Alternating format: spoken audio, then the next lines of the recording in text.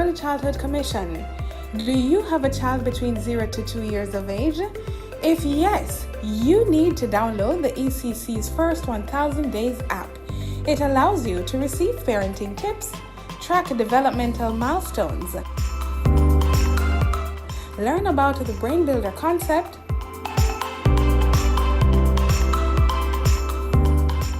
receive relevant articles and research, plus interactive content.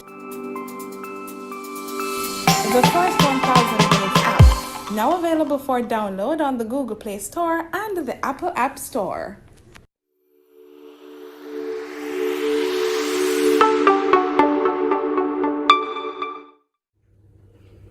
Hi, I'm Kadian. The Early Childhood Commission is delighted to present to you the First 1000 Days app. This app will give you access to information on the first 1000 days of your child's life. You will be able to track developmental milestones, and we will give you an opportunity to connect with parents as well as with the Early Childhood Commission. I will now give you 3 simple steps to download the app to your Android device. Step 1. Go to the Google Play Store and search for First 1000 Days. That is 1ST 1000 days. Step number 2. Open the app and sign up with an email or your Facebook or Twitter accounts.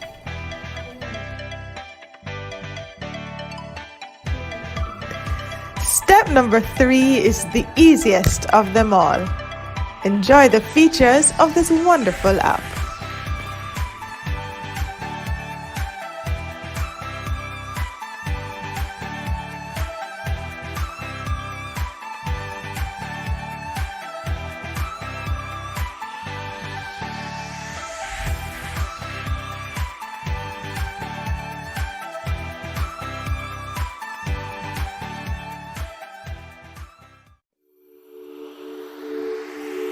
That was a message brought to you by the Early Childhood Commission.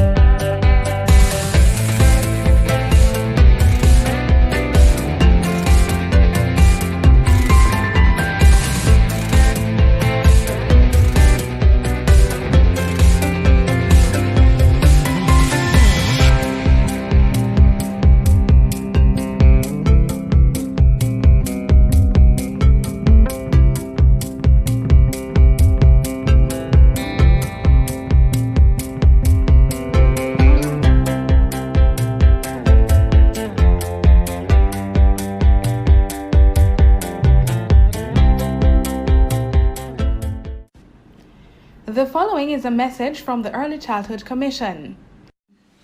This is Wayne Marshall, and I'm working with the Early Childhood Commission on the new Brain Builders initiative, where we're focusing on the children, we're focusing on the first 1000 days of life. That is the time span from conception to 2 years of age, and it's a time when foundations are established for health, growth and development. We have to really focus on the kids at this stage of their development.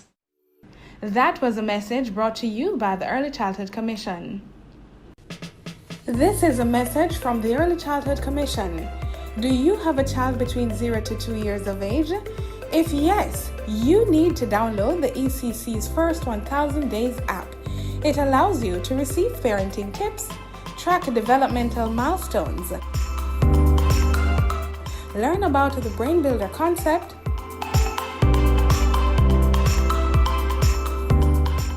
receive relevant articles and research,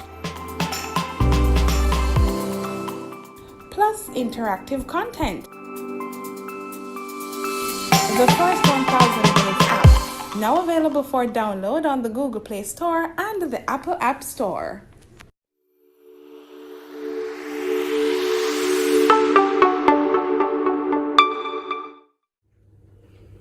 Hi, I'm Kadian. The Early Childhood Commission is delighted to present to you the first 1000 Days app. This app will give you access to information on the first 1000 days of your child's life. You will be able to track developmental milestones, and we will give you an opportunity to connect with parents as well as with the Early Childhood Commission. I will now give you 3 simple steps to download the app to your Android device. Step 1. Go to the Google Play Store and search for First 1000 Days. That is 1ST 1000 days. Step number 2.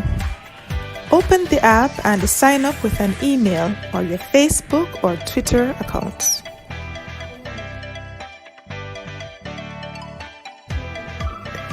Step number 3 is the easiest of them all. Enjoy the features of this wonderful app.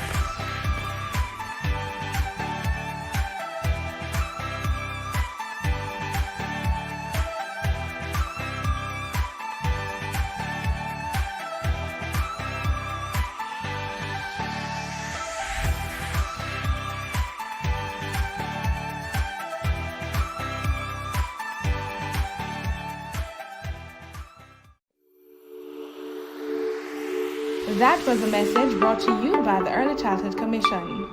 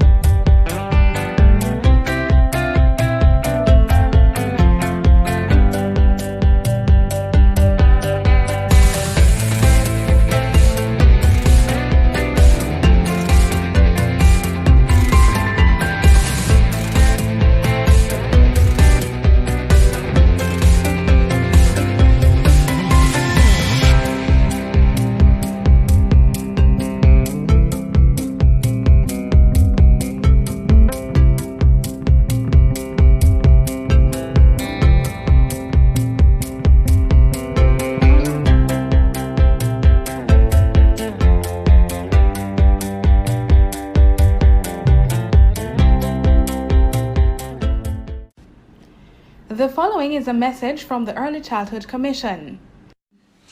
This is Wayne Marshall, and I'm working with the Early Childhood Commission on the new Brain Builders initiative, where we're focusing on the children, we're focusing on the first 1000 days of life. That is the time span from conception to 2 years of age, and it's a time when foundations are established for health, growth and development. We have to really focus on the kids at this stage of their development.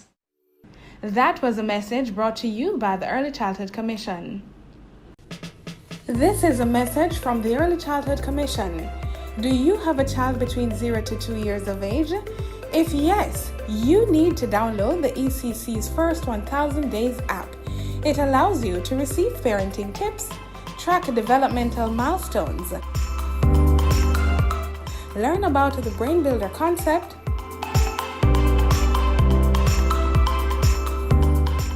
receive relevant articles and research, plus interactive content. The First 1000 Days app, now available for download on the Google Play Store and the Apple App Store. The following is a message from the Early Childhood Commission. Did you know that the first 1,000 days of life is the most important time to the development of the brain and mind of a little child? We have to make sure good nutrition is a must.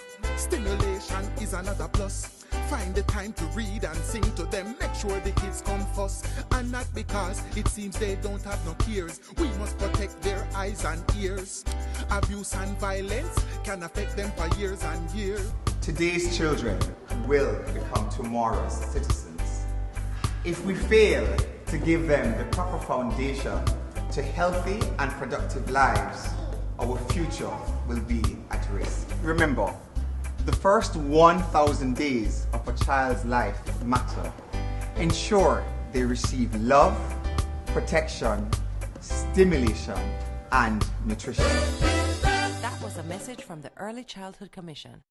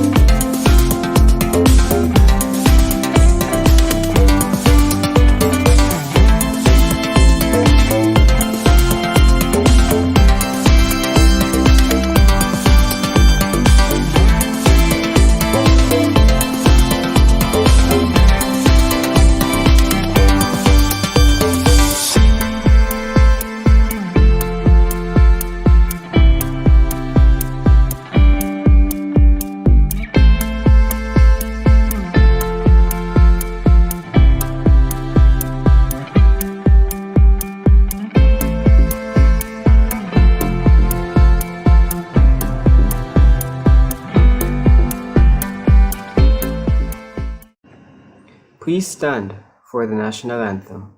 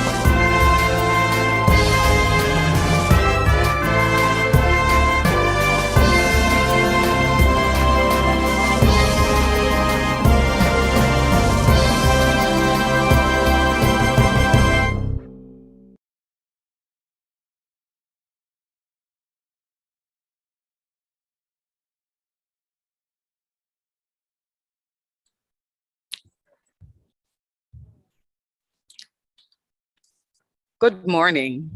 Welcome to day 4 of ECC's Professional Development Institute, PDI, and a special welcome to track 5, Technology in Early Childhood Development. I am your moderator, Donia Bainbridge. Please encourage your other family members, relatives, and friends to join us today.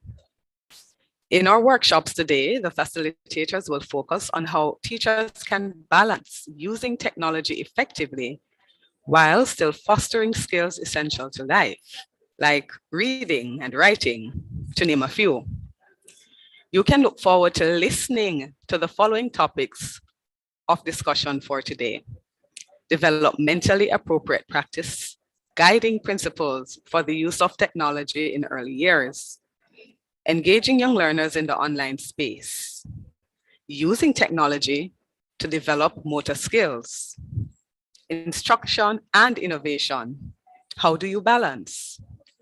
You may type your questions and comments in the chat. We encourage you to participate fully. Please tweet about PDI 2022 and technology in early childhood development using the hashtags #ECC PDI 2022, #YECD 2022, 12 Standards Matter, capital S, capital M. Tag us at ECCJA. Also, please remember to evaluate PDI 2022 by completing the evaluation form. To do so, visit pdi.ecc.gov.jm. Scroll down to PDI Workshop Evaluation. Click on the link and then complete the form. Our first session for today is a plenary session where our panelists will discuss the crucial topic, developmentally appropriate practice, guiding principles for the use of technology in early years. Early childhood educators can use technology in a purposeful way, much like they do other learning materials, such as art supplies, books, blocks, etc. The panelists will explore how technology can be integrated into the teaching and learning experiences of each age cohort of early childhood children to play a positive role in their development. Our panel facilitator is Mrs. Alison Orgill. Our co-facilitators are Dr. Maria Myers-Hamilton and Ms. Paulette Chores. Mrs. Alison Orgill is an early childhood development officer with the Early Childhood Commission. Her scope of experience includes career choices such as banking, which spanned 10 years, business management with an emphasis in operations management, seminary facilitation, and also lecturing in the areas of crisis counseling and anthropology. Notwithstanding expertise in multiple capacities by deliberate actions, her career has evolved where her passion is now her foremost pursuit, and that is in the field of nation building. The development of our most vulnerable is a catalyst for long-term change. Therefore, early childhood education is her passion and her forte. For over 10 years, Alison guided the careers of many independent contractors, helping them with career transitions to self-employment, as well as training and counseling education practitioners. She has developed a background in project management and a professional style based on excellent interpersonal communications and the ability to make the best possible use of network. Alison holds 2 Bachelor of Arts degrees from Jacksonville Theological Seminary and the University of the West Indies. She also has a master's degree, as well as a postgraduate degree from Trinity Theological Seminary, where she majored in leadership and minored in Christian counseling. She is also a trained parent facilitator and project manager. She pursued a course in human exceptionalities, which studies students with varying disabilities.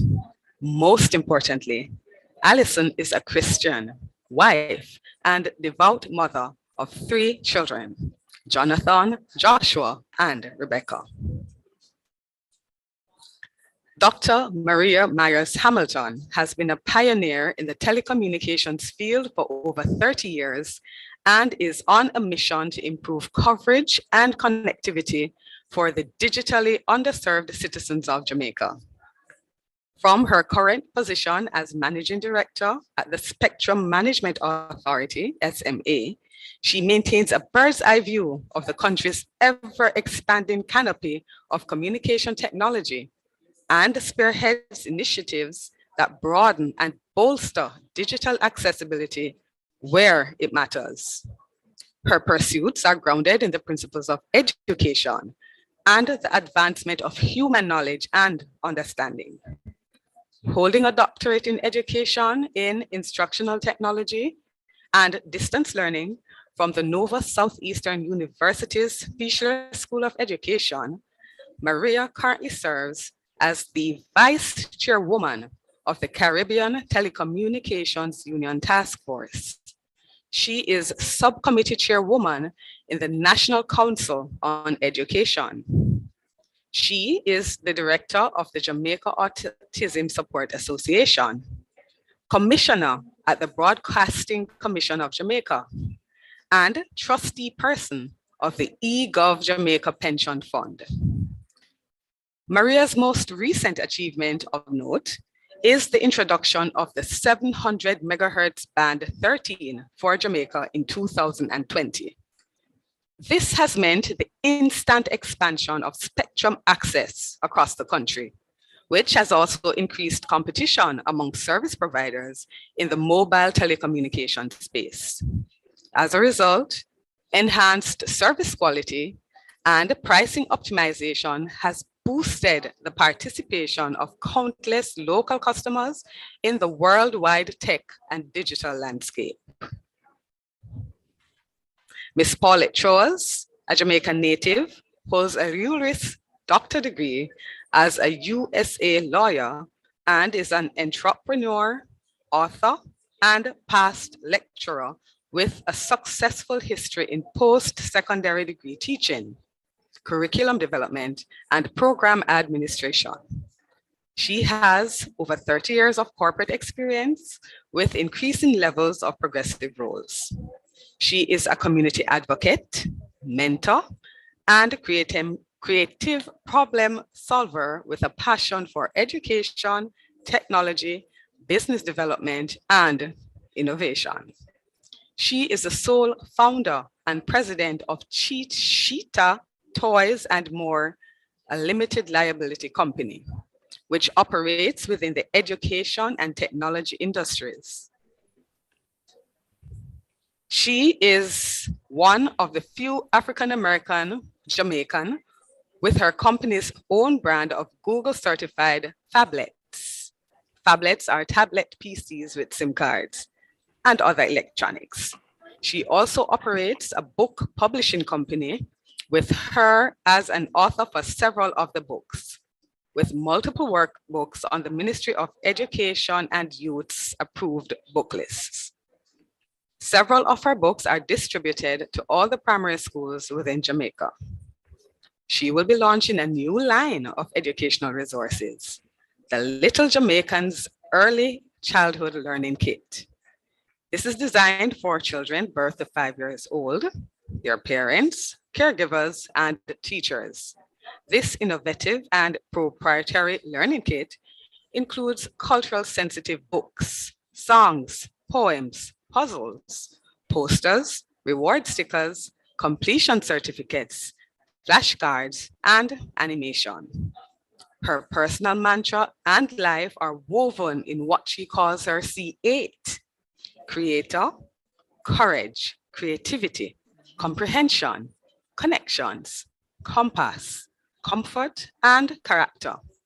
Troas believes in the mantra that it takes a village to raise a child, and will continue to communicate and collaborate with key stakeholders to successfully implement and sustain the the Little Jamaicans Academy.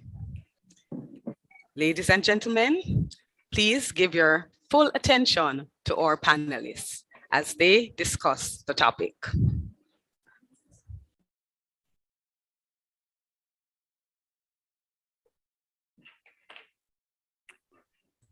Hi, good morning. Thank you so much for the great introduction. I'm happy to be part of this and I look forward to doing a presentation. Mrs. Orgel.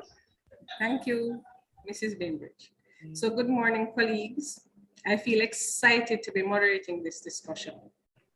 The use of technology in education became essential during the COVID-19 pandemic.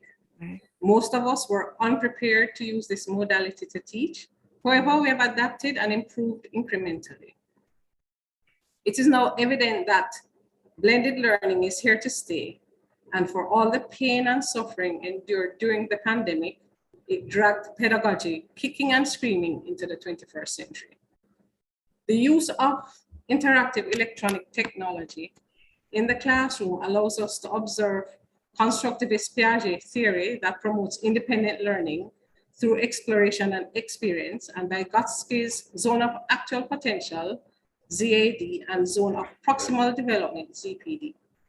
Today, we will be discussing 4 guiding principles in the use of technology in the early years. This format is taken from the US Department of Education, Office of Educational Technology. And the 4 principles are: Principle 1, technology, when used appropriately, can be a tool for learning.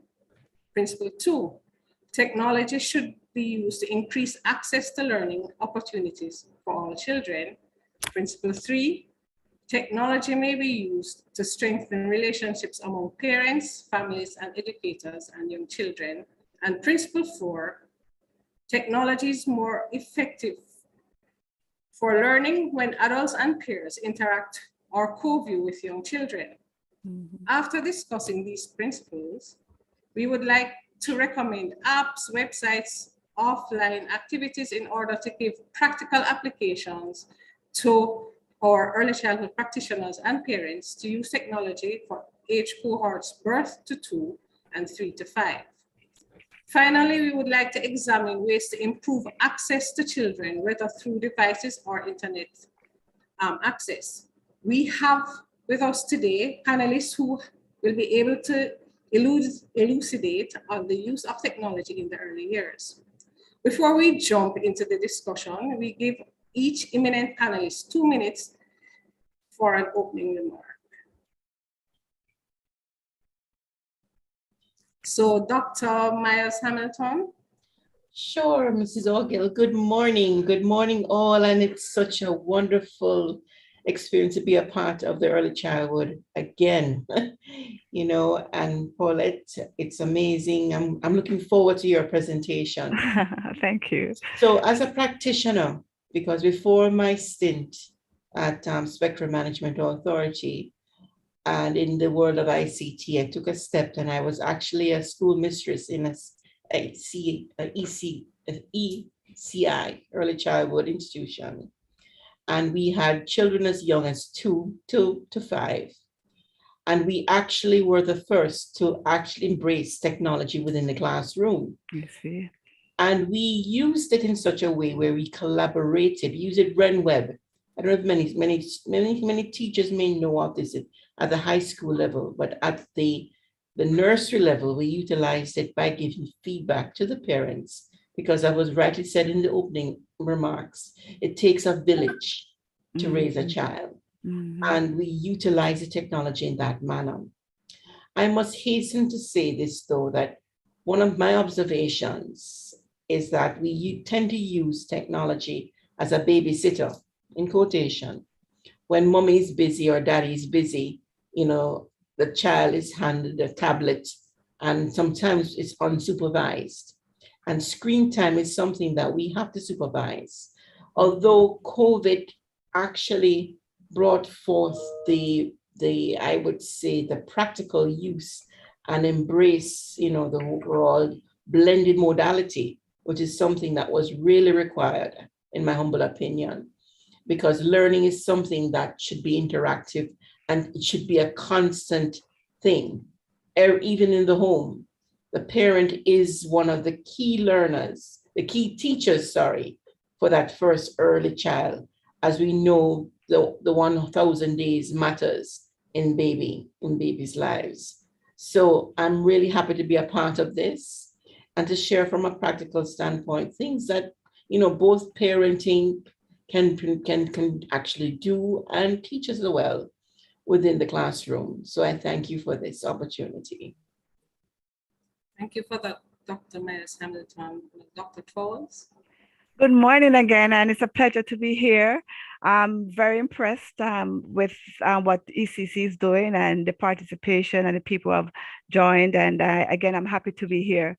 So my company, Cheetah, and it's not because of my accent, it's not cheaters, even though we're cheating anything that's negative that's going to prevent a child from learning. So our company, just to focus on the T, it stands for, well, actually, Cheetah stands for Connect to Higher Education, Electronic Tools, Application, and Help. So I'm going to quiz someone later on those acronyms. But just to focus on the T in Cheetah, we have different tools that we have used over the past 7 years.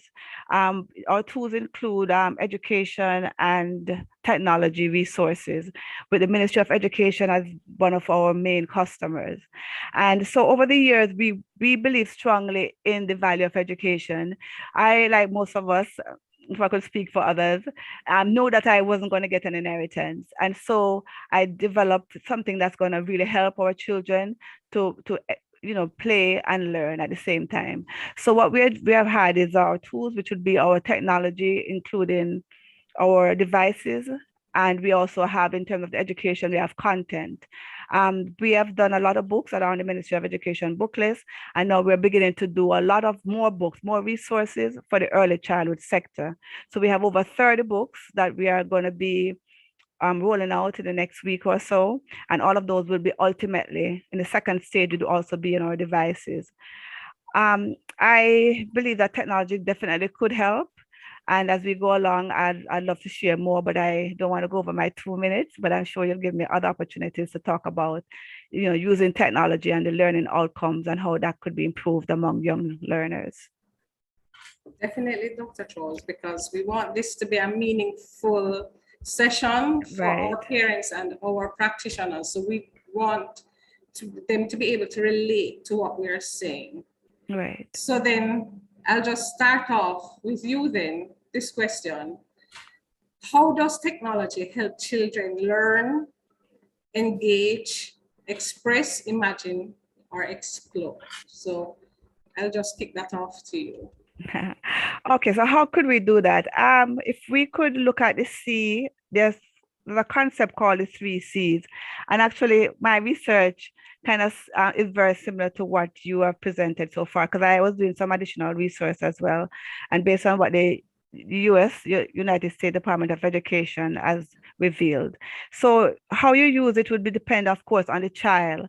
So some children learn differently. So it's important to know the actual educational or development level of each child and try to get things that are appropriate for that child. Another C is also would depend on the context.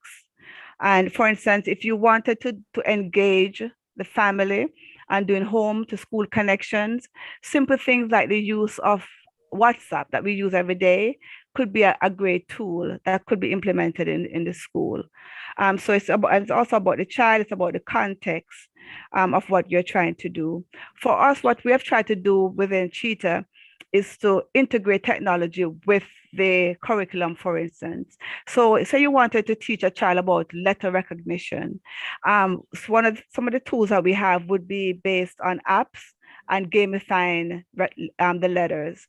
As you know, Google Play Store has millions and millions of apps, but some of them may not be necessarily geared to that level. So what we have done is gone through some of the apps, and with our team, we have looked to see what would be appropriate based on the different concepts.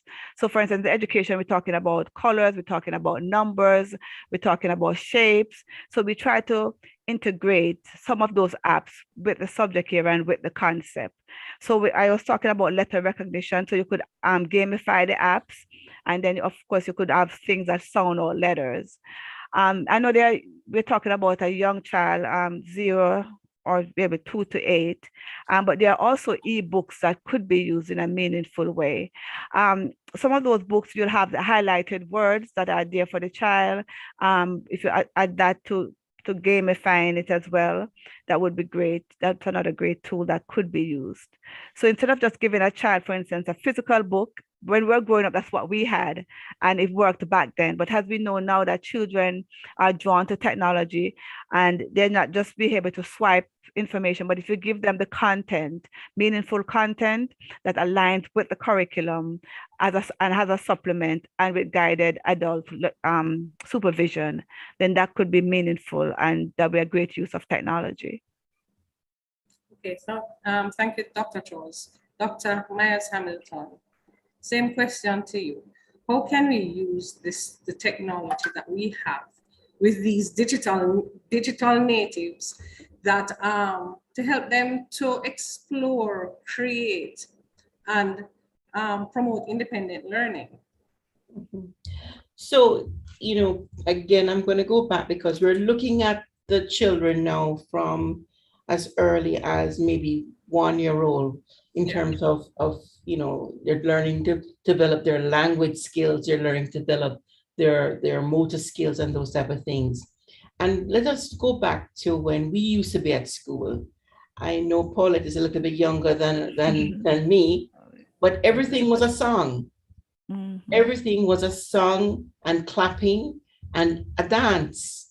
So your timetables, your ABCs. And I mean, I'm going to bring up Sesame Street. I grew up on Sesame Street. And Miss Ring Ding, oh, Miss Lou. Everything was about music. And I'm glad you mentioned about content, because one of the things that when we go digital, we have to have relevant content. So on Google, you have relevant content for the US market. But I feel, in my humble opinion, that we have to now start curating relevant content. And Miss Lou, I can tell you, when she came on, you learned about our history or culture. And this, I believe, is being kind of lost with our younger generation. When you talk about Dokuno and you talk about, John Kono, and you put these into context and you frame them, even our emotion, because again, you're teaching them how to pronounce the words. I recall when my kids were relatively young, there was an app called Hooked on Phonics, and it came back to gaming again, where, phonetically, if you can get phonics right with your kids, you have no problem with that child, because once they develop that foundation of phonics, everything is English. If you're, and phonetically pronounced properly, you can spell any word. So Pop Fox taught them how to spell, and Pop Fox, and he went on to different levels. It was gaming because they got a reward along the way. So there are many ways of integrating, but again, I cannot emphasize that one, it has to be regulated. It has to be regulated. It can't be that a child spends the entire day on a tablet. The child must be able to go out and play and explore. So it has to be what I call a hybrid scenario, so that's my take on it in terms of that question that was asked. Okay, so Dr. Hamilton, what is the recommended screen time? And then you can break it down by age, like, so say 0 to 2, 3, 4, 5. What would you recommend? So, Alison, I'm going to say this to you, that although they are recommended times based on age, I'm going to say you as a parent have to watch your child, because, for example, I'm a mother of a special needs child, and a child that is on the spectrum or who's autistic. You have to moderate their screen time, because there's something called skimming, which they will do, which again perpetuates their, the type of things you're trying to regulate. So when you're putting your child in front of a screen, it should be for a specific thing, And then when it's finished, you engage a child, say, now, let's talk about what happened. What went on along the way? And again, goes back to relevant content, because content is so, a child doesn't know about a dog called Spot. We don't name our dog Spots. You understand what I'm saying? We have different names for our dog. We have brown dog, we have, mongrel dog. And these are the things. So again, relevance. And again, communication. Do not use the technology as a babysitter. We have to give, parents must parent. And that's why I love the parenting program that ECC has really put on. And I don't think you've gotten enough credit for it. But I must say, it's almost like a handbook, which some of us didn't have nowadays, to guide you through the process. Yes. So those are my words from a practical standpoint. Thank you, Dr. Hamilton. So, Dr. Trowers. Yes, right. So you can speak to the recommended times, and then you can speak to the content, because as Dr. Hamilton keeps saying, it has to be relevant and culturally relevant, really, and in context. So I give you this opportunity now to tell us about your program. Okay, so if I could start with content first. Yes. I like what has been said, because that's some of the needs that we recognized and we're trying to address. So of the 30 books that we have, everything is really culturally sensitive. So when you look at the images of the book, it's people that look like us. It's things that are within our culture. Something as simple like an apple. I know that when you're going to grocery stores, you'll have the American apple, and some people may be used to it, but we try to use the fruits that are within our Jamaican culture. And even though I understand that we still have to balance that somewhat with a global environment, because we're not training our kids to be Jamaican and to know themselves. We really want them to understand things on a global level. But at the same time, the emphasis is really on our culture. And so the kids look like us, the teachers, of course, the fruits, the houses, everything is more about focusing on Jamaica. We do have a lot of songs as well, because I believe also in songs, and we have great songs that are in reggae. So even some nursery rhymes also that we have redone over, and it's really great. I can't wait for you to hear them at some point. They are done in reggae. We talk about numbers, counting from 1 to 10, and it's a great catchy reggae song that the kids can dance to. We have our own cartoon numbers as well. And so again, everything is cultural sensitive that would enhance our culture, who we are and how we live. In terms of the limitations, I know that there have been several different guidelines that have been put out there, and some of the things speak of like 0 to 2 is not really recommended that the child has a lot of exposure, except to probably do engagement. So for instance, if someone is away, we do a lot of like me for a while, parents have to travel. You leave Jamaica and have to go to America. But if you have to use the technology that's available to engage, to communicate with parents abroad, that could be in a supervised way. That's definitely recommended. There's also recommended like from 2 to 4. Studies have shown that it's best to probably limit it across subjects and probably to about 1 to 2 hours per day. And different persons have said different things. But 2 to 4 or 4 and above, then of course it's recommended that the child would get more exposure.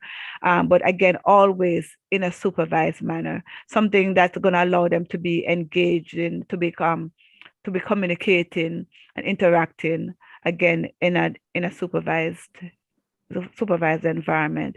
So just giving a tablet to a child and just allowing them to swipe and to go back and forth, it has been suggested that would not lead to positive learning outcomes. Okay, so thank you both, because I hear you both saying this, and you can correct me if I'm wrong, that what we are trying to reduce is the passive use of the electronic technology, or active use. Exactly. So it is that once they are on screen, it is for a purpose. Yes. It is for learning. And so I have been guilty of allowing the TV to babysit my children. I think we all are at some point. And now I feel so guilty because I know better, but it was the easier option than to really sit down and engage, because you have other duties, you have other chores you're doing. So for practical purposes now, so here it is that we're saying to parents and the teachers who are on the platform, yes, we're going to use it in an intentional way. It has to be used to be teaching a concept. There must be something that we expect at the end of this engagement, and it must be active. So depending on the age of the child, it has to be co-viewing. So the adult is always present and not just leaving the children alone, so that you can measure what is being done.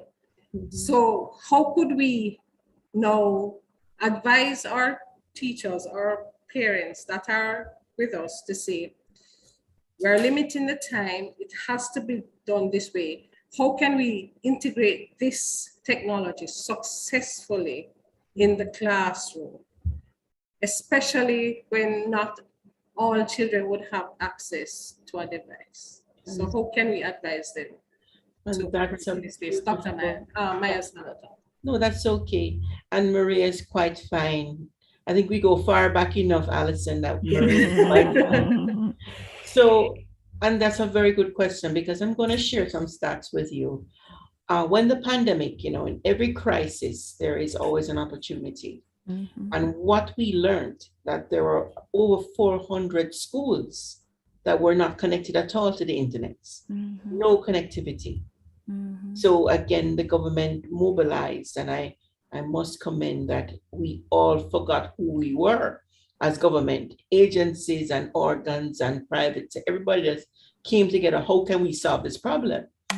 And we continue to try and connect, and it has gotten better, much better, from the use of satellite technologies to, fiber running to places where no man has gone before, to, these small ISP, which are internet providers providing internet and content, again, the ability for content to come in to the homes, which is a good thing. However, and I caveat this because it has to be controlled, must be controlled, because remember, we're speaking about young minds, and these minds are sponges. Between this age group, this is when they gather develop their character, their ability, everything. This is a very important time. So the good news I must say to you, Alison, in our days we didn't have control over devices, but now the device has controls. There's actually screen time controls. So I urge parents, number one, to put filters on, teachers to put filters on, and also look at your screen time and check it, because you can check your children's screen time and where they go. You can actually put applications on to stop them from going to certain content. That's number one. So those are controls for the child. Now, in the classroom, I always say to my teachers, having a plan, and Alison, you know this, we don't plan to fail, we fail to plan. Lesson planning is one of the most important things in a blended modality. You have to determine what portion of the content will be digital, which will be taken, in a passive way, what aspect is going to complement in an active way, and what is going to be taken in the face-to-face situation. So again, the lesson plan for each learning objective is critical, and more planning from teachers is really required right now, and more collaboration with the parents. So as I mentioned before, the application, you have many more. You have a number of applications that are free source. The one that I used when I was online in those days, and this was over, oh my gosh, close to 10 years ago, RenWeb. It afforded me the opportunity of sharing with parents the content that their children were using in the classroom. So when they went home, it continued. So if we're doing a concept like, for example, learning the letters A to B or A, for example, not only send them the material, A for apple or A for airplane, there's a discussion around it with a parent. And while you're driving home, and again, because we're busy parents, so the time that you're driving home with your child, especially when you're stuck in traffic, is a good learning time. It's a good time to have a conversation with your child. So I encourage those things. The burden should not be on the teacher alone. It has to be a shared responsibility. And that's something that we all have to appreciate. I was giving somebody the joke that when my parents were coming in to drop off their children, walk them to the classroom, cell phones were not allowed. Cell phone had to be in the pockets.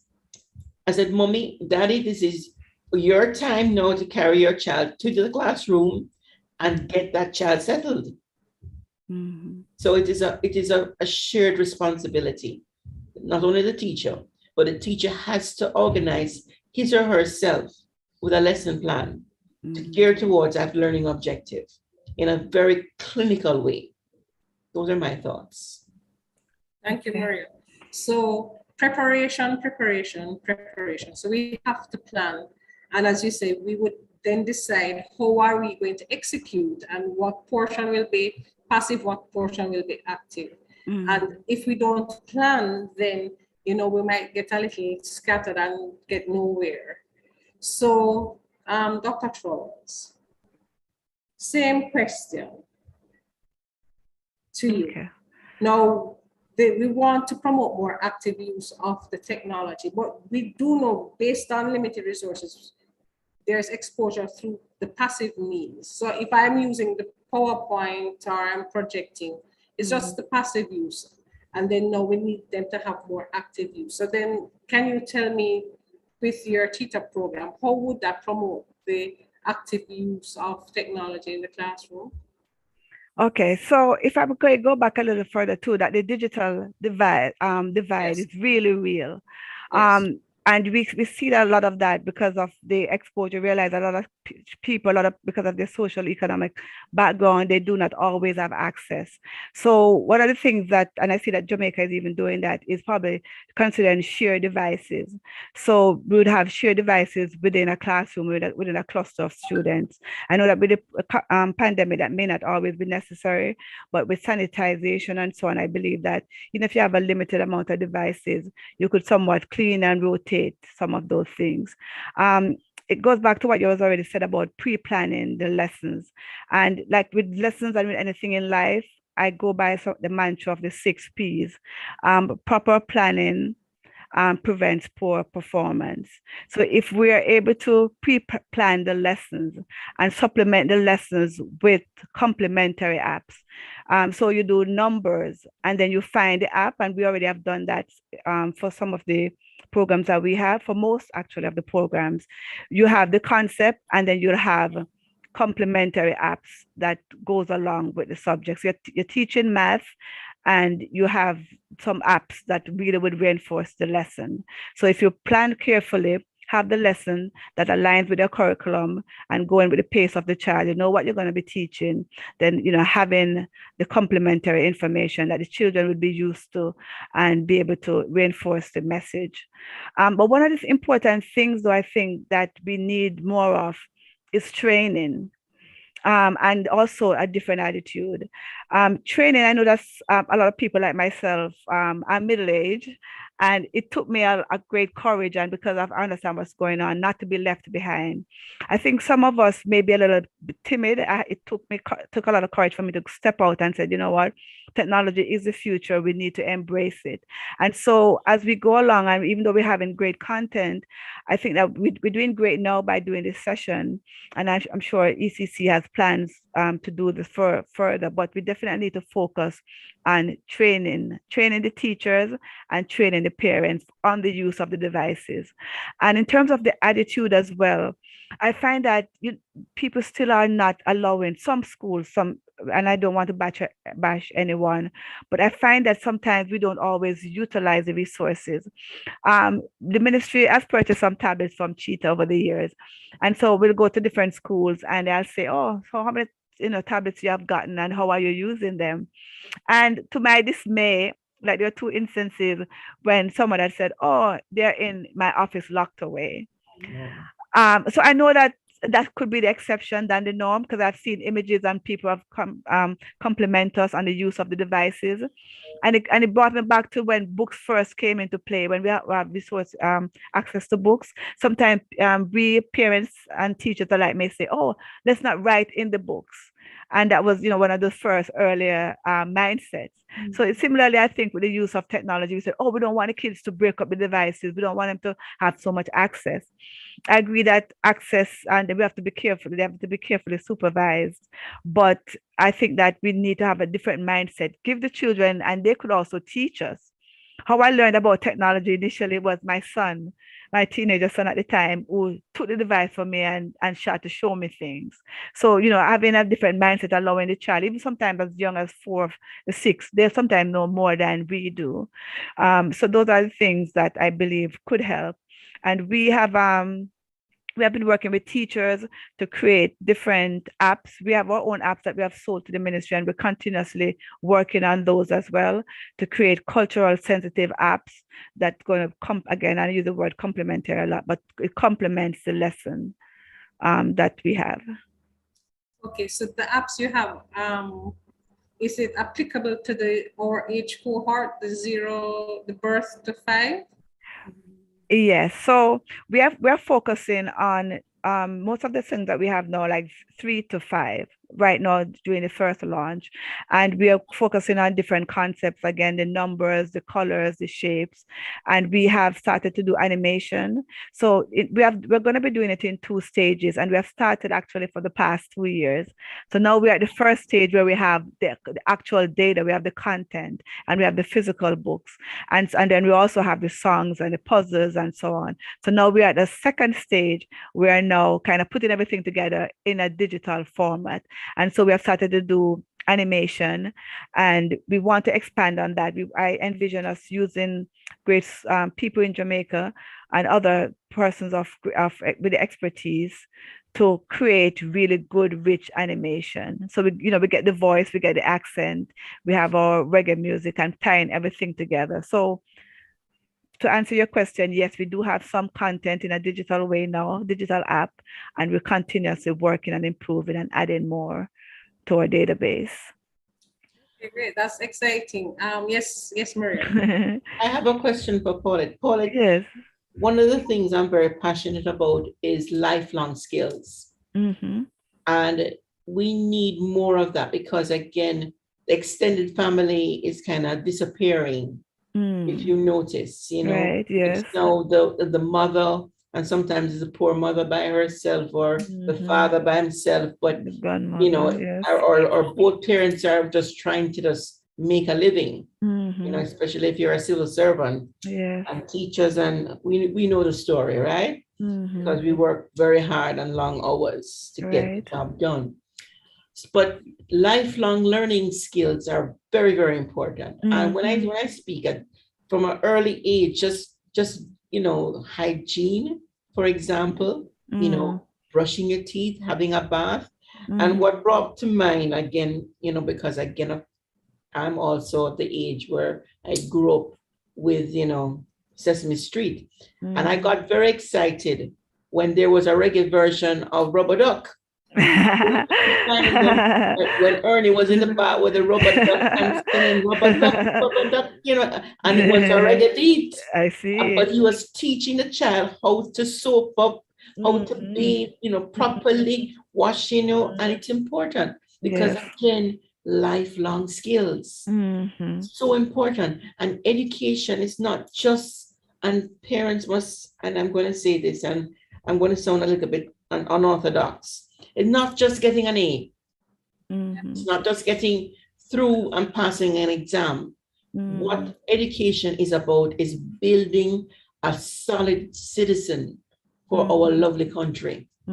Future leaders. Yes. Every child that walk through my door, I see a future prime minister, a senator, a member of parliament, somebody who's going to go to the Mars or go somewhere great. But you have to build that confidence, build that stability in that child to know I can do anything, I can achieve anything, and then the rest will flow. Yes, they will want to pick up the books, and it won't be, chum mommy, what do I need my chemistry for? What do I need maths? It now becomes, I must do this because I know where I'm going.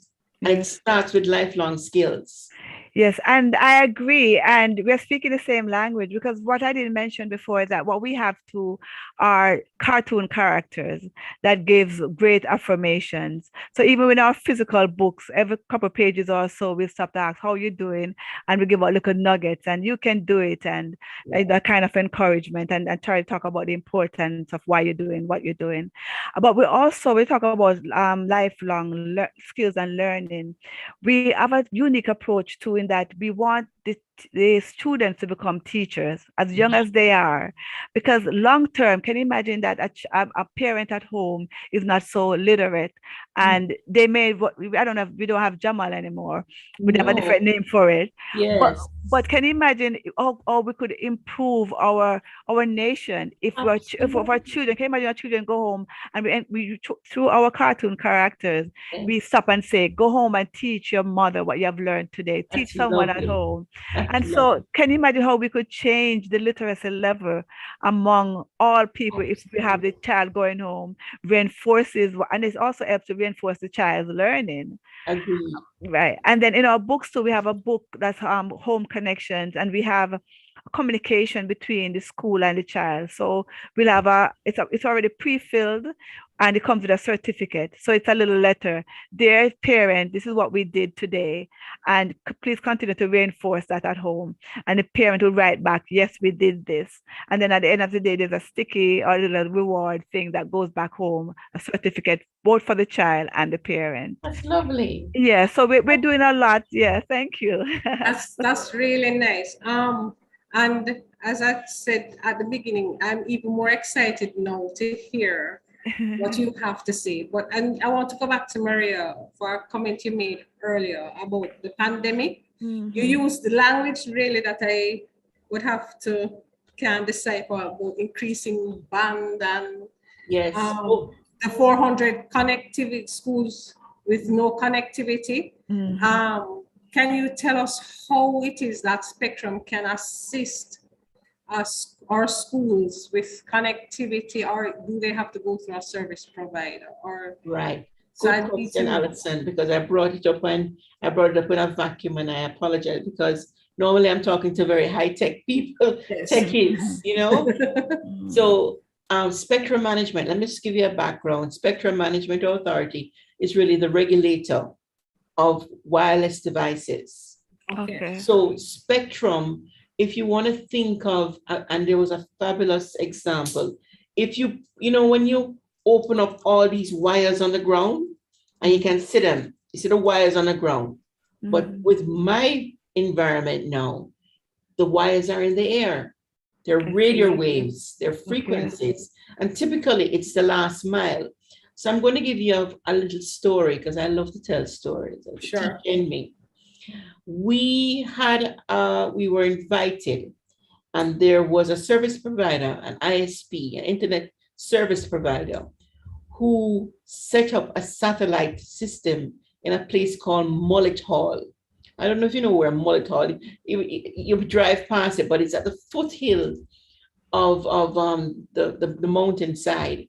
And it had, very small community. This one lady, and I know we can't relate because we live in Kingston, but this one lady, what she would do every week was to get all our WhatsApp, all our emails ready, and take out a robot taxi to Buff Bay to send off our messages, because they had no internet.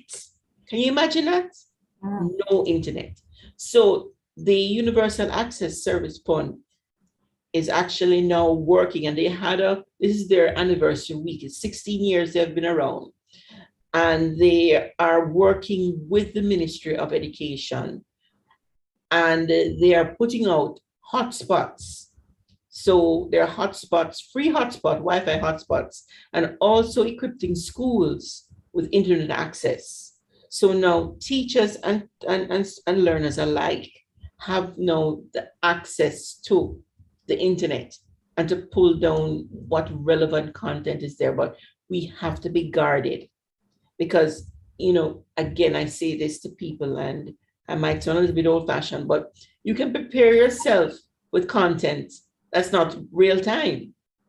I mean, this could have been a recording session, yes, and somebody's watching it and comment on it and give a perspective and send it forward and make recommendations. Yes. So even though it is a passive way where I'm talking to you, you're talking to me, but somebody could take it though and be active and write something on the comments that were said and feed it into the ECC for improvement in the school system.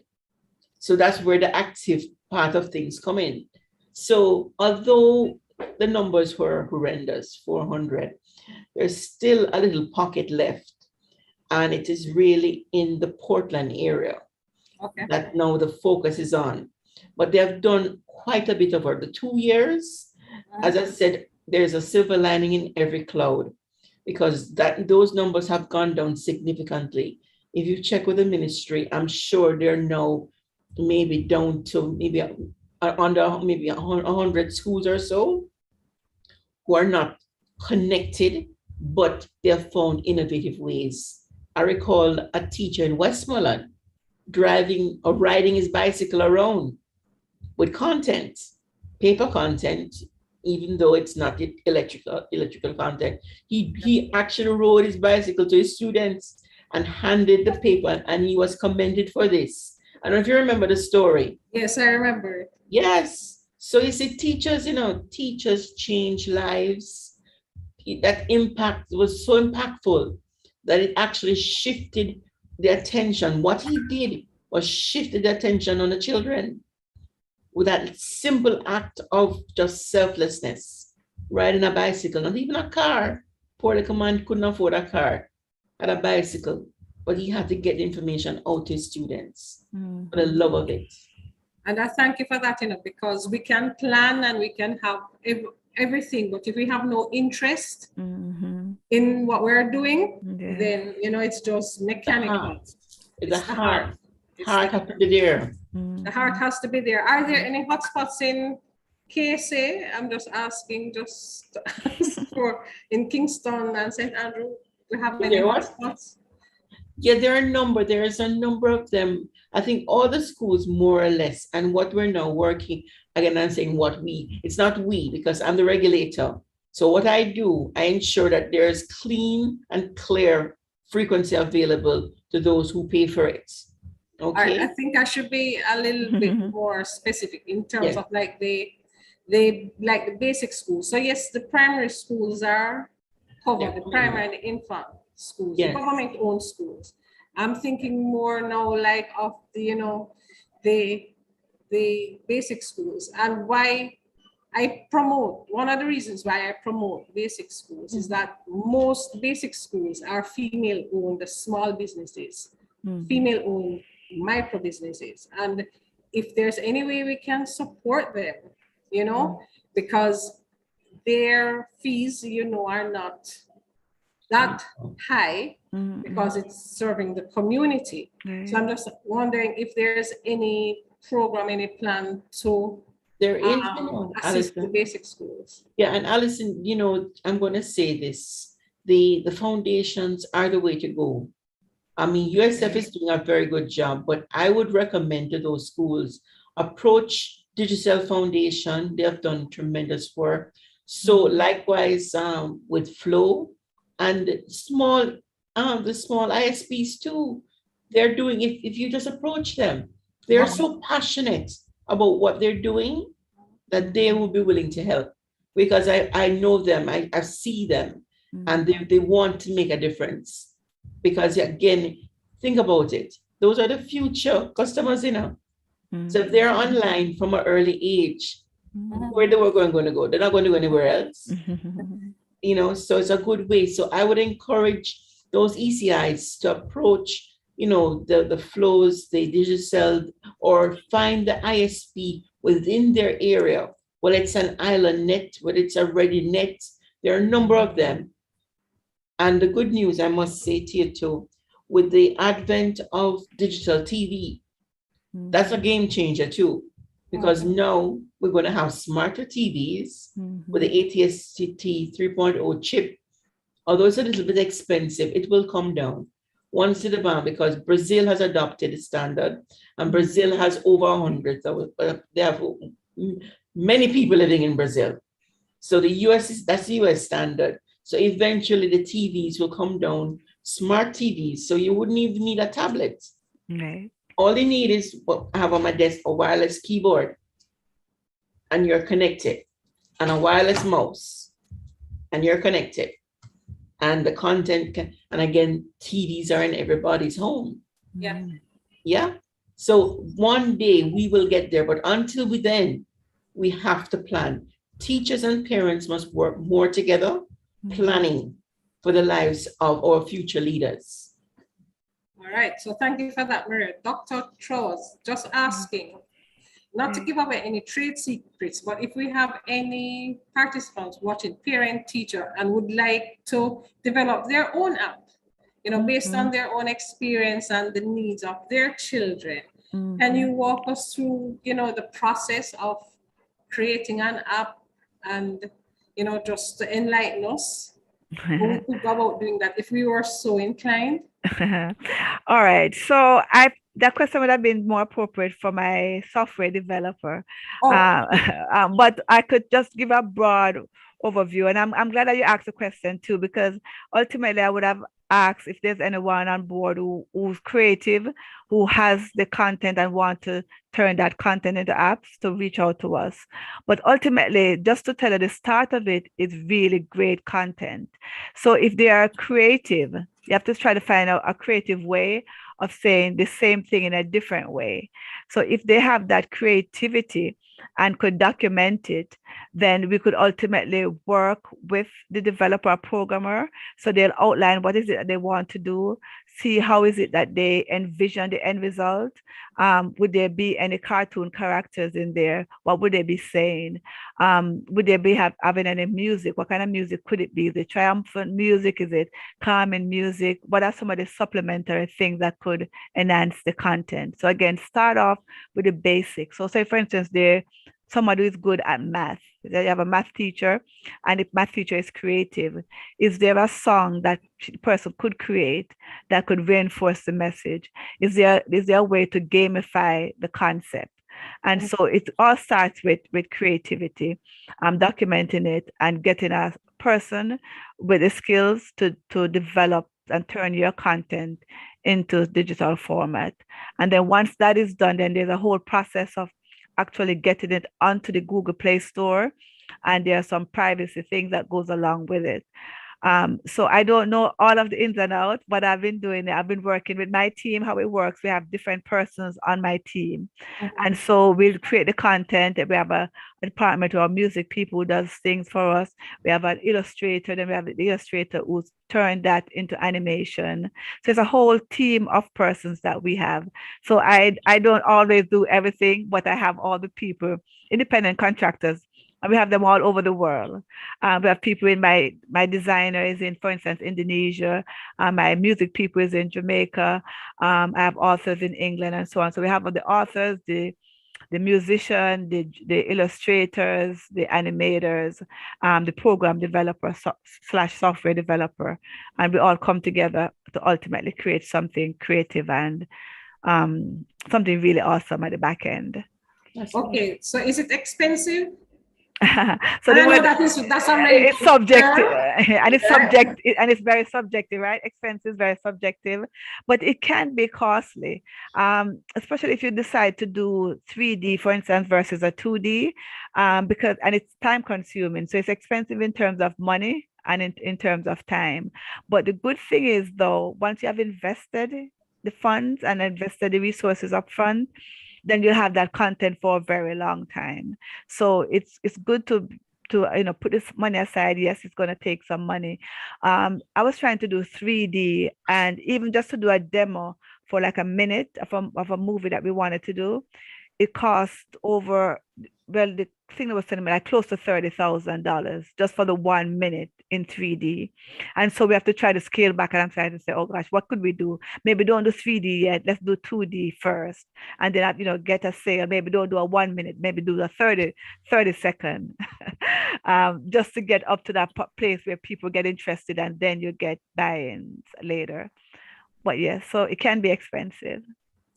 Okay, so it has been I've gotten so much information. Mrs. Bainbridge, are there any questions before I move on to the second half?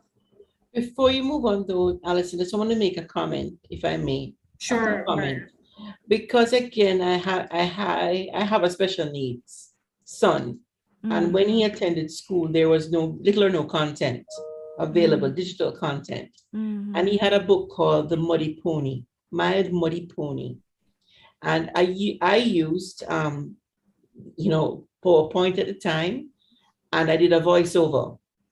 So it afforded me to do a voiceover by using audio, which is free. So there are a number of contexts, even on your phone. If you have an Apple, it's iMovies, and I'm sure the Androids have different things. But simple things, if let's say the teacher give your child a book that the child is just not paying attention to the paper, what you could do is actually scan it, place it in a PowerPoint, and believe it or not, the mother's voice is heard from in the womb. And the fact is, by using your mother's voice, your voice, mommy's voice, or even daddy's voice, you can actually tell a little story to that child, and the child will listen even when you're not around, because mommy and daddy's voice is a voice they know from birth. So that's something very, very simple, not as high tech as what Paulette is doing with her team. But if you can't afford that, because again, I do believe schools need to invest in those applications for the parents. And if the parents have the means, yes, by all means, go ahead. But there are little things you can use on your phone that you can help your child, but you have to invest some time. That's all. Yeah. Thanks, Dr. Myers, for bringing it back to basics. So even another app that I've used in the past too, along the same thought of doing it yourself, is Animoto, Animoto. So you take pictures with your phone, and you could create your own voice, and then this software allows you to put everything together. So the pictures and the images, and then it comes up with a nice, great little video at the very end that could be engaging. Yes, so stuff like that could be basic. Yes. Okay, so thank you both. Yes, Mrs. Bainbridge. Okay, so there is a question from Natalia Williams to Miss Paulette Chores. Well, it's not a question really, it's a request. I would definitely want to reach out. Please share your contact details. Oh yes, yeah. Please feel free to share the contact. My email, the best way to reach me, because I travel sometimes, it's my first and last name at Yahoo. So it's paulettetrowers@yahoo.com. And my WhatsApp is always a good thing. Jamaican number 876. I forgot my number, 876-909-6311. And I have a very great and capable assistant, and I'm trying to remember her number. You could reach out to her at 876-301, and I'm finding the number for you. Remember the last 4 digits, and you probably get her easier than you would get me.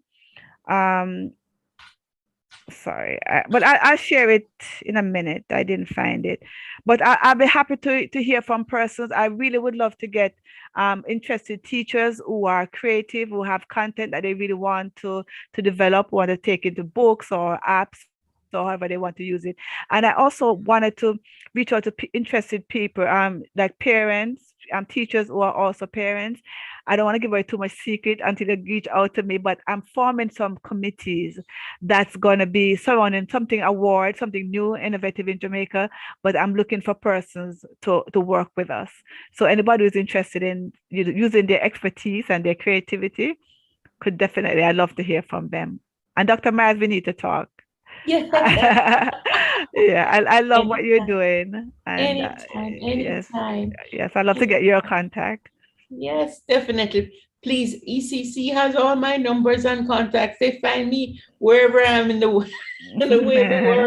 Okay. So I would love to continue the dialogue with you, because I think you're doing amazing things. Yeah, thank you so much. And I love your expertise as well. Yes, thank you.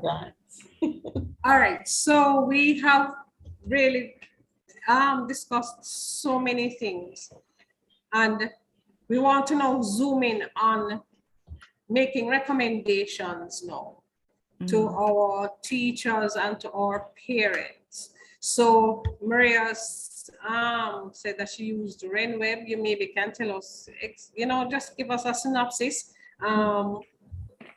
Dr. Charles told us about Animoto, and she did explain how it works. And if there are any, free to use apps and websites or offline outside of Cheetah, of course, yes, that we can recommend to our parents and to our teachers to enhance the teaching and learning using technology. So this is open. Any one of you can take it first, and then the other person will. So RenWeb is still very expensive, I think. I think a number of schools have it internally, but for a small ECI, they will have to look at, I think El Mundo is one of them that's out there. Canvas, I don't know, that the subscriptions are very, minimal. It's something that they can afford, but they just have to Google learning. It says learning management platforms, yes. And it's important to have a learning management platform in place. It replaces the register, which is register book that's in the classroom. It replaces, the homework book in terms of, marking the children, because now you're online.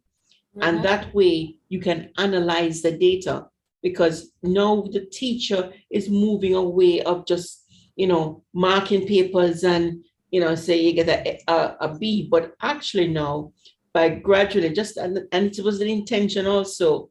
I'm going to make a plug for you again, Alison, the age assessment, age 4 assessment. The age 4 assessment is, and teachers out there who are listening, it is not to see how great thou art or how great, it is to help the child to determine what are those gaps. So now by putting data into a system, you can pull reports and now actually customize the lesson plan towards the children, rather than using a broad brush. And then out of 50 students, because we know the basic schools are huge, you find that only half of the school, the children are learning. But what if you could pull that data apart by using AI, which again is there, built in, by just pulling a report to see who are the children at risk, how can we help them, what are the gaps in the learning process, and then zoning on those. So we're now not teaching longer hours, but we're teaching smarter. And that's the message I'm giving to persons. Teach smarter. Use the technology. Don't be afraid. And why that 2-year-old takes up that tablet? Because he has no clue how much it costs. Teachers focus too much on the cost of the equipment and feel they're going to break it and them salary can't cover it. No, you have to take it on. I'm going to learn this. And by learning it, it makes you a better person, and the outcomes are better. The learning outcomes are much better. So that's my message.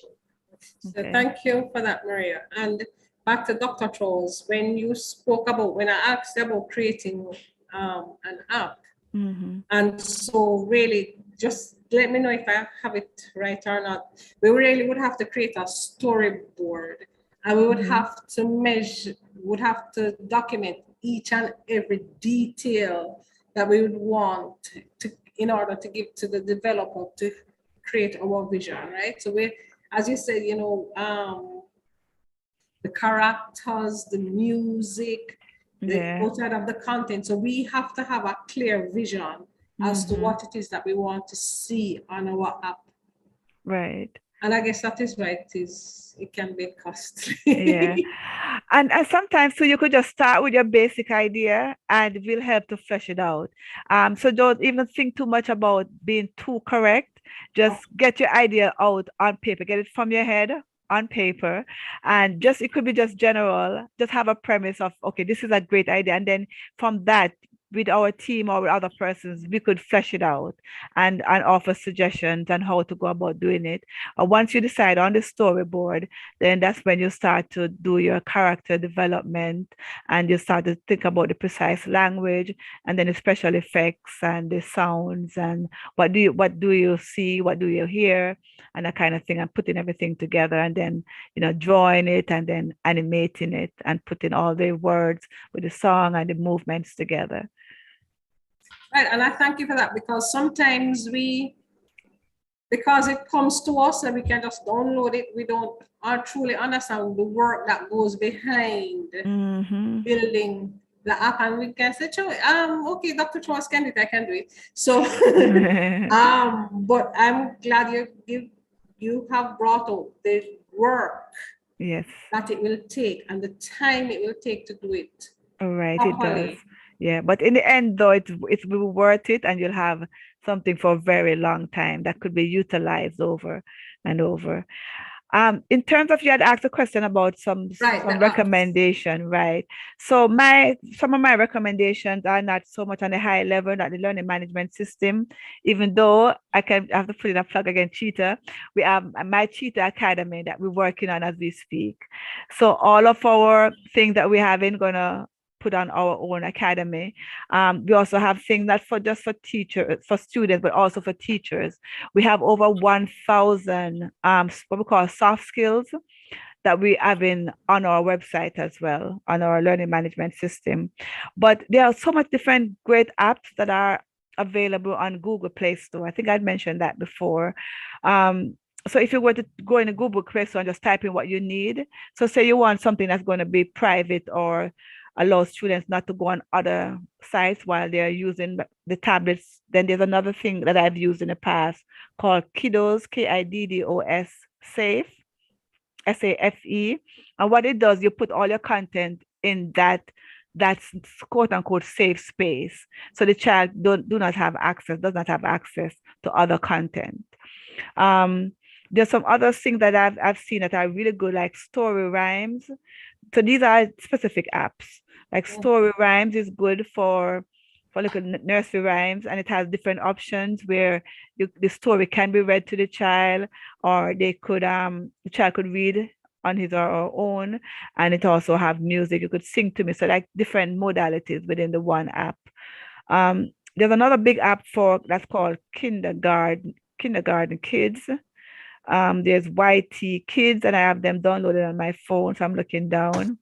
There's ABC Phonics. So these are some of the things that our team have looked at, we have vetted, and thought that they would be appropriate. And there's, of course, Kiddo Land, KID-LO Land, and Kiddoodle TV, and so much other ones. But once you are in the Google Play Store, and you type in, do the Google search, you'll see so many different things, millions and millions of apps. All right, so thank you for that. So and then we have the Grapho game, which is an app that is free to use in Jamaica, and it helps with reading.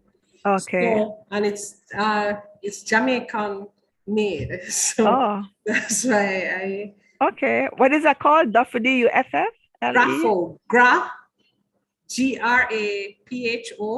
Oh. Grapho game. Okay.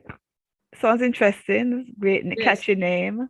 Yes, and I know schools that have been using it since the introduction, and the children are reading really even above grade level.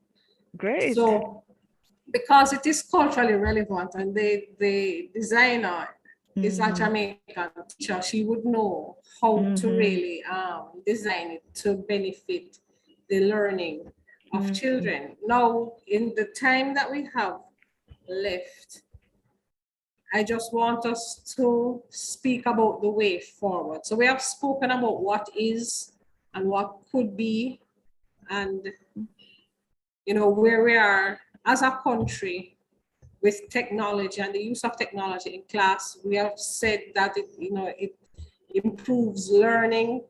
The content can enhance the learning. It includes connections with the parents and it's the school, because we can have a Zoom meeting, we can have a Google Meet meeting, we can connect to family members abroad or who are not present at home. So for the younger ones, it will be co-viewing with the parents to say, okay, so that's grandma, that's grandpa, so that they can, start to recognize family members who are not necessarily close by. So I would start with Maria, you can just tell us the way forward. How can we, you call it a digital divide, but what I call it is digital poverty. So how can we really improve this situation? Not to say that we wish that we could, I know that the three of us here wish that we could give each child a tablet or a smartphone if we had it. So how can we, in a meaningful way, try to close the gap or reduce the digital poverty that we see, especially for our urban children in urban areas and rural areas? We do try, but it's not everyone that benefits. So what can we do in order to close this gap? And thank you for that question, Alison, because again, this was actually something that I was part of a panelist just this week up at UTech, and we're discussing. And and I'm going to repeat my answer to that response is really public-private partnerships, because the government is doing their part. They're putting in a number of different initiatives across the island, because we recognize the need to get fiber, which is fiber optics, across the island. But because of our terrain, it is very challenging. So for example, now NWA has mandated that every new road that is built, there are conduits in place where fiber can travel. So again, that is also closing the gap, but there's a cost. So again, this is where now the private sector has to now get in the motion and to support, the initiatives of government, which is happening. And the foundations are there to want to, again, if you don't seek and ask, you don't get. True. And you need to seek and ask. Don't just assume. And I say this, don't sit there and think you can't do it. Say that you can. And you walk in and you say, I need this. How can you help me? And maybe many doors might close in your face, but there might be one door that will open up. Because right now downtown in the area, because where I'm located is on Harbor Street, and we have the inner city community behind us. But I know of a number of Grace Kennedys down here doing work in the inner city. I'm doing work with one of the ECIs down there on High Auburn Street. And I know I think it's ICD has put up a Wi-Fi spot where they actually have internet in the area where persons can, log on to and get content. So there's small pockets of people doing work, Alison. It's just that, you don't hear about what. So we need you're right, we need a public awareness, a public education. Yes. And USF is that role, because that's an arm of government who's going in and putting in these public Wi-Fi spots, and they have done tremendous work. Where we're coming from, Alison, to know where we're coming up far away. It's going to take time, but again, everybody have to do their part. Everybody have to get involved because it's our country and we have to fix it. We have to fix this. We have to close this gap because, as I said before, even though access to information is a birthright, access to technology is a birthright. In a digital environment, in a digital society, which we're working towards, is a birthright. So therefore, all of us have to chip in and to ensure that persons who are in this space, what we call are the underserved or unserved communities, are now connected. Maybe not right immediately, but down the road, there's a plan of action to put in, the infrastructure to connect these underserved and unserved communities, both in rural and urban, as you rightly put it, across Jamaica. So thank you for that, Dr. Trolls. So there's a saying that goes like, we are strong as our weakest link. And so it's very important, I believe, that we first have a true understanding of what's really happening, who has access, how many students, how many people, how many families do have access to technology. And I started to do a survey, and I'd love to share it with ECC at some point to help me to disseminate it. Because of the use of technology, we want to find out how many people use this. There are 12 different ways you could use the technology, whether it's going to be hardware or the software, and do people really have access? So I believe that first, the way going forward is to truly understand what is happening in our communities, who have access and who don't, and how often is it being used, and is training going to be necessary, and so on. From a school standpoint, from an educational playground, I think we also need to start thinking a lot about content creation. Data is going to be so precious. It's said that data is going to be more even precious than gold. So regardless of the devices or the lack of devices, maybe not the tablet, maybe not the computer, maybe it could be digital TV, but we first need cultural relative content. Something that's really relevant, it's accurate. And so again, I believe that if we were to encourage teachers, you're already in that space, become creative, start to do content creation. Once we have the content, though, another way going forward is to focus on digitalize that content. So even if whether that you just kind of create a PDF of, say you have a lesson plan, create a PDF of the lesson plan, do a voiceover. Most people have telephones. So even if you were to send a copy of your lesson plan and notes home to a parent by WhatsApp, create WhatsApp group for your classroom, send things home so that way people and the teachers and parents are on board. So digitalize the content and try to find a way to organize that content. So whether it's going to be by subject, and those are easy things that you could do on your own, just by even taking, you don't even have to have a big scanner. Normally back in the day when we were growing up, we have these big scanners. No, you don't even need that. I do a lot of stuff with my phone. You have a scanner up on your phone, you take a picture of it, it automatically converts it to PDF, you add a voice to it, and you could send it out and disseminate the information. And so also the way we give information out too, I think that we talk about the phone, but we could think about television. How could we partner with local televisions to have, and I think it's already being done. I see sometimes e-learning has some content out there, but maybe we could use that more. How do we have even radio messages, maybe at a certain hour of the day, you pick a topic and you try to engage parents and you try to engage students as well.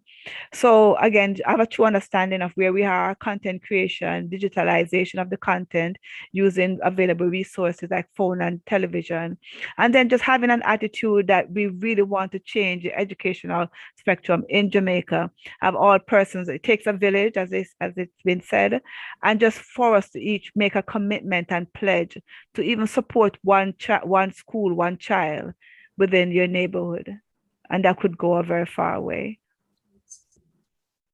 I love that. I think ECC should put on a channel. They should look at putting on a channel. Oh, that's an idea. Yeah, right? I think TVJ or even CVM You know, you can talk to those guys, or even Love TV, you know, or one of the put on a channel and then put your content out there. And, you know, I know we love Pond the Corner. And I know, right? That's a good thing. And you haven't invited me. And this is a shout out going to Miss Miller has not invited me for reading. I love to come and read for your children, and you have not had any on the corner and invited me to read. But I mean, I know we're talking about digital content today, but I think that's something that one could look at down the future. Creating videos for parents. I think you have some. And yes, we did. We did it in the pandemic.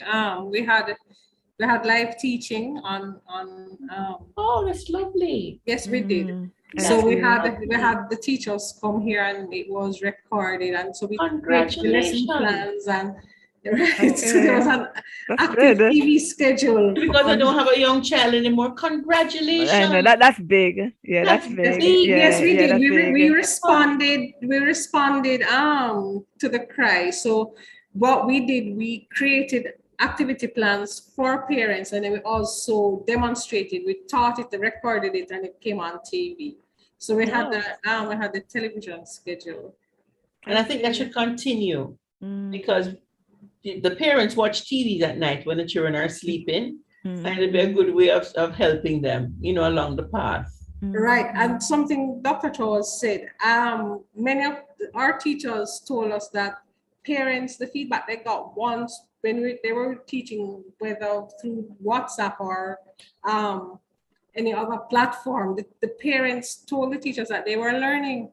See, that's great. That's great. And that they enjoyed it, and you know, it also for the parents that were present, they had the co-viewing, so they participated in the learning. They were active learners with their children.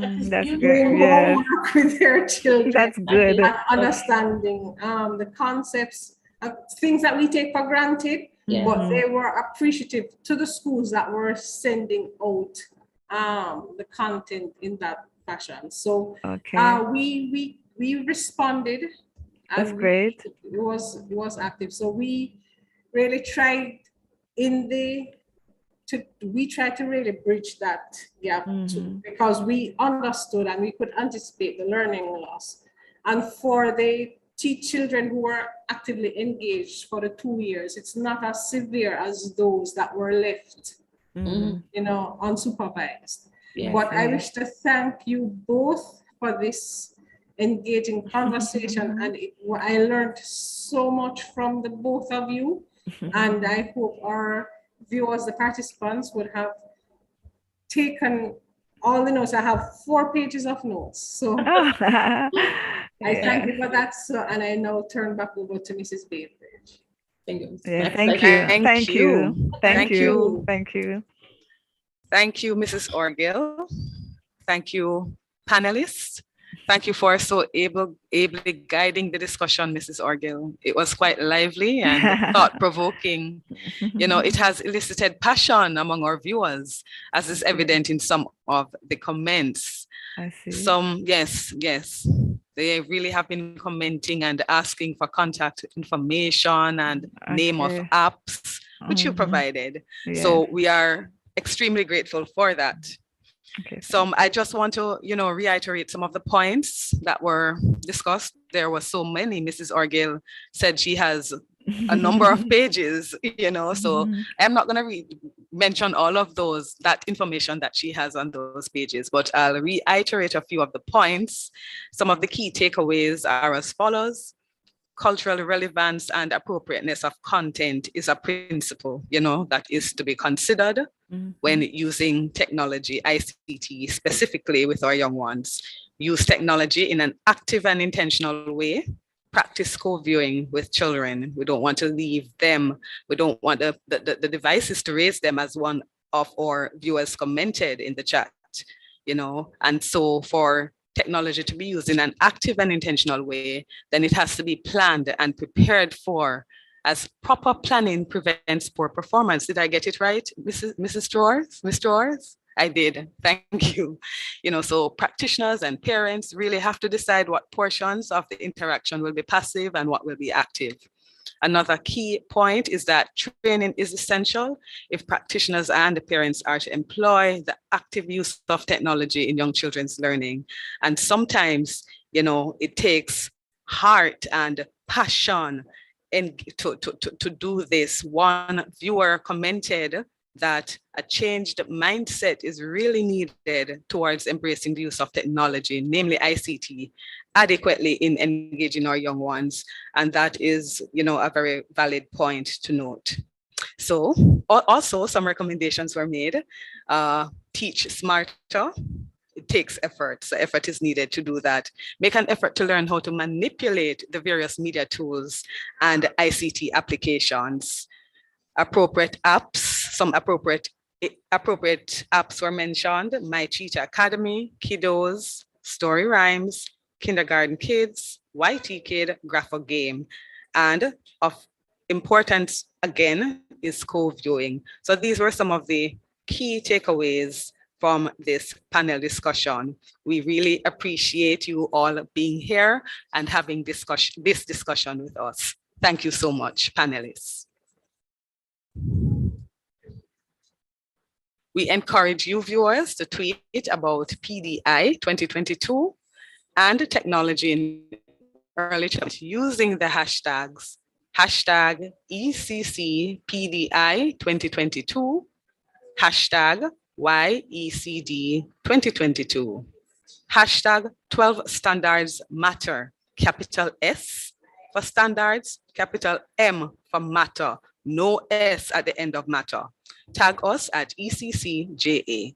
Please remember to evaluate PDI 2022 by completing the evaluation form. A link was shared in the chat, so you may click on that to do so. If you choose not to do that and you intend to visit the site, you do that at pdi.ecc.gov.jm. Scroll down, look for PDI workshop evaluation, click the link, complete the form. Thank you so much for viewing. We will return at 11 o'clock.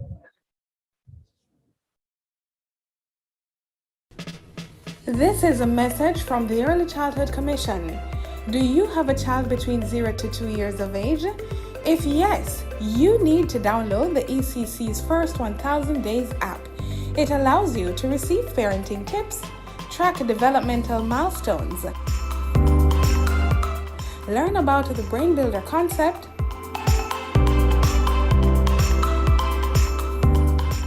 receive relevant articles and research, plus interactive content. The First 1000 Days app, now available for download on the Google Play Store and the Apple App Store.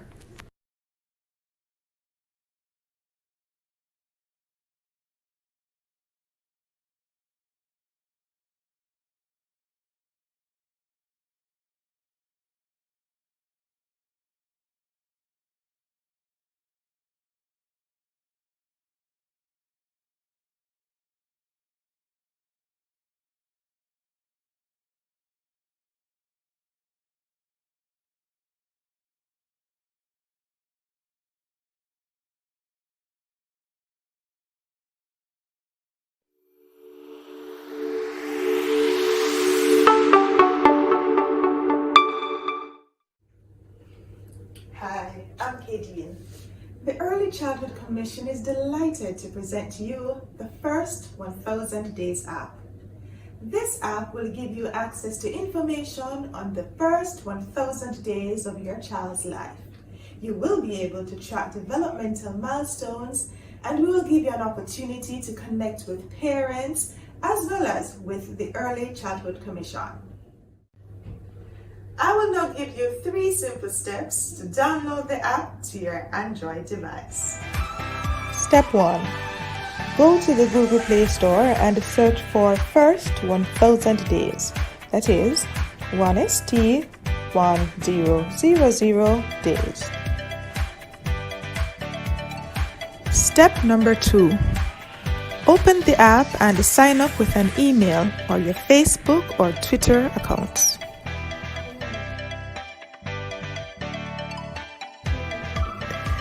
Step number 3 is the easiest of them all.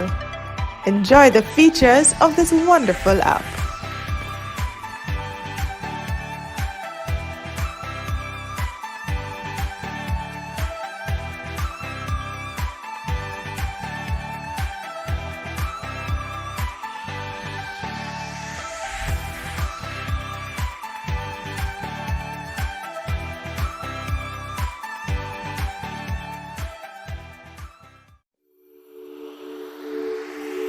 That was a message brought to you by the Early Childhood Commission.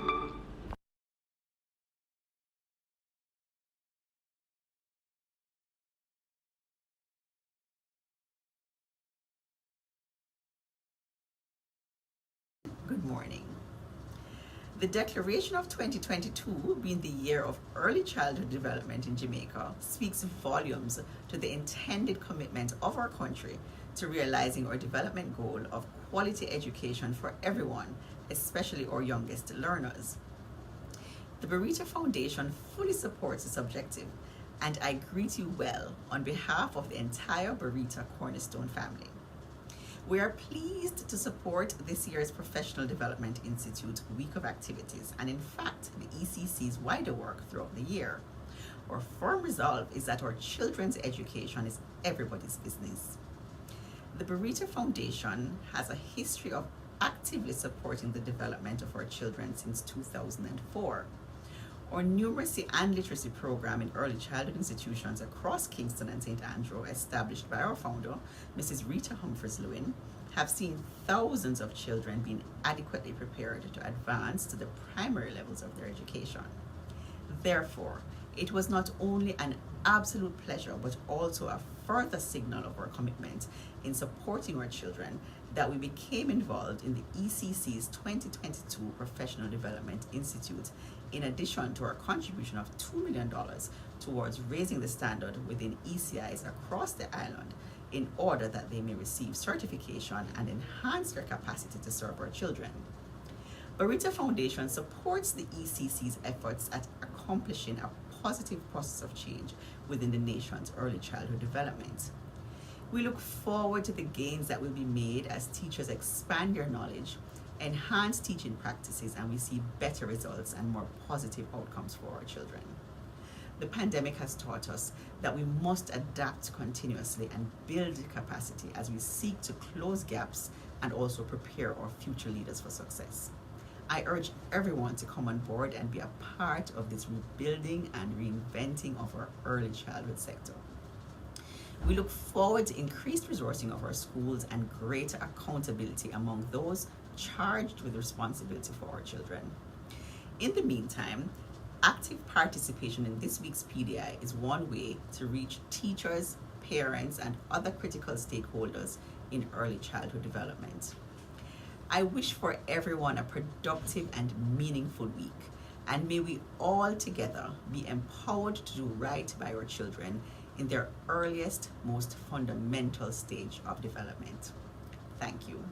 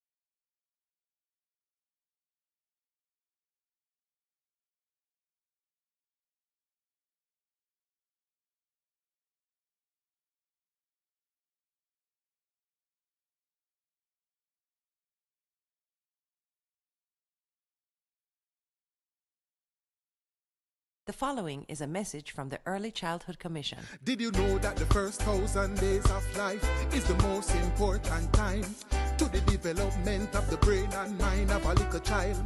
We have to make sure good nutrition is a must. Stimulation is another plus. Find the time to read and sing to them. Make sure the kids come first. And not because it seems they don't have no cares. We must protect their eyes and ears. Abuse and violence can affect them for years and years. Today's children will become tomorrow's citizens. If we fail to give them the proper foundation to healthy and productive lives, our future will be at risk. Remember, the first 1,000 days of a child's life matter. Ensure they receive love, protection, stimulation, and nutrition. That was a message from the Early Childhood Commission.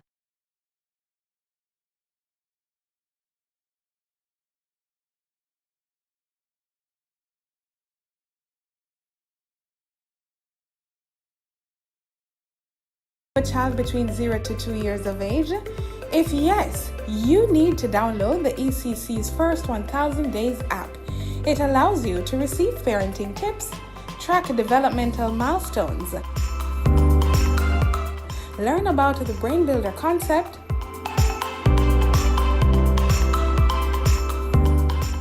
receive relevant articles and research,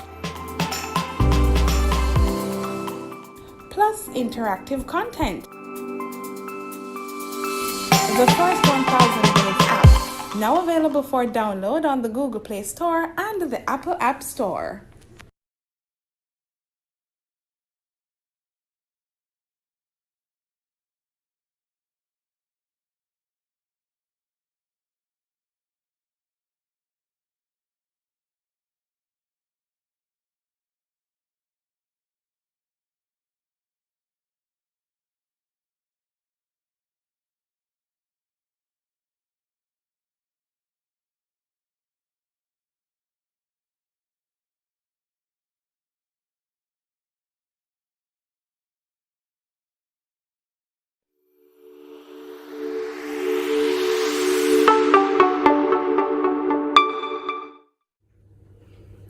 Hi, I'm Kadian. The Early Childhood Commission is delighted to present to you the First 1000 Days app. This app will give you access to information on the first 1000 days of your child's life. You will be able to track developmental milestones, and we will give you an opportunity to connect with parents as well as with the Early Childhood Commission. I will now give you 3 simple steps to download the app to your Android device. Step 1. Go to the Google Play Store and search for First 1000 Days. That is 1ST 1000 days. Step number 2. Open the app and sign up with an email or your Facebook or Twitter accounts.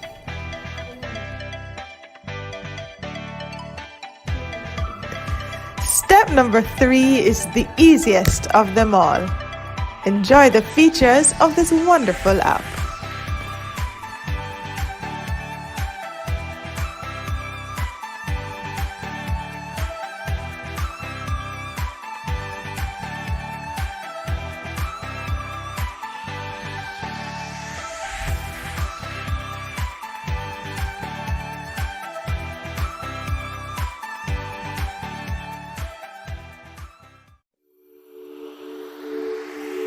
That was a message brought to you by the Early Childhood Commission.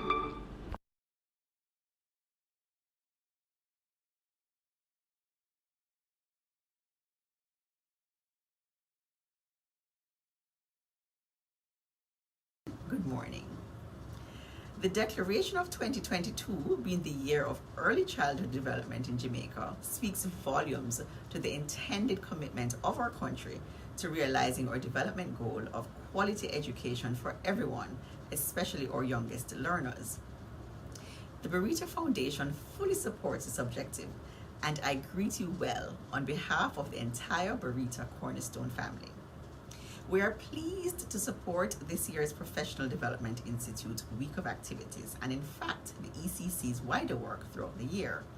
Our firm resolve is that our children's education is everybody's business. The Burrito Foundation has a history of actively supporting the development of our children since 2004. Our numeracy and literacy program in early childhood institutions across Kingston and St. Andrew, established by our founder, Mrs. Rita Humphreys-Lewin, have seen thousands of children being adequately prepared to advance to the primary levels of their education. Therefore, it was not only an absolute pleasure, but also a further signal of our commitment in supporting our children that we became involved in the ECC's 2022 Professional Development Institute, in addition to our contribution of $2 million towards raising the standard within ECIs across the island in order that they may receive certification and enhance their capacity to serve our children. Burrito Foundation supports the ECC's efforts at accomplishing a positive process of change within the nation's early childhood development. We look forward to the gains that will be made as teachers expand their knowledge, enhance teaching practices, and we see better results and more positive outcomes for our children. The pandemic has taught us that we must adapt continuously and build capacity as we seek to close gaps and also prepare our future leaders for success. I urge everyone to come on board and be a part of this rebuilding and reinventing of our early childhood sector. We look forward to increased resourcing of our schools and greater accountability among those charged with responsibility for our children. In the meantime, active participation in this week's PDI is one way to reach teachers, parents, and other critical stakeholders in early childhood development. I wish for everyone a productive and meaningful week, and may we all together be empowered to do right by our children in their earliest, most fundamental stage of development. Thank you.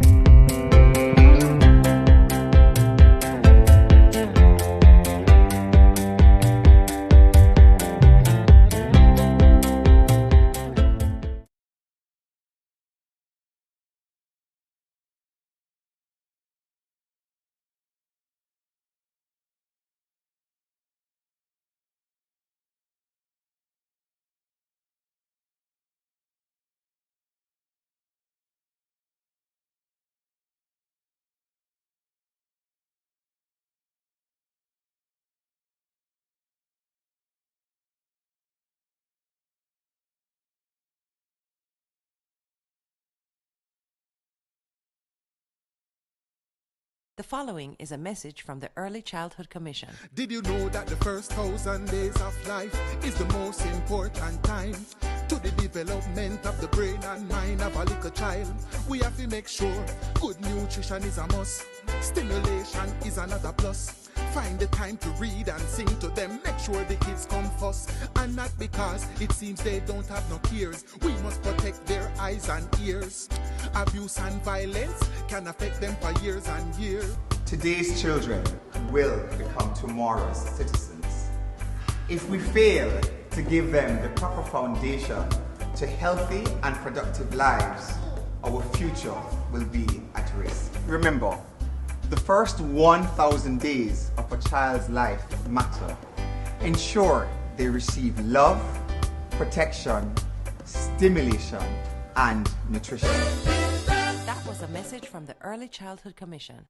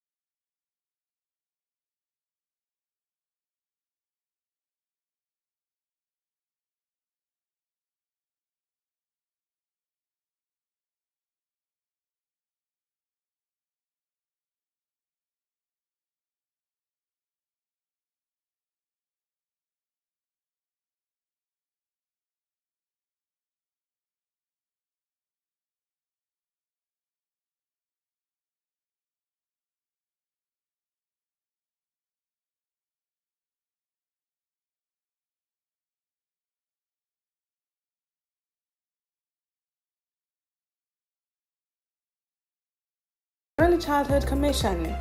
Do you have a child between 0 to 2 years of age?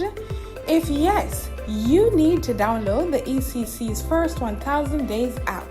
It allows you to receive parenting tips, track developmental milestones, learn about the Brain Builder concept,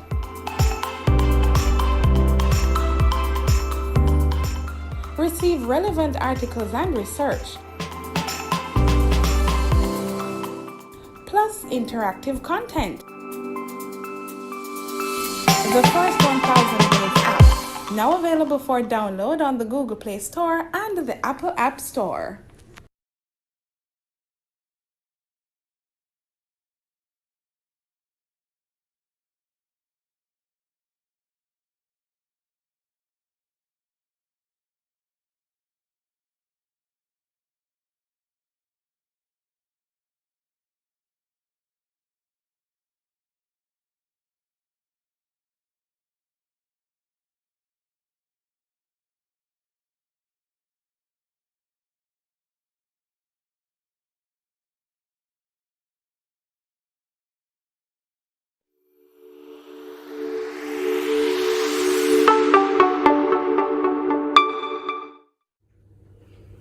Hi, I'm Kadian.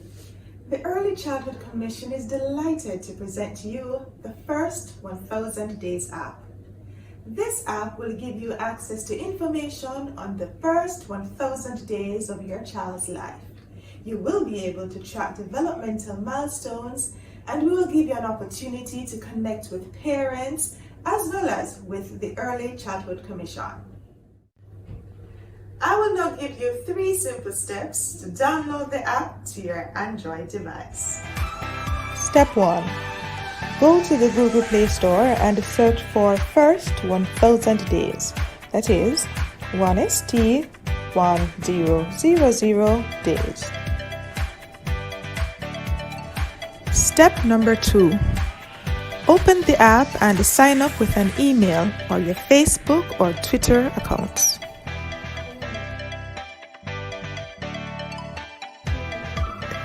Step number 3 is the easiest of them all. Enjoy the features of this wonderful app.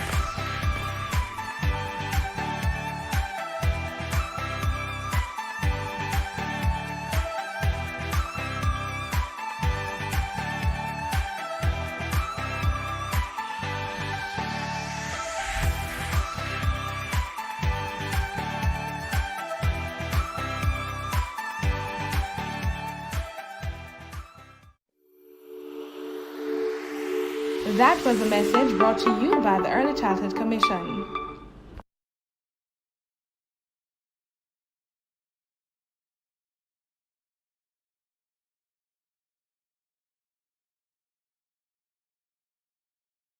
Good morning. The declaration of 2022, being the year of early childhood development in Jamaica, speaks volumes to the intended commitment of our country to realizing our development goal of quality education for everyone, especially our youngest learners. The Burrito Foundation fully supports this objective, and I greet you well on behalf of the entire Burrito Cornerstone family.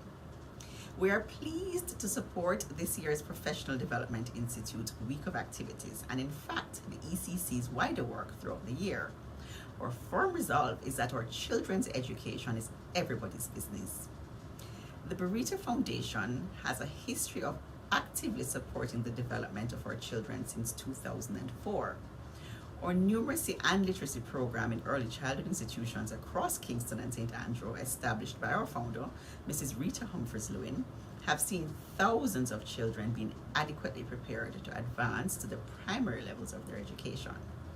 Therefore, it was not only an absolute pleasure, but also a further signal of our commitment in supporting our children that we became involved in the ECC's 2022 Professional Development Institute, in addition to our contribution of $2 million towards raising the standard within ECIs across the island in order that they may receive certification and enhance their capacity to serve our children. Burrito Foundation supports the ECC's efforts at accomplishing a positive process of change within the nation's early childhood development. We look forward to the gains that will be made as teachers expand their knowledge, enhance teaching practices, and we see better results and more positive outcomes for our children. The pandemic has taught us that we must adapt continuously and build capacity as we seek to close gaps and also prepare our future leaders for success.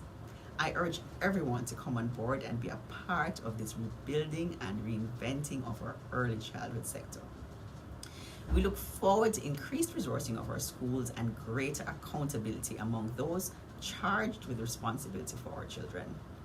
In the meantime, active participation in this week's PDI is one way to reach teachers, parents, and other critical stakeholders in early childhood development.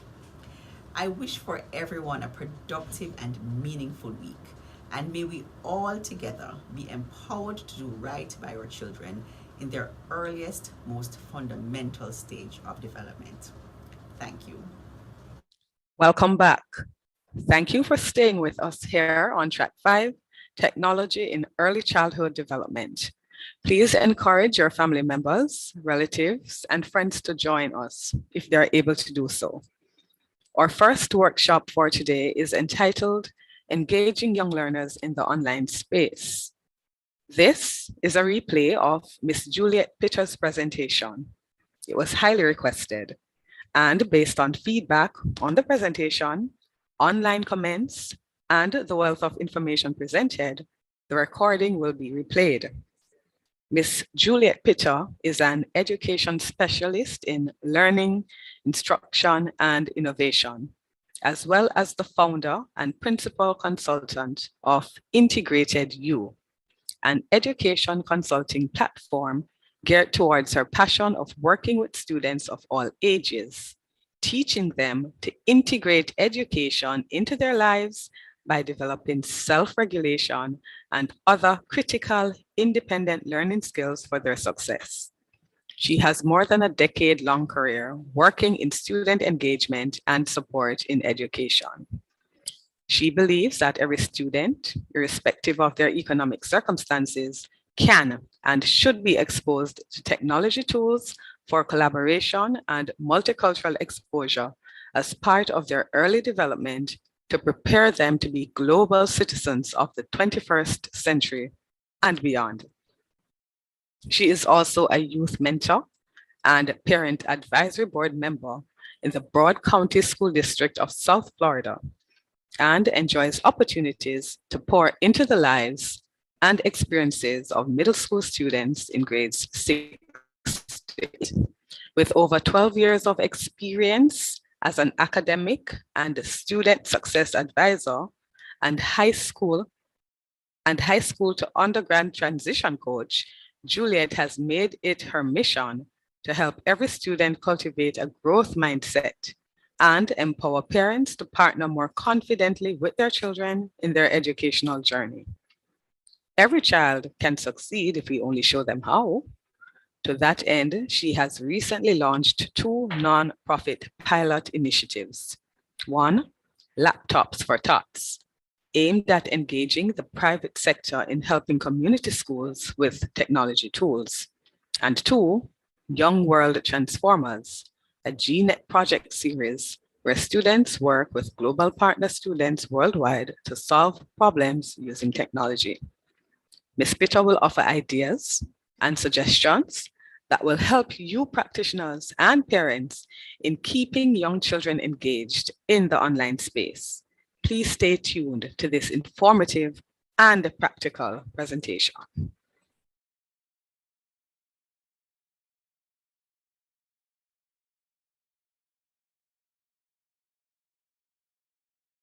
Hello, everyone, and welcome. It's great to have you here with me today. I'm going to dive right in and share my screen so we can go ahead and get started today.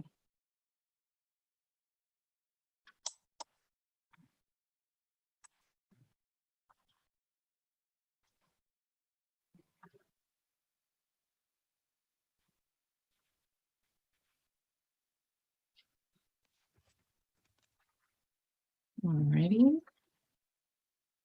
Have you ever attended a webinar or workshop or online class and you were bored within minutes because all you were doing was reading a PowerPoint and taking notes? And can you imagine your own virtual class and your young learners are feeling the same way?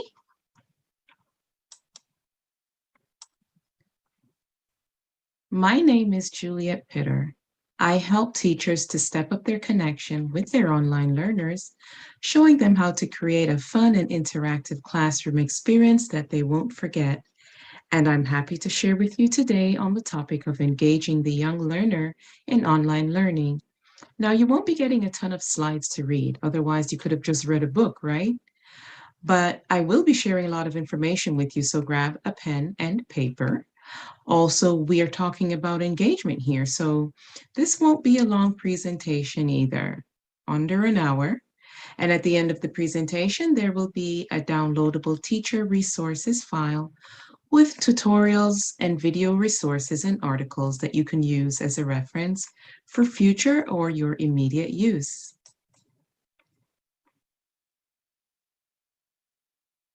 You probably already know that learner engagement is central to student success, powerful learning, and teacher professional development, even more so now in the tech-driven 21st century. But do you know that research shows student engagement increases student satisfaction, enhances student motivation to learn, reduces the sense of isolation, and improves student performance in online courses? Well, today I'm going to show you how to engage your students within the first few minutes of your virtual class time and keep them engaged throughout the entire lesson. Here's how I'm going to do it. I'm going to show you strategies in 3 categories to get your students engaged in your virtual class time. Strategies for the beginning, getting their attention and getting them feeling comfortable. the middle, keeping their attention, and the end, time for reflection. Now, when you engage and captivate your students within the first few minutes of your lesson and keep that engagement throughout, you will feel happier because they're engaged with you and each other and following your lead. You will feel successful because you look like an expert educator of the 21st century. You will feel more freedom when you spend less time worrying about whether your students are interested or even listening to what you're saying, much less to learn it. One important piece of advice I have for you as teachers is this: ask for help. If you're not tech savvy and virtual learning feels intimidating to you, ask your fellow colleagues if they have any tips or ideas to help you get started. If you have a team member who is particularly good at getting meetings set up via Zoom or Google Meets or hosting other virtual meetings, that person can be a great resource for you and for other teachers in your program as well. Now, before I share these strategies, I want to preface by saying this: that it is important for us to accept that technology is not something we should avoid or be afraid of, but rather something we need to embrace. To thrive and survive in the 21st century, the world for which we are preparing our young learners must include technology. We do not need to fear technology, and as educators, even if we can admit that we are a bit intimidated by technology, we still have to do it afraid. Do it nervous, but we have to do it. I have provided a teacher resource handout with some links that will take you to video and other resources so you can quickly learn how to use some of these tools to help you improve your learner engagement. And don't be afraid to think outside the box. As education leaders, it's not our job to control those who we serve, which are the teachers and the students, but to unleash their talent and creativity. The climate and the culture of the schools must be one that embraces innovation and creativity, encouraging teachers like you to take risks, fail, recover, and then try all over again. In many cases, engagement suffers because teachers are not supported in their efforts to do more and do differently and be innovative.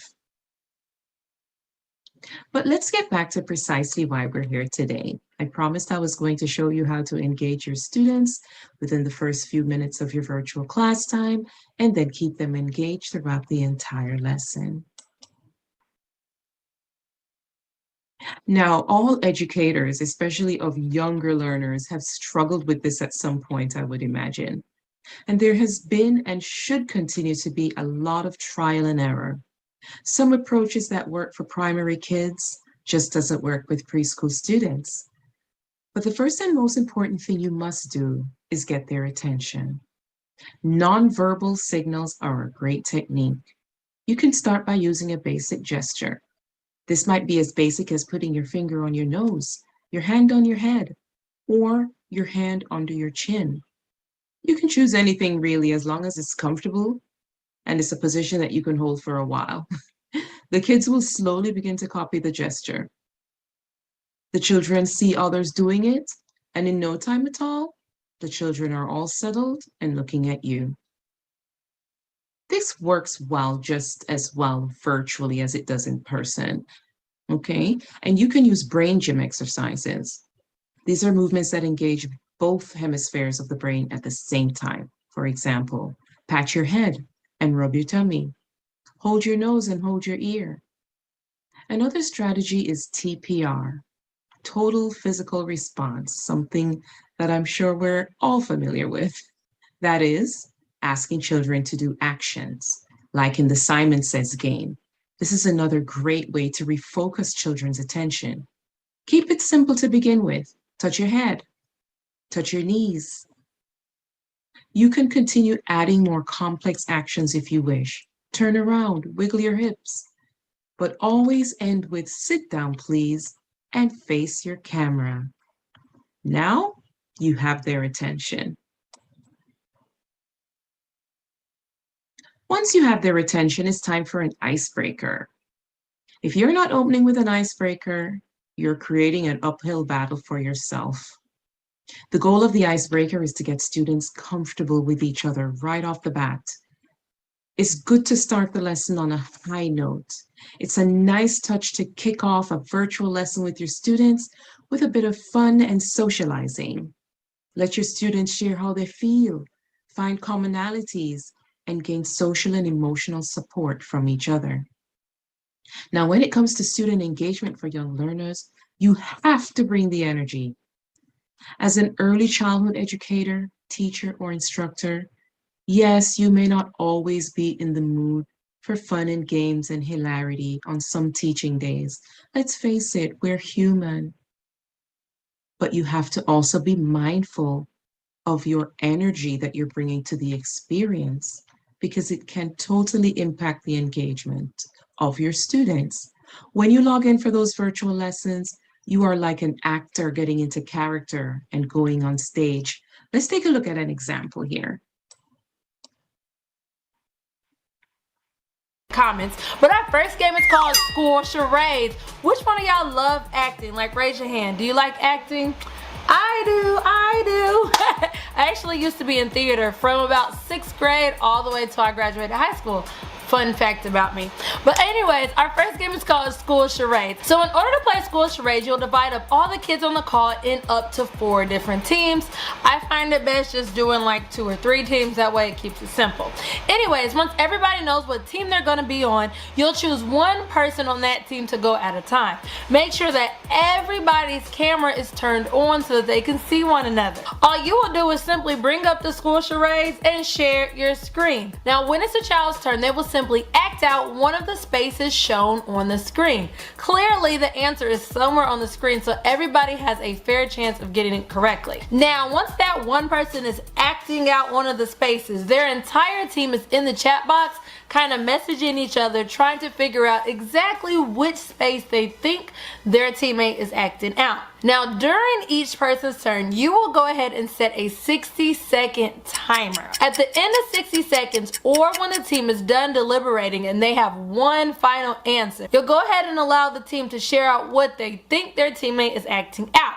If they're right, ding ding ding, that team gets a point. But if they're wrong, all the other teams get that point. So it makes it really fun. Of course, you can always use the annotate and go ahead and put a nice X on a square that's already been acted out. Then you'll continue to play the game until the whole entire board is clear, or until you reach your designated amount of points. So you could do 10 points or even 15 points. The first team that makes it to your special number would win. Now you guys know I love me some Zoom games. I love games, period. I love One thing that I love about Miss Aja is her energy. I shared this video clip from her YouTube channel because she embodies the kind of energy that I'm talking about. We won't all necessarily be exactly like her, but it's a goal to strive for. Take note of how her facial expressions, hand gesticulations, and body language all reflect a positive and upbeat energy that has her students keeping all eyes on her.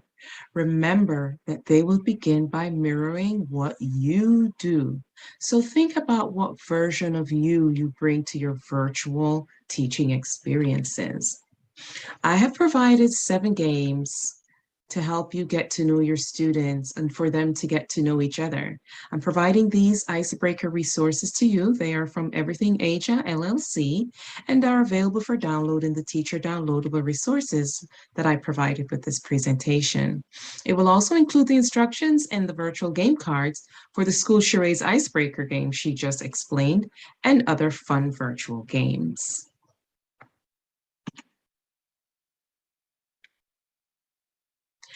Now, the other thing is that we have to help our young learners to create connections.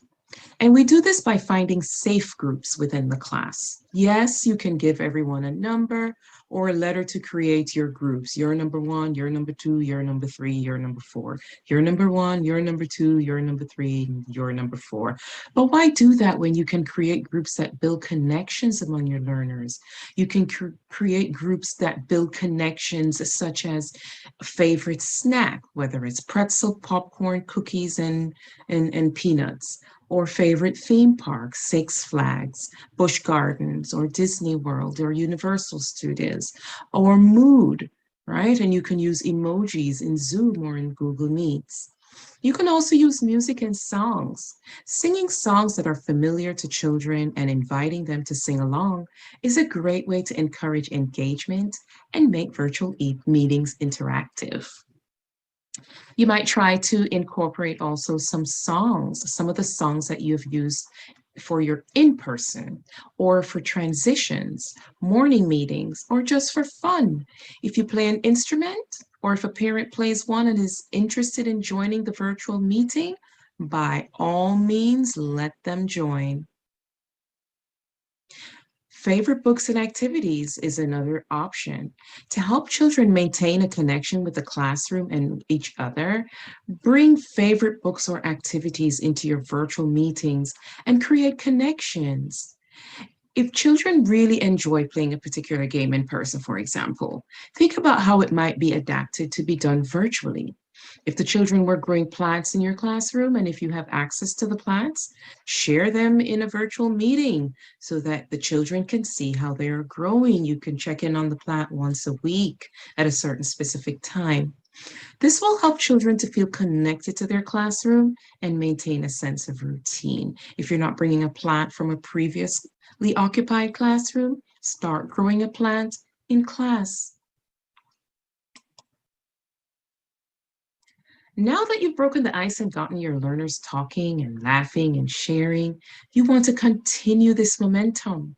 This brings me to the second strategy for young learner engagement, keeping their attention as you go through the lesson. We can succeed at keeping their attention throughout the lesson by incorporating engagement into daily curriculum. How do we do this? Well, participation activities are a great way. One way to keep children engaged is to ask them to do something. During meetings, invite children to get their favorite toy and tell their classmates about it. Or have children go and find an item at home, sort of like a scavenger hunt, right? That is a certain shape or color. Engage them in a conversation about the items that they find.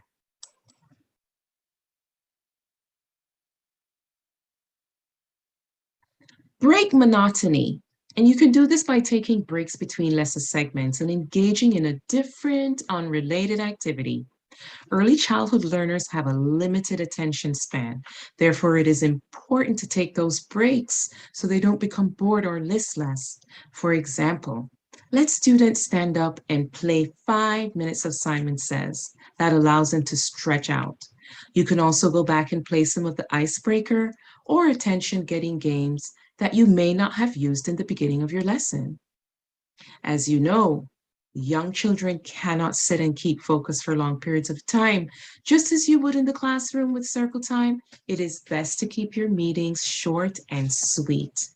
Try to do one activity or a few quick songs before logging off as well. Children will be much more engaged and the meeting will be much more productive. If you notice children are having a hard time participating or paying attention during a meeting, don't be afraid to cut things short. You can let the children know that you'll pick back up with the activity next time, or try a different activity that you think might be more interesting to the children.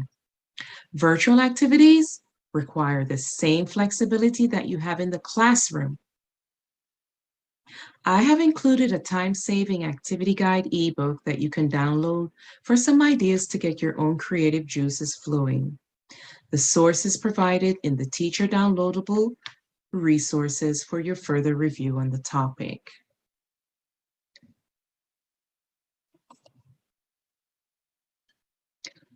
To help keep little ones on track with their learning, you'll want to ensure that you consider different developmental domains and milestones when planning your virtual activities.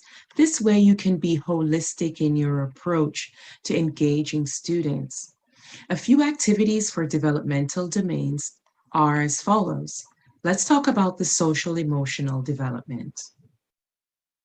Try to do a few mindfulness activities such as yoga or a brief meditation. For older preschoolers and pre-K, that works well. To help children relax and develop emotional awareness, this is a good option. Invite conversations about what life is like at home for children. Discuss home languages or different foods that children enjoy for dinner.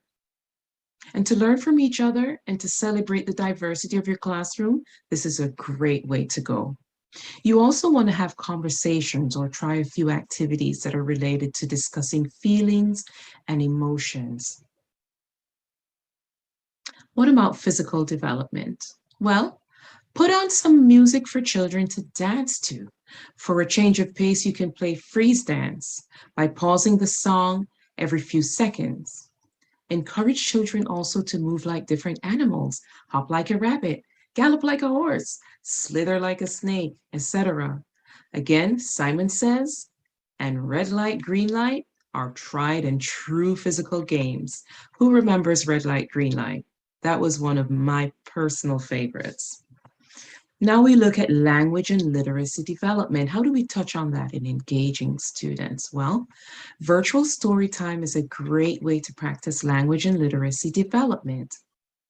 To expand upon stories, you might ask children follow-up questions at the end about the characters, or invite them to share ideas for alternate endings.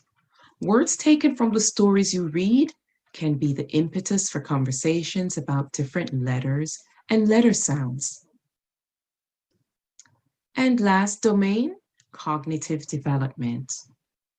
All of the activities above, believe it or not, are great for brain development. Children's brains develop during conversations and while trying and learning new concepts and activities.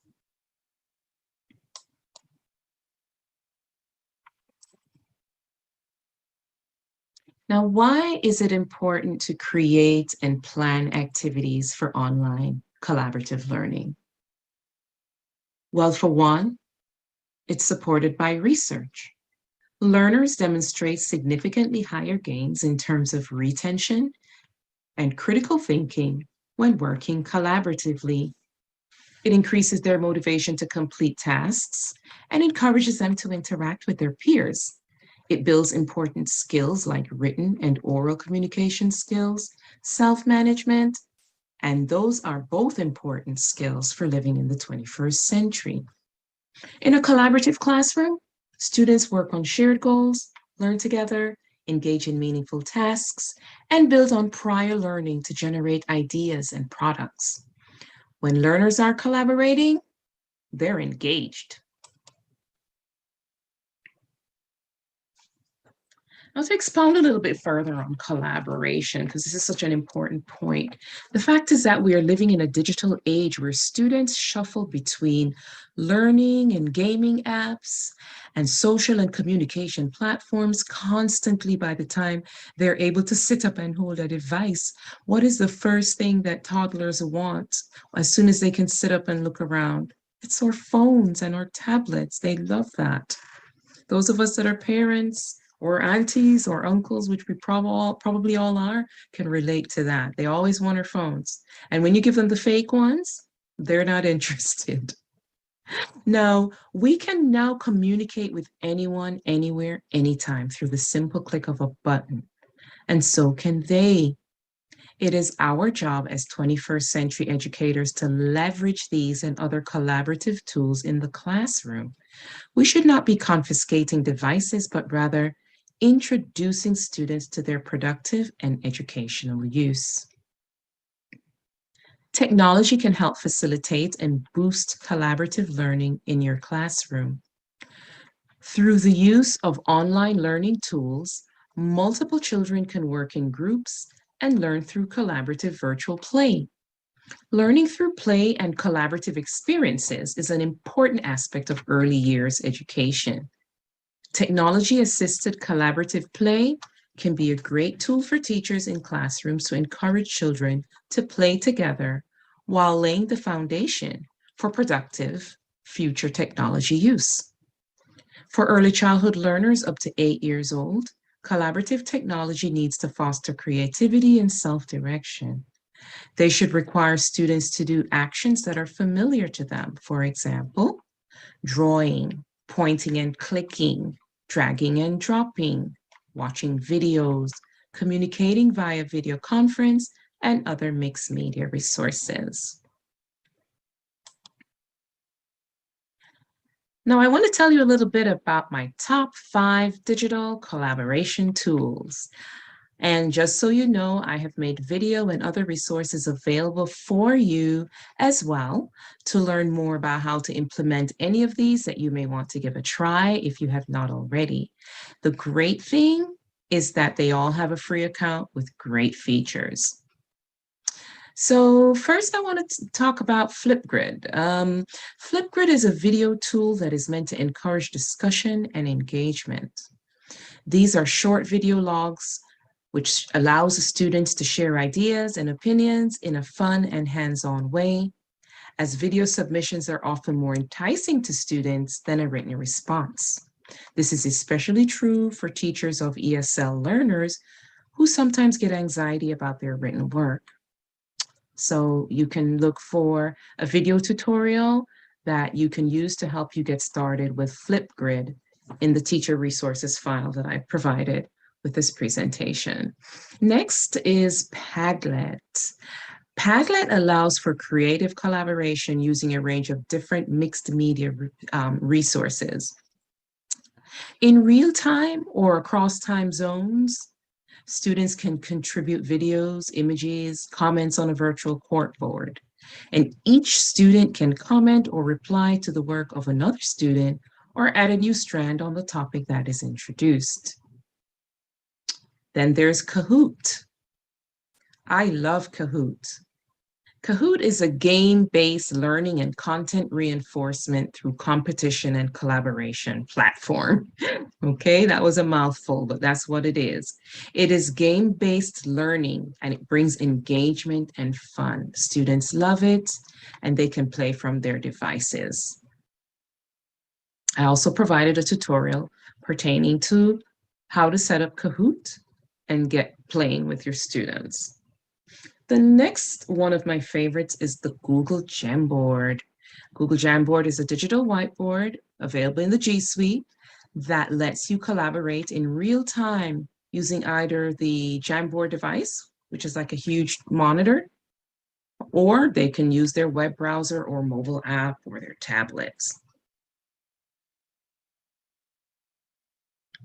The thing about Google Jamboards is that it's also good for social emotional learning because students have opportunities to create post-its or just draw pictures right on the whiteboard of how they're feeling or responding to guided questions in nonverbal ways.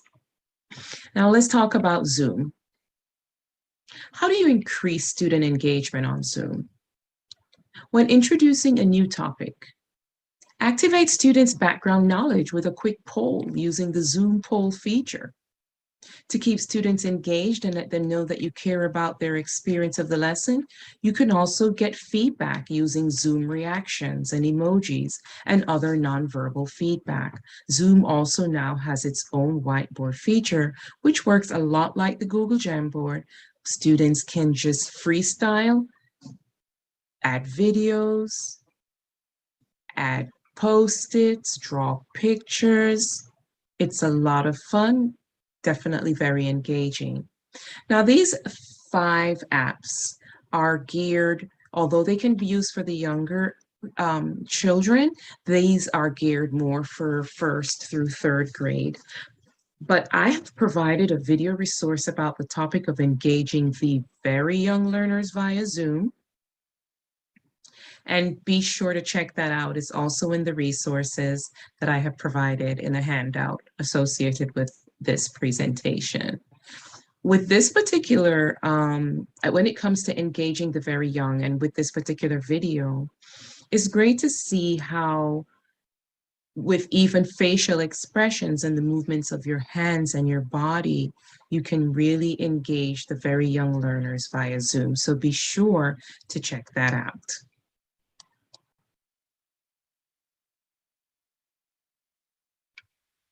Student-led learning. This is one of the top 8 emerging trends in early childhood education, according to the Google for Education Future of the Classroom, Emerging Trends in K-12 Education Global Report. According to the report, with increasing recognition of the importance of transitioning students from school to the outside world, student autonomy has become a key area of focus. Education leaders argue that student agency must become the norm, not the exception. When students drive their own learning, they perform better and stay motivated and engaged. You can start off by asking your learners what they think they want to learn about a specific topic that you're getting ready to introduce, or how would you solve this problem? Pose a problem to them. When students lead and feel in control, they work harder to learn. Of course, teachers know they must strike a balance between giving students autonomy while supporting them in developing self-monitoring skills. And this is because students need to feel confident and competent before taking greater control of their learning. So you as a teacher, yes, you want them to be in control and you want them to lead.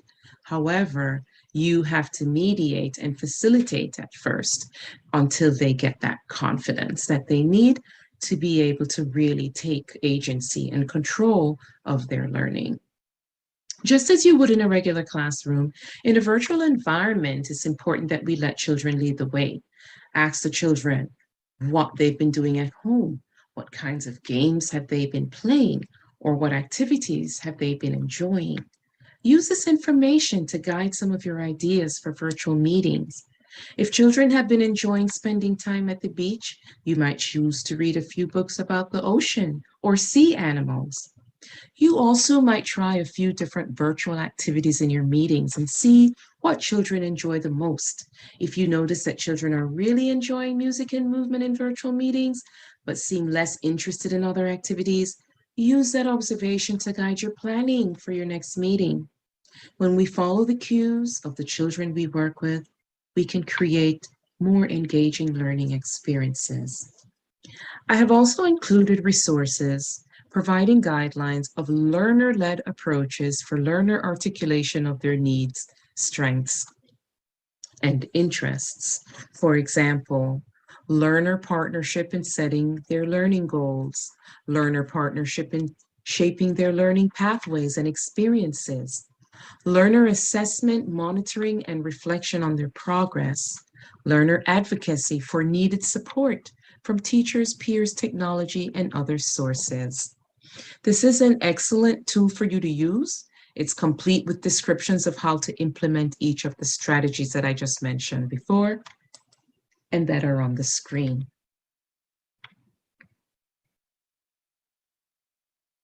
And by the way, I've also provided a link in the teacher resources for you where you can learn about the ways in which you can bring about partnership with your students in shaping their learning pathways and experiences.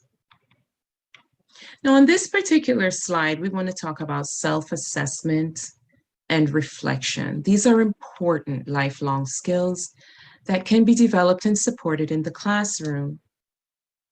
Younger students may need more structured approaches to sharing and reflecting, and they may need support in mastering the essentials of self-assessment. Older students may be successful with open-ended prompts.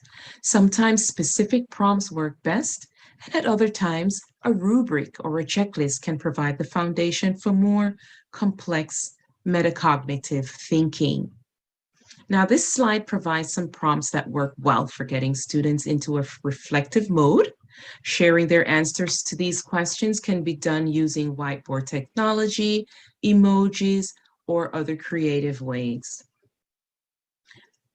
I used to, now I. Today, I succeeded by.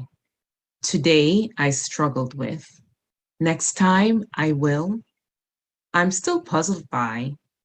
Or I'm wondering, to name a few. You just want to keep in mind that these are excellent ways to get students to start reflecting. When they are reflecting, they are engaged.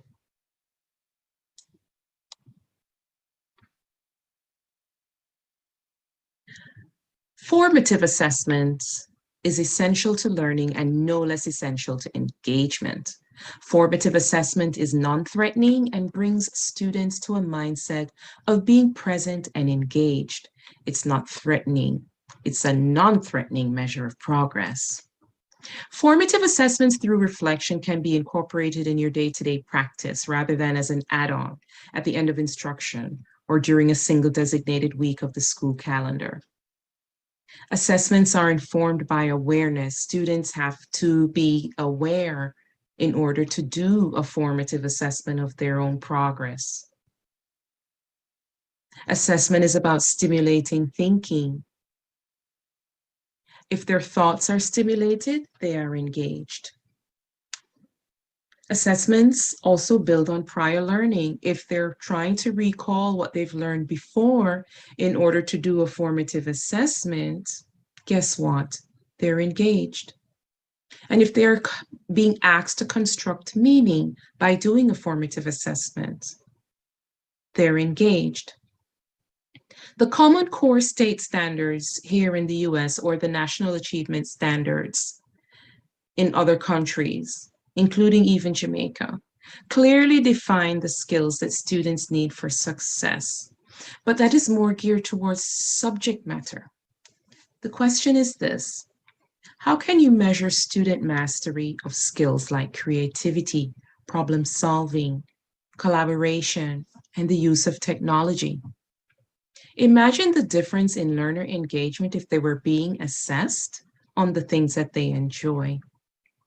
In the downloadable resources, I will share a chart of assessment strategies, assessment ideas that aid learner engagement, along with examples of the skills to which they are applicable.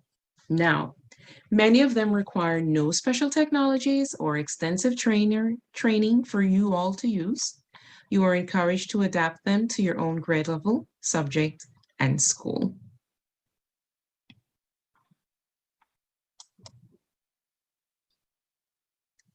Especially for toddlers and young preschoolers, having their parents, siblings, or other caregivers present will make your virtual experience with them run more smoothly, all right? Having a parent, a sibling, or a caregiver present makes the virtual experience also more engaging, not just for that student whose parent is present, but for the entire class. Having families involved also helps to maintain a sense of community in your classroom. Send invitations for parents to join in on different activities, such as a quick story time or a little bit of music and movement. Share follow-up activities for parents. Many parents are struggling with how to keep their children learning at home. Remember when COVID first hit? To help, what you can do should we ever find ourselves in a situation like that again, or if you're just teaching children virtually as a normal course of your day-to-day life, you might want to send parents follow-up activities so that they can continue the learning and expand on children's skill building while at home. Send ideas that are related to what you did with the children today or on that day. For example, if you read a book about autumn, you might send parents a few fall-related activities that they can do with their children at home, such as going on a nature hunt to collect leaves. The children can bring the leaves back to the next virtual meeting and share their experiences. Try to send activities, though, that are easy to do, require minimal setup, and are not too messy, so that you are not putting pressure on parents' already busy schedules.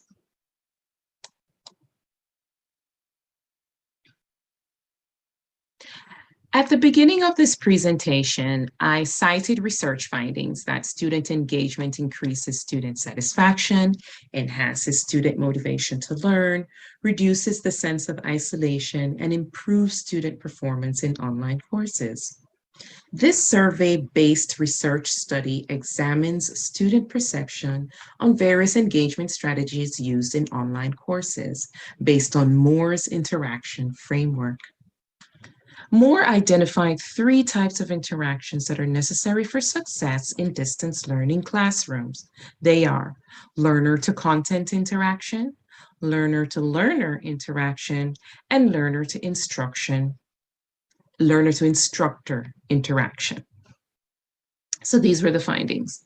155 students completed a 38-item survey on learner-to-learner, learner-to-instructor, and learner-to-content engagement strategies. Learner-to-instructor engagement strategies seem to be the most valued among the 3 categories.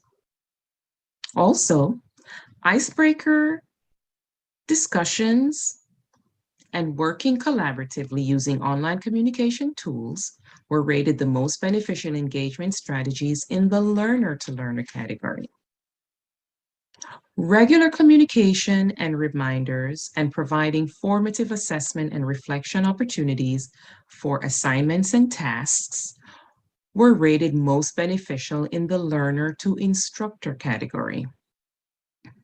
And in the learner-to-content category, students mentioned working on real-world projects and having discussions with structured or guiding questions to be the most beneficial. So as you can see, the areas of impact that we talked about today are proven by research to be the most preferred by the learners themselves. And remember, we said learner-led is best.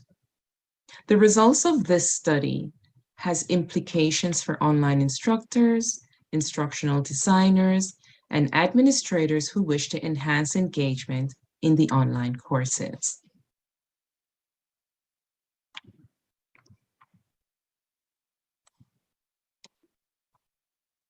Now it's time for you to reflect.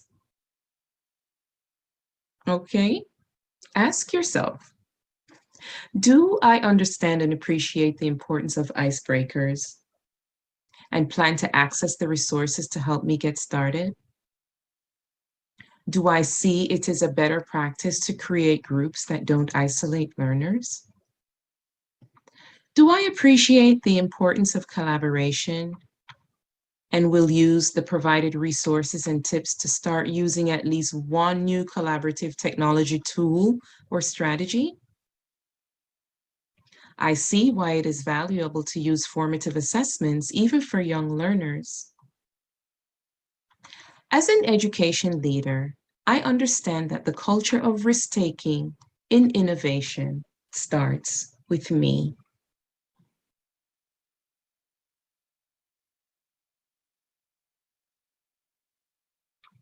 So as you think about that, I want to thank you for attending today. Be sure to go back and reflect on what you learned and implement wherever you can. Take advantage of all the resources and the supplemental information that I provided for you today.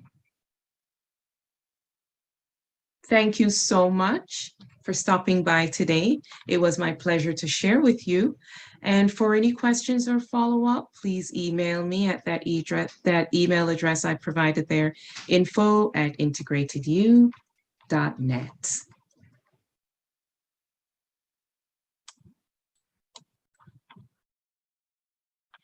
Take care. Have a great day.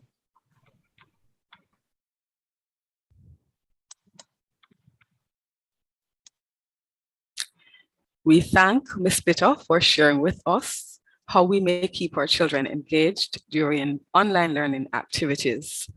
The presentation was a timely one, considering how we have had to adapt to various modalities of delivery during the COVID-19 pandemic.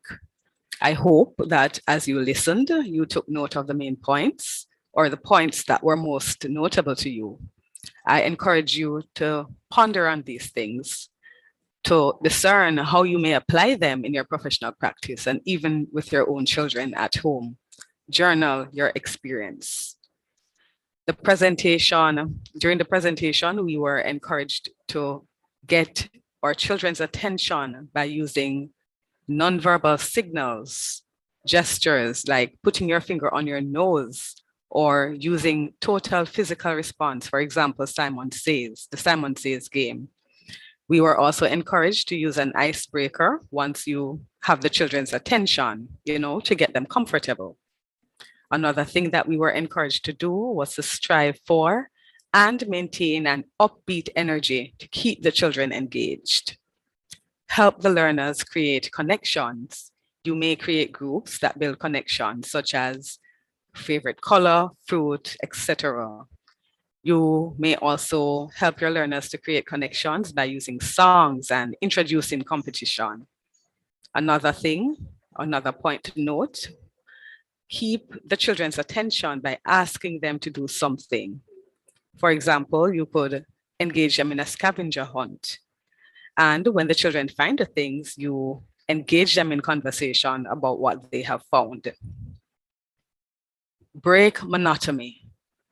We may break up the lesson. Young children don't sit or focus for very long periods of time.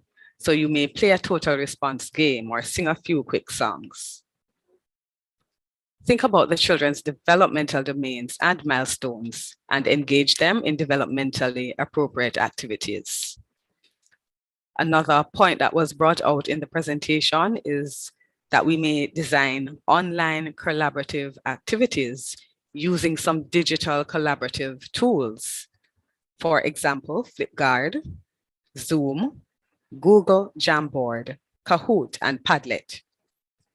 We may not know how to use these applications, but if we spend the time to do the research, watch YouTube videos on how to use these applications to engage children, then we will become experts eventually, the more we use them. Let the children lead. For example, you may ask them to share what they would like to learn about a topic that you are prepared to teach them. Remember that you are to strike a balance when giving children autonomy. And so you will need to mediate and facilitate at first to help them to learn how to lead. Use formative assessments through reflection and engagement. Teach the children from an early age to engage in metacognition. Get the children in a reflective mode by helping them to frame their statements. For example, today I succeeded by doing so and so and so, or today I struggled with this. I never knew this, but now I know that. Invite families to join in. Sometimes you may invite families to join in on different activities, such as a quick story time or a little bit of movement and dancing. Send parents follow-up activities so that they may expand on the learning. Consider learner engagement. 3 types of interactions necessary for success in distance learning classrooms are learner-to-content interaction, learner-to-learner interaction, and learner-to-instructor interaction. We thank you for being present today on Track 5. We encourage you to tweet about PDI 2022 and technology in early childhood development. Use the hashtags hashtag ECC PDI 2022, hashtag YECD 2022, hashtag 12 standards matter, capital S for standards, capital M for matter, matter, no S at the end. Tag us at ECCJA. Please remember to evaluate PDI 2022 by completing the evaluation form. To do so, visit pdi.ecc.gov.jm. Scroll down to PDI Workshop Evaluation. Click the link, complete the form. The link will also be shared. The link for evaluation will also be shared in the chat. We now take a break for lunch and will resume at 1 p.m. Do get yourselves refreshed, enjoy your lunch, and be back. Invite your family members, your relatives, and friends who are able to join us at 1 o'clock. Thank you. This is a message from the Early Childhood Commission. Do you have a child between 0 to 2 years of age? If yes, you need to download the ECC's First 1000 Days app. It allows you to receive parenting tips, track developmental milestones, learn about the Brain Builder concept,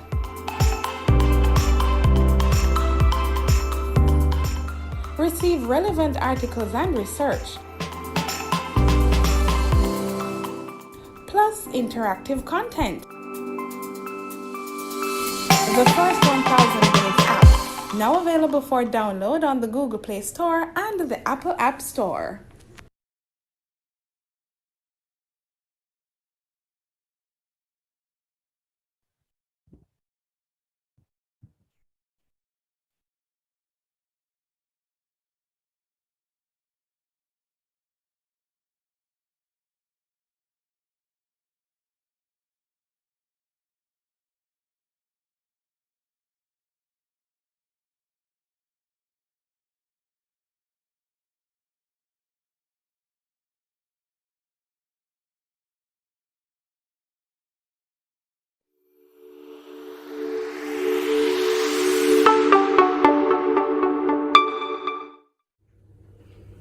Hi, I'm Kadian. The Early Childhood Commission is delighted to present to you the First 1000 Days app. This app will give you access to information on the first 1000 days of your child's life. You will be able to track developmental milestones, and we will give you an opportunity to connect with parents as well as with the Early Childhood Commission. I will now give you 3 simple steps to download the app to your Android device. Step 1. Go to the Google Play Store and search for First 1000 Days. That is 1ST 1000 days. Step number 2. Open the app and sign up with an email or your Facebook or Twitter accounts.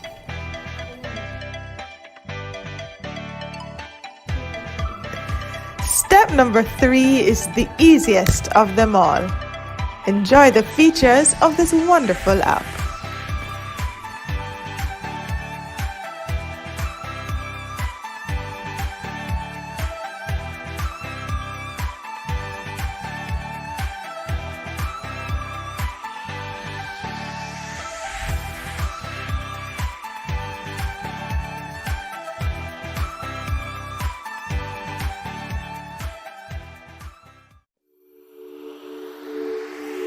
That was a message brought to you by the Early Childhood Commission.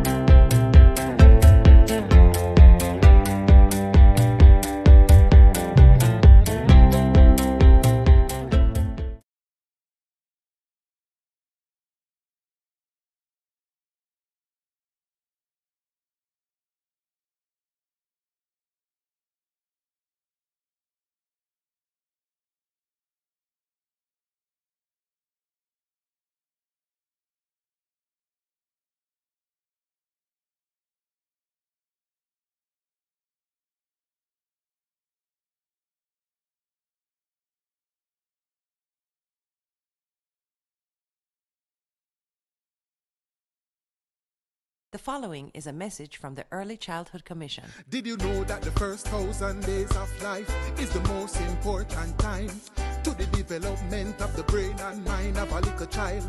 We have to make sure good nutrition is a must. Stimulation is another plus. Find the time to read and sing to them. Make sure the kids come first. And not because it seems they don't have no cares. We must protect their eyes and ears. Abuse and violence can affect them for years and years. Today's children will become tomorrow's citizens. If we fail to give them the proper foundation to healthy and productive lives, our future will be at risk. Remember, the first 1,000 days of a child's life matter. Ensure they receive love, protection, stimulation, and nutrition. That was a message from the Early Childhood Commission.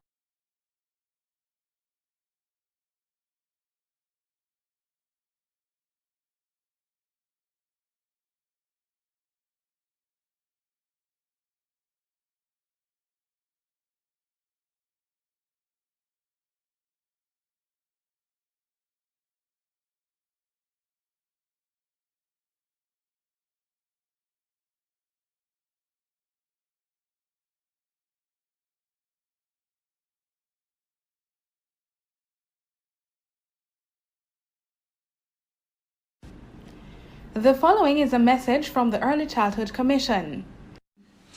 This is Wayne Marshall, and I'm working with the Early Childhood Commission on the new Brain Builders initiative, where we're focusing on the children, we're focusing on the first 1,000 days of life. That is the time span from conception to 2 years of age, and it's a time when foundations are established for health, growth, and development. We have to really focus on the kids at this stage of their development.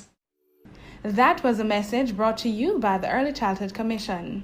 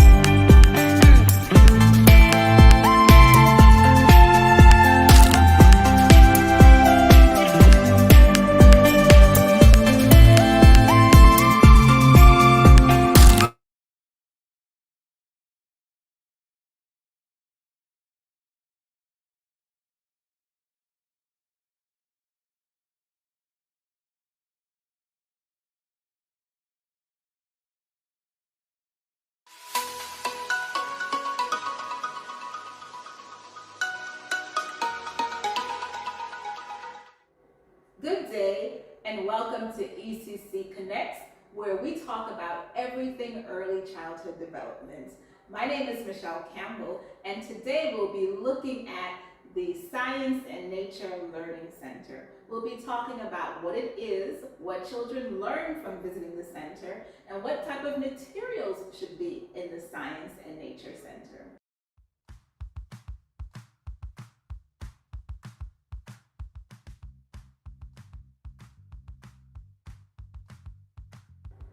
Now, like all other centers, the Science and Nature Center is hands-on. It should be filled with child-friendly science equipment for children to explore.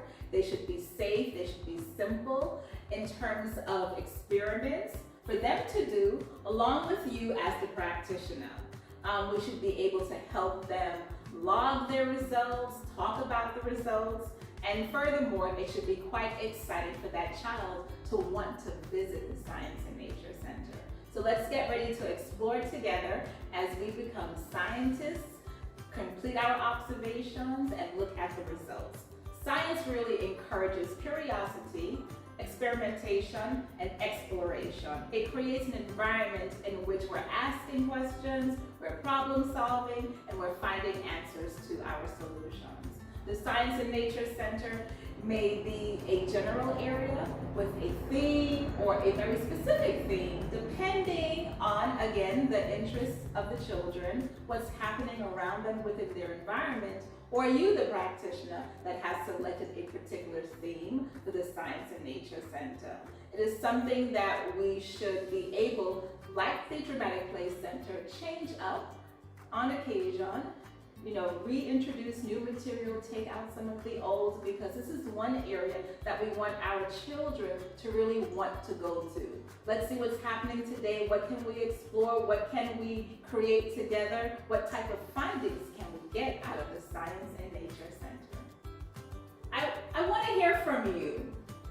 As practitioners, Science and Nature, how do you feel about that learning center? Is it one of your favorites that you love to prepare? Over the weekend, did you find something that you want to introduce Monday and place in the Science Center?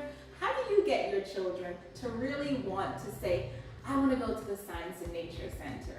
It can be difficult. I know it's not one of our favorite centers, but through more exploration, through more development, once we build out the center, children are really going to begin to learn life skills. Number one, language communication skills, how to collaborate together. They'll learn teamwork, because with all of those experiments going on, perseverance, not giving up whatsoever. Analytical skills, problem-solving skills, reasoning, and they're also learning independence, because throughout all of our learning centers, we're fostering independence through the manner in which our learning centers are laid out within the classroom, and more specifically, what we have to offer our children in terms of materials.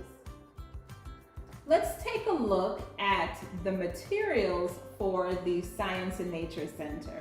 Now, this is a center that we have to continue to recreate, to bring in new material, recycle out old material. We have to keep it interesting, because sometimes it can become boring for the child as well as you.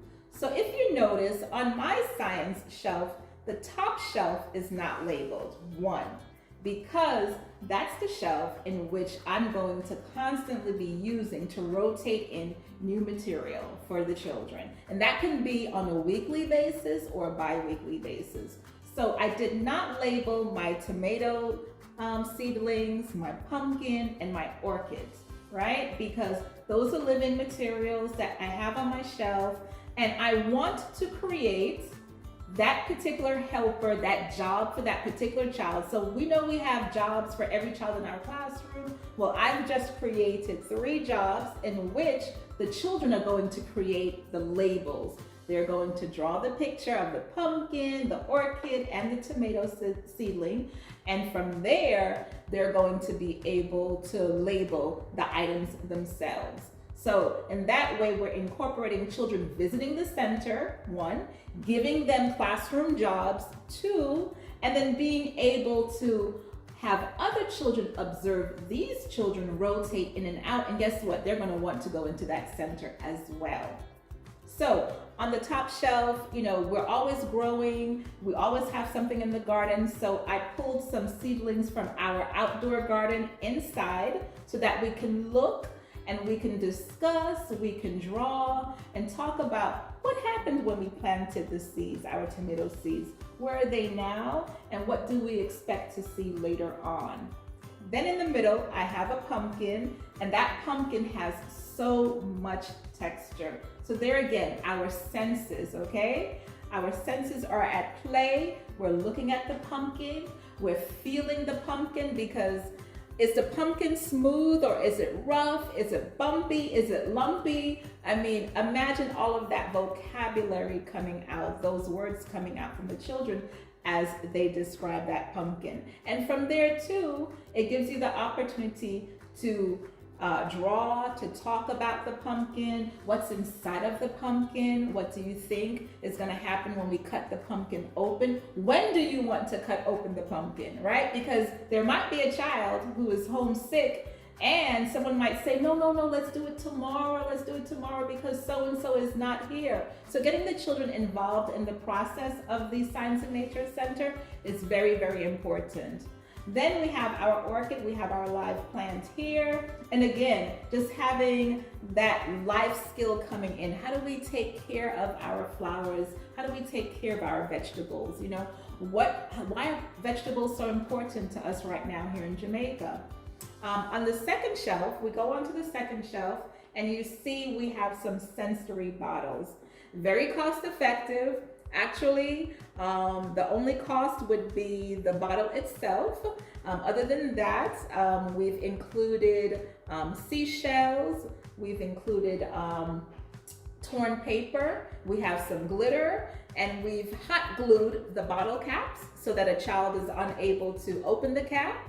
And from there, they'll be able to shake the bottles, maneuver the bottles, and just to talk about what's happening, what they see, what they hear within the sensory bottles. And then keep in mind too, you can also collect bottles where they can bring in their own bottle and create their own sensory bottle to take home or to have in the classroom. Next to that, we have a magnifying glass it's shatterproof. So again, a child can pick that up and use it to look closely at an item, an object that's in the science area or any center in the classroom they might want to explore just a little bit more. Now, we also talk about books, having books that relate to that particular center. And I have a container of books that looks at my Caribbean, it looks at the weather, it looks at the food, it looks at the environment within the Caribbean, it looks at the flowers, the river, everything is captured into that particular book. Then there's another book that talks about the weather, you know, when it rains, when it's sunny, and the types of experiences, what we have to wear in the different weather conditions, along with another book that looks at the forces around us and looking at magnets and what attracts a magnet. So that's what we have in terms of books. You might have books that looks at the life cycle, that looks at the environment. So whatever book you might have, add that book to your Science and Nature Center, because you can read it in circle time, you can read it in small group and tell the children, okay, this book you can find in the Science and Nature Center. And that's another way to gravitate and have children visit that particular center, because you have given them something to look forward to, that, you know, Miss read that book, Auntie read that book, and now it's my turn. I want to go to the Science and Nature Center and to be able to manipulate, to hold that book, to turn the pages, and to read about what was read to me already.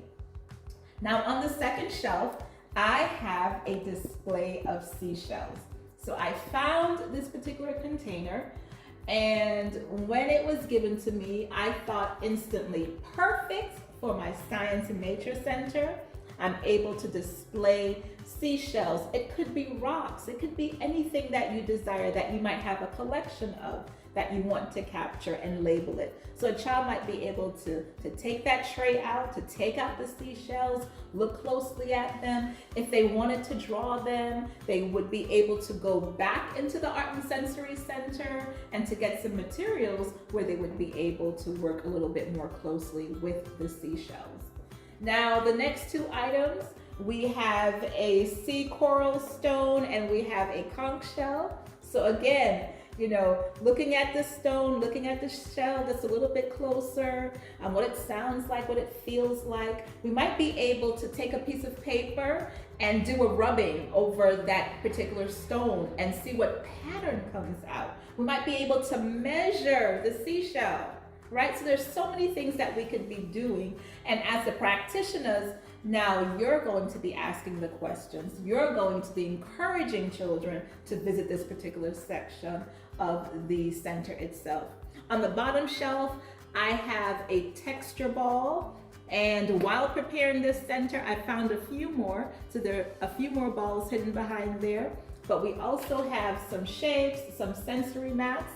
that looks at different textures. We have Play-Doh, we have gel, we have other different little things that the children would be able to manipulate and to look at just a little bit more closely. We also have tweezers where they can practice their fine motor skills once again by picking up different types of items using those particular tweezers. There might be an item not in the nature center that they might want to work with a little bit more closely, and that is okay. If they ask, they should be able to get that item. If they gravitate to another center and you see them and you ask, okay, where are you going? What are you working on? And they might be able to tell you, then they're also allowed to, visit different centers and bring back materials that they can manipulate. Because again, there's their curiosity, there's the exploration coming out, they're experimenting, right? And they're looking at planning, they're using their critical thinking skills with all of the materials that they have in the center to use. And then finally, we have a jar of river rocks. Again, they can take them out, they can line them up, they can measure, they can count. There's so many countless things that they can do with these materials. And keep in mind as well, if you're finding that children are not gravitating to a particular center, you might want to put an item on display and really talk about it and really show children exactly what's in the center and how they can use those particular materials. Now, because I have a small space, a tiny classroom, I am not able to display everything within my science and nature center, and that's okay. You might have test tubes that you bring out, and you might be able to rotate something in so that you can bring out your test tubes. You might also have eyedroppers, okay, that you might want to bring out. Magnetic wands, I know those are very popular in classrooms. I just so happen not to have a wand, but I know that's a very popular item that you can use within your science center. Color paddles, we have prisms, we have also, we have our seashells, pine cones. Oh my goodness, many of you have pine cones in your classrooms. You go outside, you're collecting leaves. You can have a tray of leaves come back into your science area. That could be on the top shelf of the Science and Nature Center. Of course, wind chimes. Many of you have wind chimes attached to a door or a window, so you hear that wind chime throughout the day. I mean, how soothing is it to hear a wind chime? A recycling bin. Many parents, many children, we're recycling. It's a part of our curriculum. It's a part of our learning outcomes. You might have a bin where children drop off something that you're collecting. It might be a shoebox, it might be a clear bottle, it might be a top of, a bottle. Any little thing that you might need in collection of, you might have a project in the science area that you're working on and you need something. So you might have a recyclable bin where children are able to drop off materials that they'll be using down the line. It's also nice to have different types of texture scraps. Sandpaper, cotton, velvets, lace, satin ribbons, all of that helps to enhance the Science and Nature Center. What about a scent tray? Spices, right? We have nutmeg trees, so we're able to have access to the actual nutmeg. We have the tree, we could take pictures of the tree, we could take pictures of the steps that a nutmeg takes to get to that actual nut that we can begin to use. What about cinnamon? We have cinnamon trees, we have cinnamon leaves. We should be able to bring in leaves and a piece of that bark so that we can smell, we can feel, we can write about, we can do experiments with. Sink or float, perfect for the spices.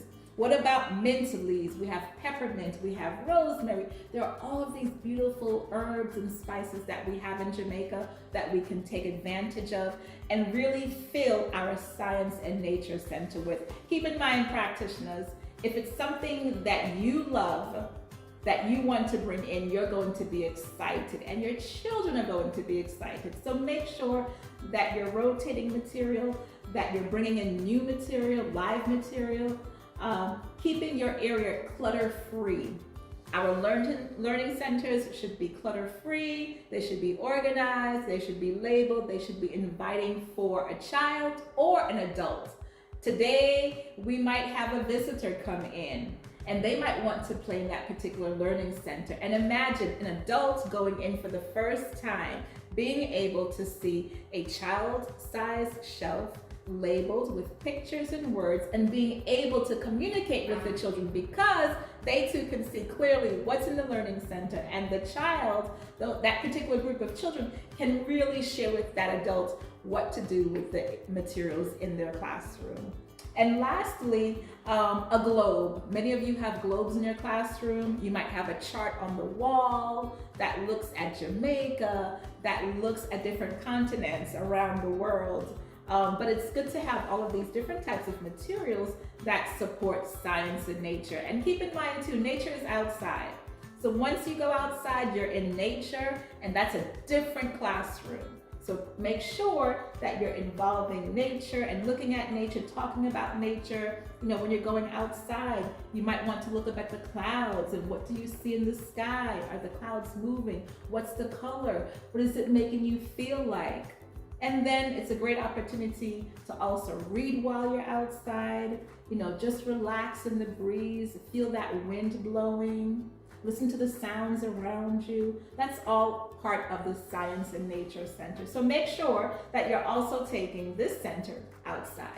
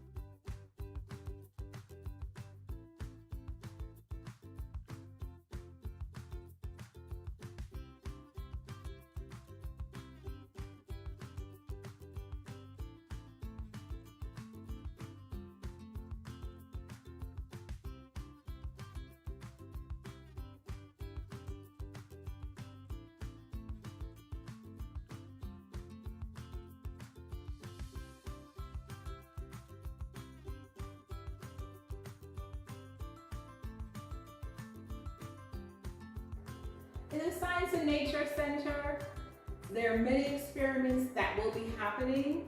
So make sure that you allow your children to record their observations along with their experiments.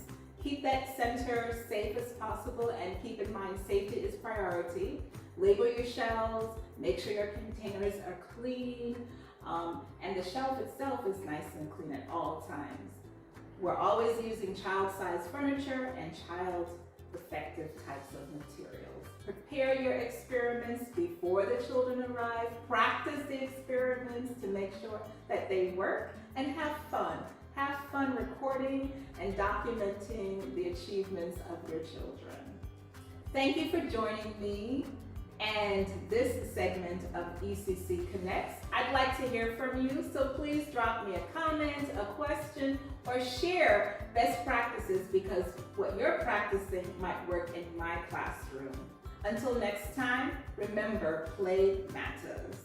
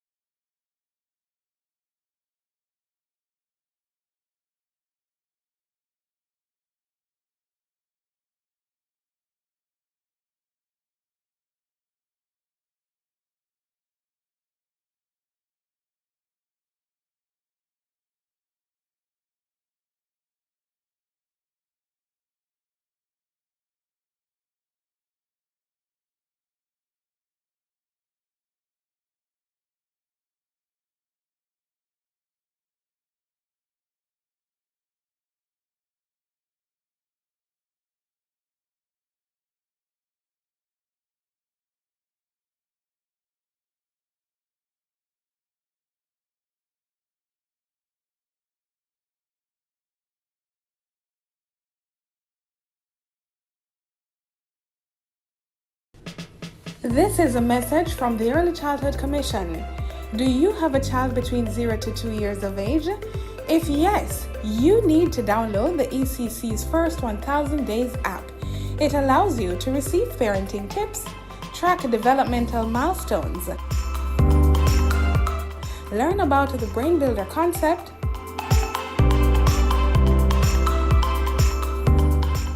receive relevant articles and research, plus interactive content. The First 1000 Days app, now available for download on the Google Play Store and the Apple App Store.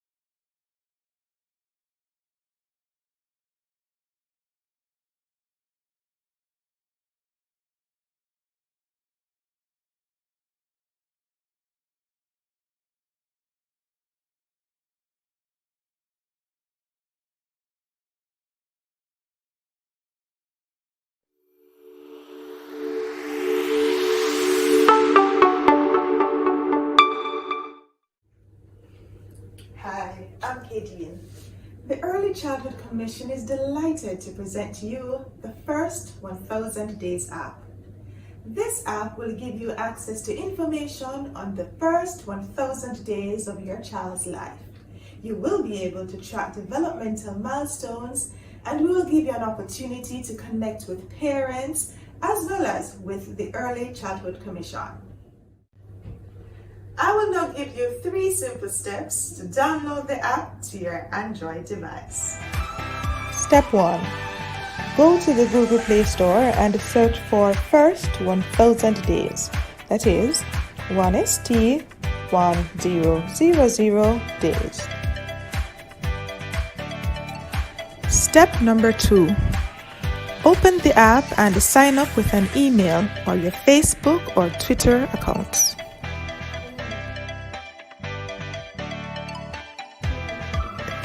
Step number 3 is the easiest of them all. Enjoy the features of this wonderful app.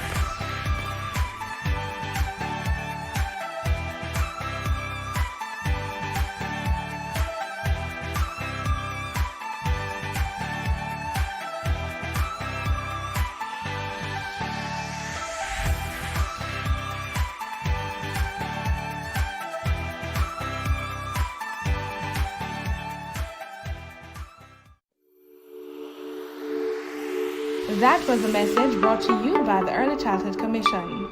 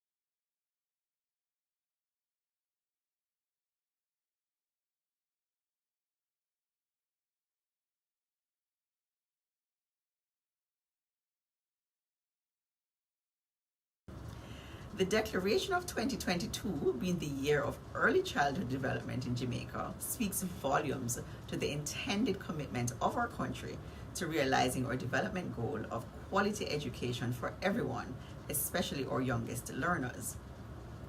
The Burrito Foundation fully supports this objective, and I greet you well on behalf of the entire Burrito Cornerstone family. We are pleased to support this year's Professional Development Institute week of activities and in fact the ECC's wider work throughout the year. Our firm resolve is that our children's education is everybody's business.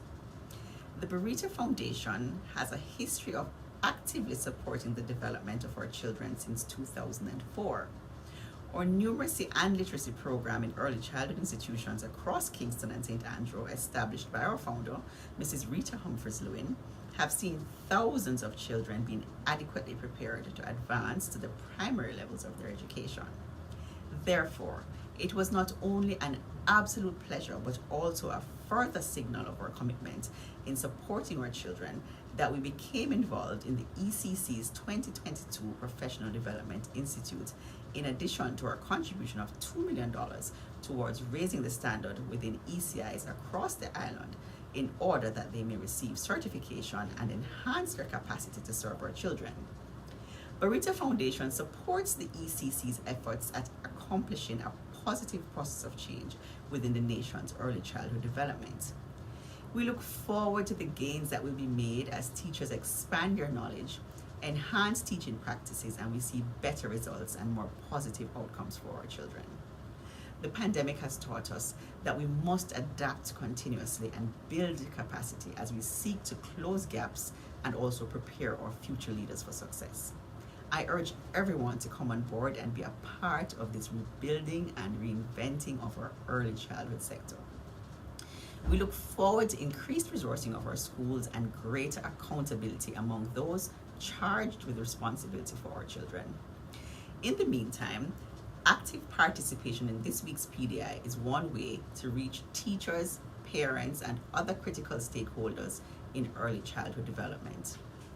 I wish for everyone a productive and meaningful week, and may we all together be empowered to do right by our children in their earliest, most fundamental stage of development.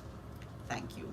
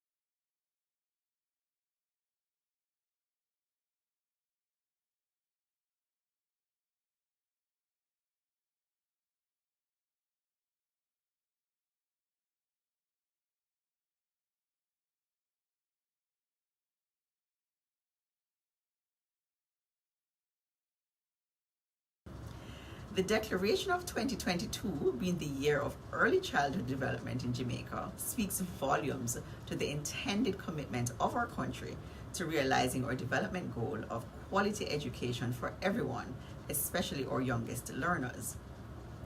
The Burrito Foundation fully supports this objective, and I greet you well on behalf of the entire Burrito Cornerstone family. We are pleased to support this year's Professional Development Institute week of activities and in fact the ECC's wider work throughout the year. Our firm resolve is that our children's education is everybody's business.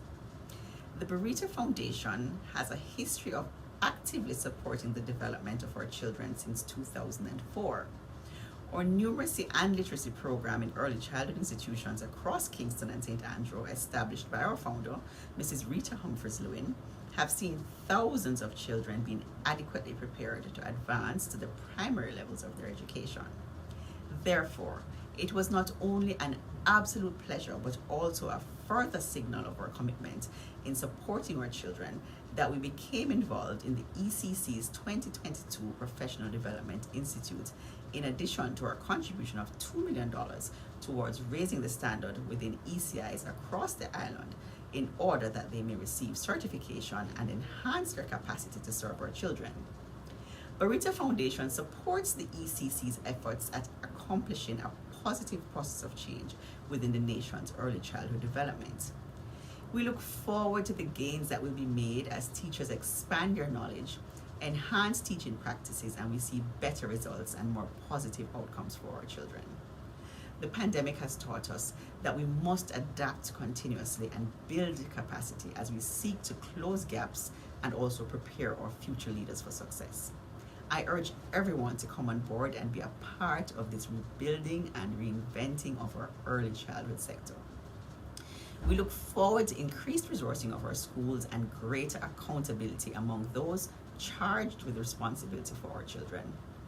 In the meantime, active participation in this week's PDI is one way to reach teachers, parents, and other critical stakeholders in early childhood development. I wish for everyone a productive and meaningful week, and may we all together be empowered to do right by our children in their earliest, most fundamental stage of development. Thank you.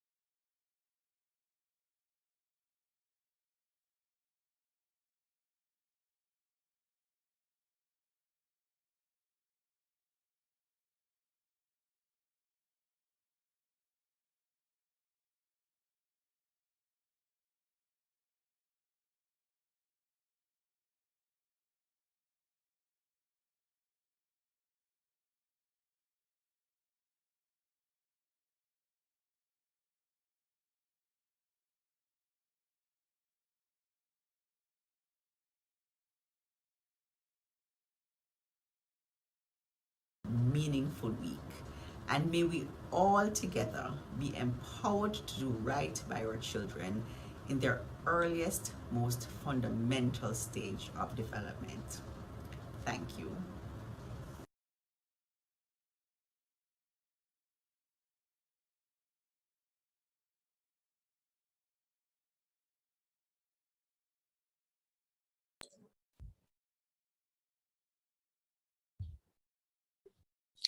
Welcome back, everyone. Good afternoon. I do hope you had a refreshing break and that you are ready to immerse yourselves in the remaining sessions today. You can look forward to listening in on the following relevant topics: using technology to develop motor skills, and instruction and innovation. How do you balance? Ensure that as you listen in on each of these captivating sessions, you take note of the main points or the points that are most notable to you.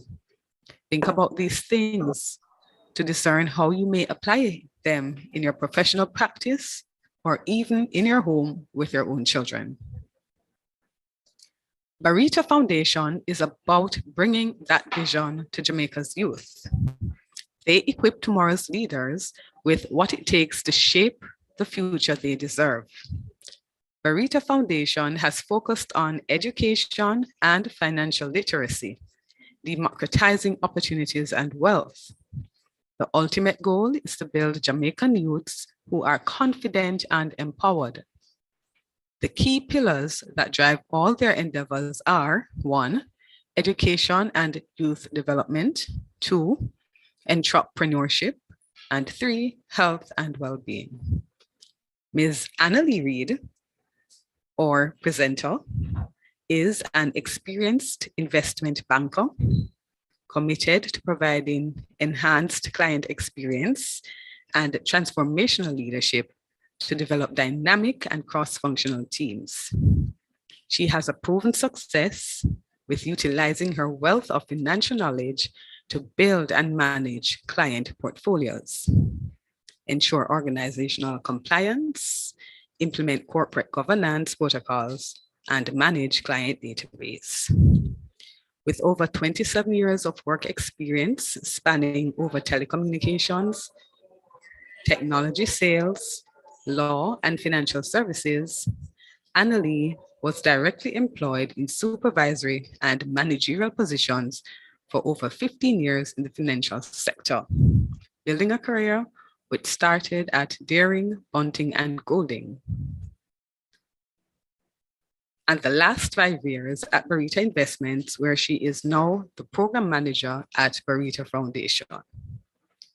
Annalie attended the University of the Commonwealth Caribbean, Marlgrove High School, and Stony Hill All Age. She is also a certified paralegal.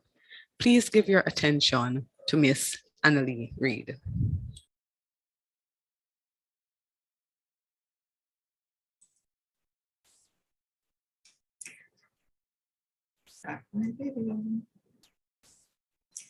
Good afternoon, everyone. Thank you so much for having me. Thank you so much to ECC for having the Barita Foundation present to you today. It is our pleasure. Early childhood education means a lot to the family of Barita, and we've had quite a lot of you as a part of this family over the years, and it is just so fitting for us to be talking to you today. So I have a short presentation for you. If you have any questions or concerns at any point in time, feel free to drop them in the chat and I will try my best to address them. So I'm going to start my presentation now. Give me just a second. All right, I'm waiting for the host to give me access to share.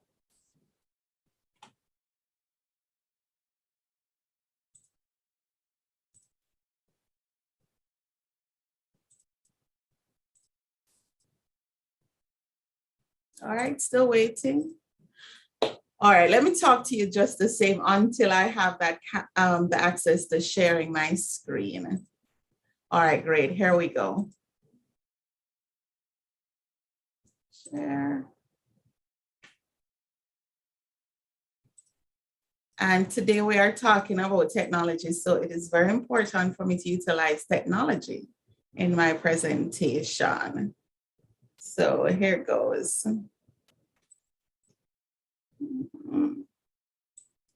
All right, great. So it is a pleasure, as I said before. Hold on. Okay, good. So it is a pleasure for me to be presenting. We are partnering with the Early Childhood Commission. And today, your theme is innovation in early childhood development for vision to act, from vision to action. All right, and my topic is on innovation in education. It's funny that we're going to talk about innovation in education because the truth is teachers have been innovating in education for a very long time, even before computers came about. So saying innovation in a more today kind of thing, meaning technology, is really, but we'll work with it nonetheless. So teachers have always, teachers, principals, just the learning profession has been the driving force behind innovation because you see students in front of you every day and you have to be creative in getting them to receive the information, to be open to it, to understand it, and on top of that, to retain it and be able to give you feedback. And so let me tell you a little about myself. In addition, my name is Annalia Reed. I am the program manager here at Barita Foundation. I am in my 5th year at Barita, and it's proud to say that Barita really, really and truly makes money work for you. I have been in investment banking, as you heard before, since May 2001, and I have held positions in sales, operations, compliance, client services, and now I am in the foundation. I am here to help you manage your money and to start investing. So I represent a number of companies, namely Barita Foundation, Barita Investments, Cornerstone Trust and Merchant Bank, and our parent company, Cornerstone. So you may have seen a lot of sideways billboard all along the highways and around town, and you will see it say Cornerstone. If you've ever wondered who Cornerstone was, now you know. Cornerstone is the parent of Barita Foundation. So today I have just 3 points to make: plan, prepare, and execute. Now, it is funny because even just me being able to read this, I was taught by a teacher, right? So for me to come and talk back to teachers, it's kind of, it's surreal. It is an honor. I'm pleased to be able to do that. And I'm not going to be a tough teacher. I'm a simple teacher. So today we're talking about planning, preparing, and execute. And I don't know if you're like me, but I come up with great plans all the time. But my plans are, a lot of them are of no use because I have not executed them. If you have made a plan, a lot of times you've made plans, you prepare for them, and there is no execution. And as a result of that, you pass off on a lot of opportunities. And as I said before, teachers are conceptualizers. I see my children were taught at school, if you can conceive it, you can achieve it. If you can conceive it, you can achieve it. And I know a lot of teachers who have taught them that are conceiving a lot of things, but you're not achieving it because you stop at the planning stage. A lot of times you go through the preparation, but we are short on execution. And so if you look at this picture right now, can you see my screen clearly? Yes, we are seeing your screen clearly. Okay, great. So a lot of persons can relate to this picture. I certainly can, because so many times you're juggling. And if you look in this lady's hand, she has a phone in one hand, she has books in one hand, she's running at the same time, and she is just out of her mind going crazy. And that is us a lot of times. I mean, she's actually in the hamster's wheel, and the hamster is wondering, what is going on with this woman? And I think a lot of education professionals go through this kind of cycle all the time, because you have to juggle your own life, your family life, the life of the students who are sitting in front of you. You still have administrative duties. You still have co-workers to contend and talk with. You still have supervisors and managers. They may not be called a manager, but they are principals or vice principals. And so you get overwhelmed. By the time you are done teaching my children, and you go home, you have little energy left for your own children. And at that point in time, I want you to think about banking. And you're going to say, but Analea, how can I think about banking when I've gone through all this craziness the whole day, right? And you know, the funny thing about it is that this will not change. The number of things that you're juggling will not change. And so you will just have to find a way to make it work, right? And then we realize even after you've settled down, you may still not get to accomplish the things that you want to accomplish. And, you know, as I said before, it's kind of tricky talking to education professionals, because everything that I'm saying here, for the most of it, you have to say it every day to other people. But the reason why, after you have overcome a lot of the challenges that you have, and you still have not gotten to the execution stages, because there are some other things that holds us back sometimes. And today I want to talk about two of them, one being fear and one being considerations, right? So let's talk about fear. When you start going after your goals, you are going to start experiencing lots of feelings of fear. What if I'm not able to do it? There's a fear of failure. What if I do it and it winds up being so much more work, or people resent me for doing it? Fear of success, because sometimes I say people might go think say me show off because I start have money, and they might think say me braggadocious and all those kind of things, you know. What if they say no? Oh God, I can't go and ask them because they might just say no. You have a great idea, and sometimes the other person is praying for a great idea to come to them. You have the great idea, but the connection is not made because we have fear of rejection. Why do I even want to risk this? Fearing of being uncomfortable. So as we will realize, most of us encounter one or more or all of these kinds of fears, right? And because of that, we don't go all the way to execution. The next thing that hinders us is consideration. So these are the thoughts that you have once you have a plan. The voices in your head telling you all sorts of things. Once you have a goal, you know, it starts just saying to you that, is your efforts really worth it? You know, is it really possible? I'm going to have to work twice as hard. Is it worth it? Boy, after I finish battle with myself and these children all day, is it worth it for me to go through all of this? Then the next thing is you don't understand it, and you don't have anyone to help you. So next thing you're going to get yourself in this, you know, debacle. And then you can't get out of it because, Lord of mercy, when we go take up things when we don't know nothing about, you know, boy, you know, because I really don't understand it. And you stay in your safe zone. You are going to have even less time for your family. You're already committing so much already. Then another one is other people are doing it already, and them better than me already. So it don't make sense me even bother try. So you might say to me, Analea, why are you here from Barita Foundation? Barita is obviously a known investment company, 45 years, the oldest one in Jamaica. You deal with stocks, you deal with investments. Why are you coming here at ECC conference today, talking to us about fear, talking to us about being winded from running on this everlasting cycle? Why are you talking to me about the considerations? What does that have to do with innovation in education? What does that have to do with what Barita does, right? It all comes down, everything ties itself together. Everything ties itself together. And two things that we tend to debate about when we're thinking of moving forward is what is being presented to us, digital or physical.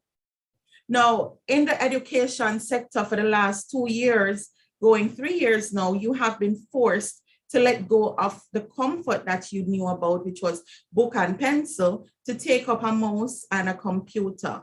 And so there was digital. And you are tied between this two space of digital and physical. Should I go digital? Should I go physical? But really and truly, is there so much of an option there? Right? But the truth about it is this, ladies and gentlemen, we have to adapt to change. We have to relax ourselves. We have to understand that, hey, anybody can do this, so why not me? Let me not be afraid. Let me not over think about this and just move forward. And so in the banking sector, I've spoken to thousands of customers in my over 15 years being in the financial sector. And one of the greatest things that I've had to, deal with is just fear. And I want to ask you this question today. Is there anything at all in your life that you are not achieving because of fear? Is fear blocking you from achieving any of your goals? And in asking that question, is fear preventing you from walking into an investment bank and deciding that you want to open an account? Are you afraid because we send you online and say to you, well, open the account online, and then you say, boy, I don't know nothing about computer. I used to talk to people, want me call for the phone, want if you pick up my phone, I don't want to hear no machine. Is that what is keeping you from achieving your goals? And so what are some of these goals that you have? Why is it that you should actually save and invest despite the challenges that you have, despite the discomfort that you have with technology and the fear you have, the fear of the unknown, the fear that you might fail, the fear that you might not do it well, the fear that you might have people to help you to do it? Because a lot of you don't invest because you're just afraid to walk into a bank. That's it. That's it. You prefer to go to a commercial bank and join a line, go to the teller, make a deposit and so forth, and come right back out. And that you pay a lot of fees, exorbitant fees. Your funds are in a sitting account, basically, where you don't achieve a lot of interest because those monies are structured to come in and go out, come in and go out. It doesn't gather any dust. And if dust was interest rate and it's not gathering any dust, it means that you're not going to get much interest on your money. Because investing is something that you want to put aside. You want to take some of your salary, and don't even get started on the salary, because me no want to tell me say, Analia, teacher no make no money. Because guess what? From the devil was a boy, teacher never did make no money. And teachers still have to buy a house to retire, Teachers still have to survive. And teachers before you have survived. And so guess what? The reality check is you and I can't control how much money you get for your salary. So you will have to just find a side hustle, which we can talk about later on, or the little that you have to pinch out something out of it. And why do you need to pinch something out of it, ladies and gentlemen? Let us look at this list here. You need to have emergency funding. You need to retire at some time. You can't work until you're 70 and 80, but you need food and medication when you're 70 and 80. So you need to save for your retirement, that gap of time you have between when you stop working and the time when you really have no control over yourself. That's your retirement period. You have to save for it, whether you get enough money or not, whether you're afraid or not, you still have to save for it. You need to save for a down payment on a house. You need to maximize your interest rates. At some point in time, you need to take a vacation. Even if it means you go visit your cousin down a country, you're going to need to buy food on your cousin's house. You need to pay the bus fare or gas in your car or pay somebody to carry you. You might want a car. You want to make other big purchases. You might have irregular or recurring expenses, like maybe you take out a bed down a quartz, and that is irregular. It's not every day you take out a bed or have a quartz bill, but it is recurring for a while. Maybe you took it out on a high purchase for a month. You have to pay for it. You have to save for it too. You have college education for yourself if you want to further your education. A lot of teachers in ECC may not have completed all of the educational requirements yet. You might be a pre-trained teacher and you want to further your education. Saving and investing will help you to get there. You need to create wealth because the Bible tells you that you should leave something for your next generation and generation after that. So you might want to leave something behind, and you want to try and get rich too. You know, even if you don't get there, you want to try for that. And that's what investing does for you. You want to save for your children's education if you have children, and you want to create an inheritance for your children and future generation. So these are some of the reasons why you really have to overcome whatever fear it is that you have, whatever fear it is that is preventing you from walking into a financial institution and get other information. And let's talk about, when I said financial institution, I don't have a slide for this, but it just came to mind. So let me just clarify. There are different types of financial institutions. There are commercial banks, that is where you get a debit card and you walk in and join the line, like at NCB Bank. You have Scotia Bank, First Caribbean Bank, all of those that say bank. Right? Those are commercial banks. Then you have investment banks. And an investment bank is a Barita. You have Scotia Investments, you have JMMB, you have Capital and Credit became JMMB too. You have Mayberry Investments. So there are different investment houses, which are investment banks. And you have commercial bank. What is the difference? An investment bank is where you can put down your money. Your account not going dormant. You put it down and you save. You can buy stocks directly.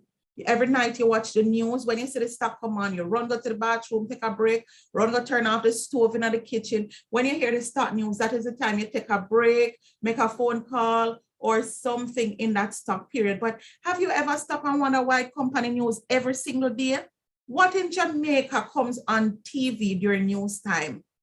It's only things that are very super important. So why is the stock market super important? Because it is a very, very good way of making high returns on your money. The risk is there. I'm not even going to try and talk to you today about what exactly is stocks or what is bonds. I want you to walk into an investment house, whether any of the ones I call or Barita, you can call us on the phone. You can email us at Barita. You can email us at, if you go online, you'll see all of our email addresses. If you want to, if you can even send it to me, I'm at foundation@barita.com. That's easy to remember, foundation@barita.com. You can email us, we'll forward it to an investment advisor who can come. And investment information is free.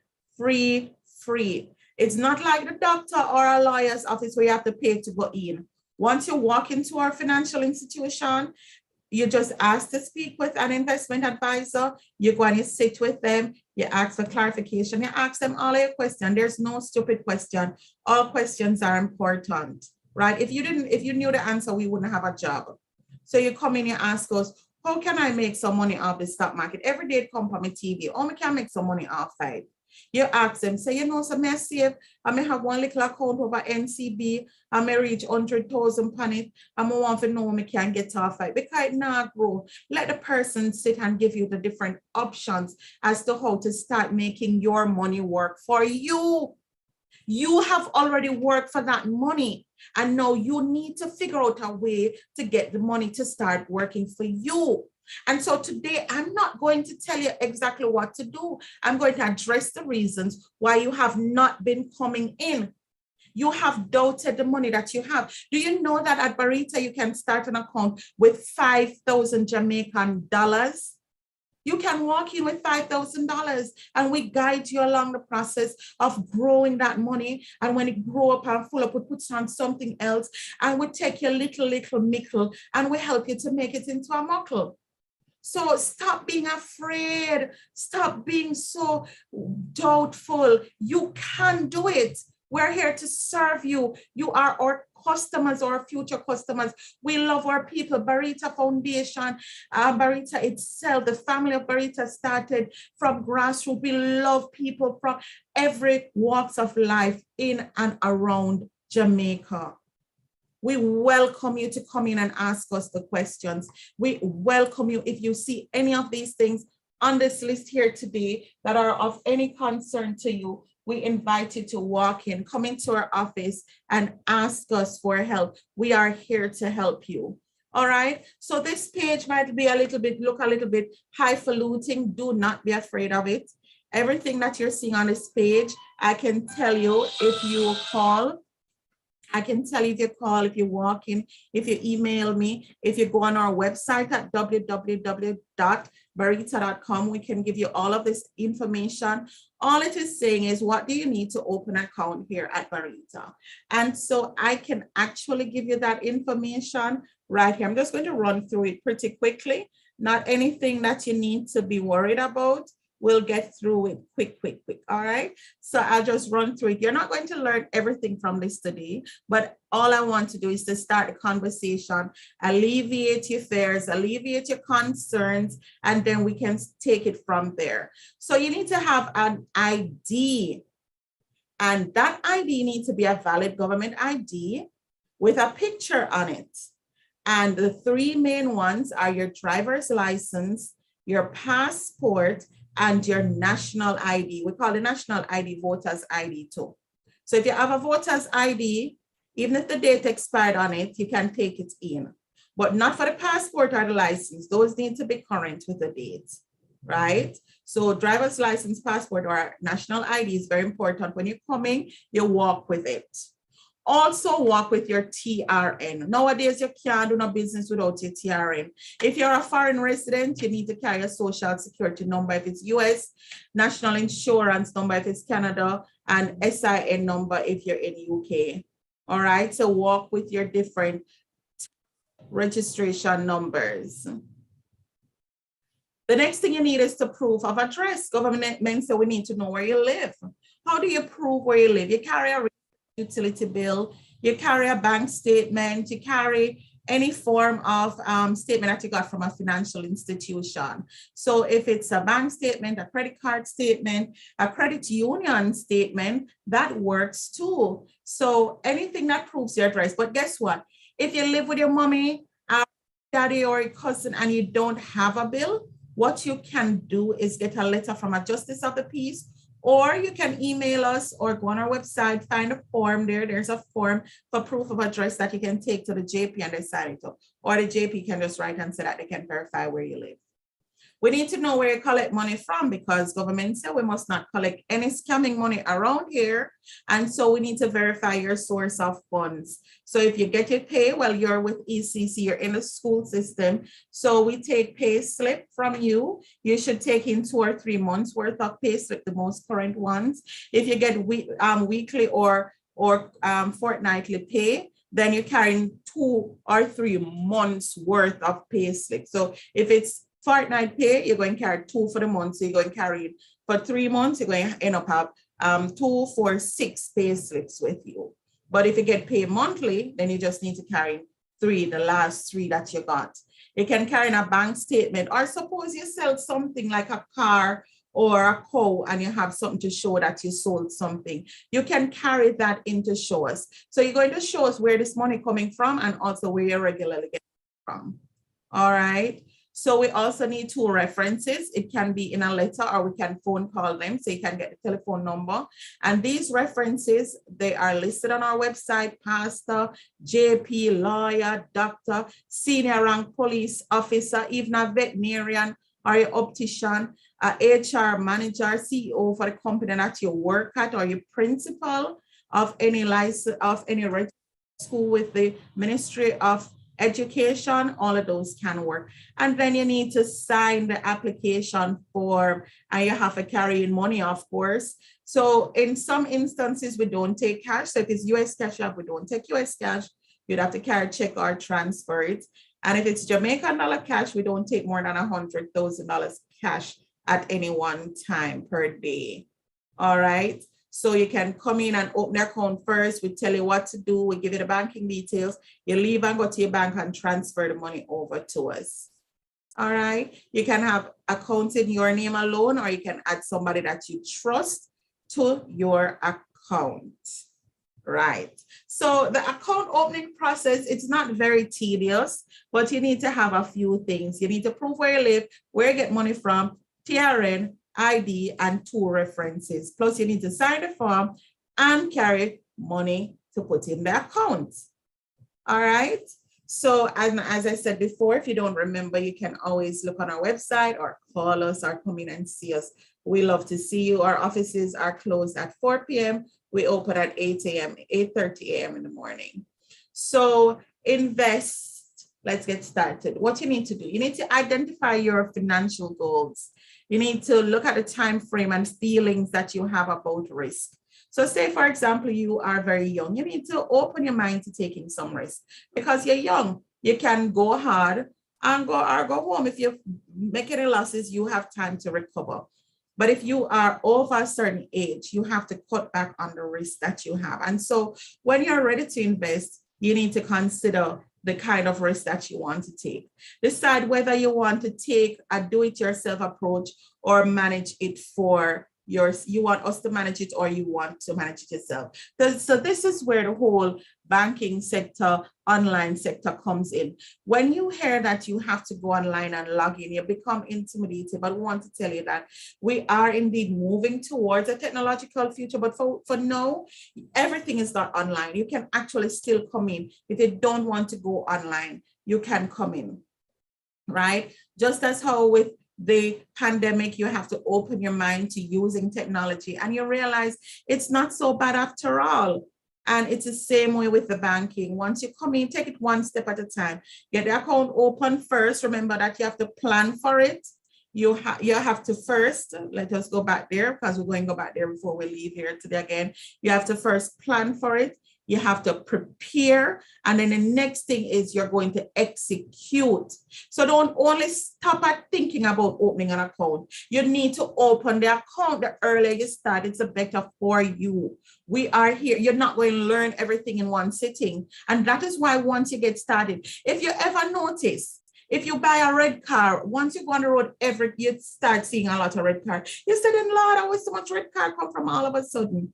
You buy one car when you have no popular name, like say you buy a Mazda 323, all of a sudden you start seeing Mazda. Any car you buy, all of a sudden you start seeing it. They were there all along. It's just that your eyes weren't open to them as much as now that you have an affiliation. So once you open an account, you will start realizing that because you have the affiliation, your mind is open. You start learning more about it. When it come on the news, we say stocks come on in the evening, you stop running to the bathroom or run to the kitchen at that time. You're going to sit down and watch the stock market because guess what? You have invested your money in Barita. You want to see Barita do good. When you came to Barita, you decided you're going to buy some gray stocks. You want to know if gray stocks are do good because guess what? You buy gray things at supermarket, so might as well you buy some of the stocks. Every time you buy, you are paying into a company that you actually own a piece of. That is what stocks allow you to do. But when you start the account, you start having these options. You can't have the options until you open an account. And so every time you see it, it starts meaning more and more and more to you because you are there. Then now, once you start having the options and you start here that you can pick the type of investment that you want. You can have one kind of investment or you can have a mixture of investments. But the least intimidated you are, that's the more you start realize that investment is really for you. All this time you think, say, no, sir. Investment of rich people, Barita, rich people bank. Me no want that. Stocks of people who have money. Me not lose my money for the stock market. Yet still, you're going to see people are gaining and are raining them interest and they're returning your wonder. So guess what you need to do? You need to open an account. Open an account. Open an account. You're going to meet with someone and they're going to explain the different type of accounts that are there. and you're going to choose one or two, and you're going to open an account, and you're going to start moving forward. And from there, you're going to learn about more investment options, you're going to learn about more risk tolerance, and then you're going to become one of those uppity people that come to Barita Investments to invest. So all them people that you used to say, Lord, them only rich people go Barita, then you're going to find yourself a come a Barita too and realize that you are one of the rich people them too, because guess what? You've opened your mind and you start allowing yourself to look at the different possibilities that are out there. All right. If you don't remember anything else today, I want you to remember that the first step is to plan. The second step is to prepare. And none of those two don't mean anything if you don't execute. As you said to your students, learn the book, revise, then you sit the exam. It's the same process. It's the same thing even with technology. Remove the mind block that you have. Pick up the tablet, it's the same thing, or the laptop, the same way you learn to use your phone to send WhatsApp or watch Facebook. It's not that much more difficult to start doing your research online, to do your classes online, to prepare your lesson plans online, to find out what is trending in the market, what is going on, different methods of getting through to different type of learning, learning blockages and so forth. It's all a 1, 2, 3 process. 1, think about it. Are you thinking about investing today? As we talked about these things, the reason why you need to do it, your emergency funding, your retirement, have you started thinking about it? Because if you start thinking about it, then guess what? Start preparing. In preparing, put your ID together, your TRN, your 2 pay slip them, your 3 pay slip them, you'll get your 2 references, a JP and your pastor or your doctor or your lawyer number or a principal number. And then guess what? You come in and you execute, you start your account and you become one of those people who have opened your mind to growing your money. And then you see your money start working for you. It won't work for you if you don't start putting it where the work is. All right. And so I told you before that I'm going to talk to you about your side hustle, right? And why do we talk about that? Going to school, students learn a lot from watching teachers.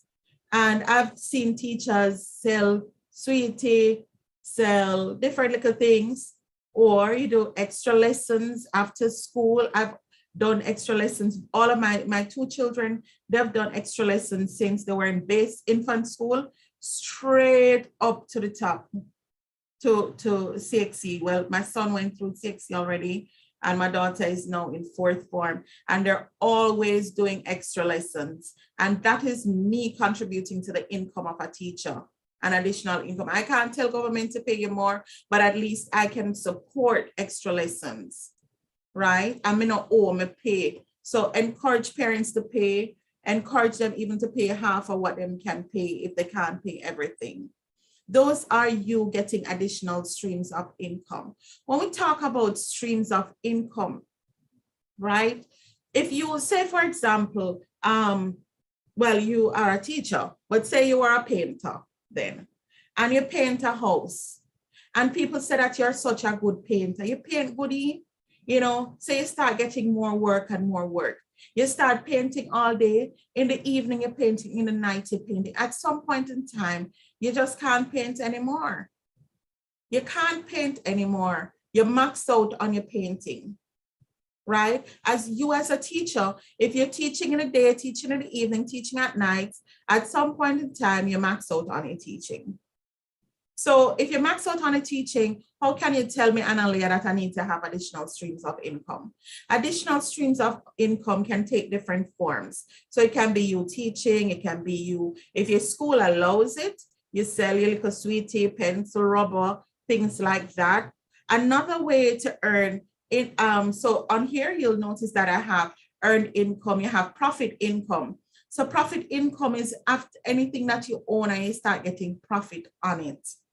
All right. So say you buy the sweetie and you buy it for $5 and you sell it back for $10. That's your profit income.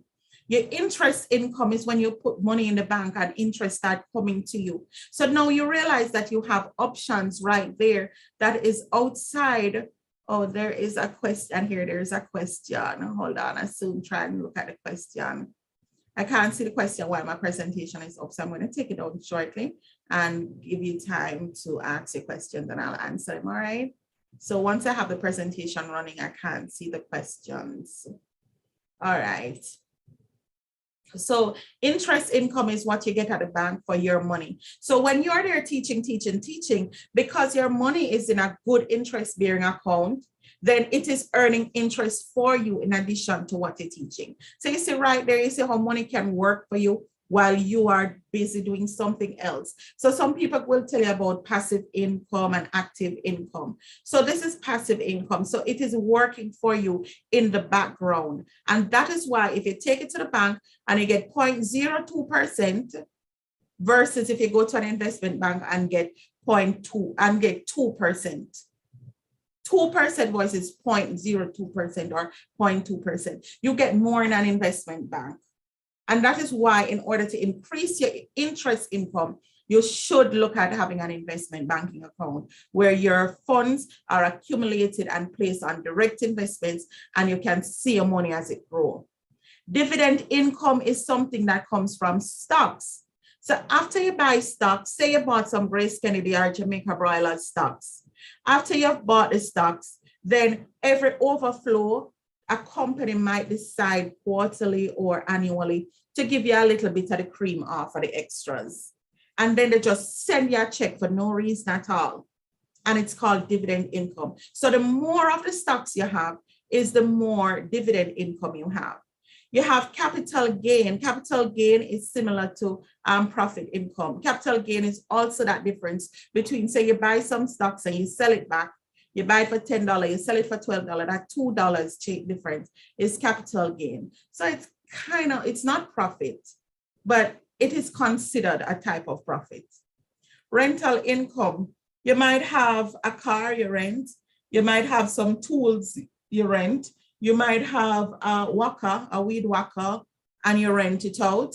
Or you have a room at the back of your house you rent out. Or your parents left the house and give your grandparents and you rent it out. That's rental income. And then royalty, that's if you write a book or you sing a song or you put a tune, you can put some music, because music teachers might be here. You put a music together and people pay you royalty on it.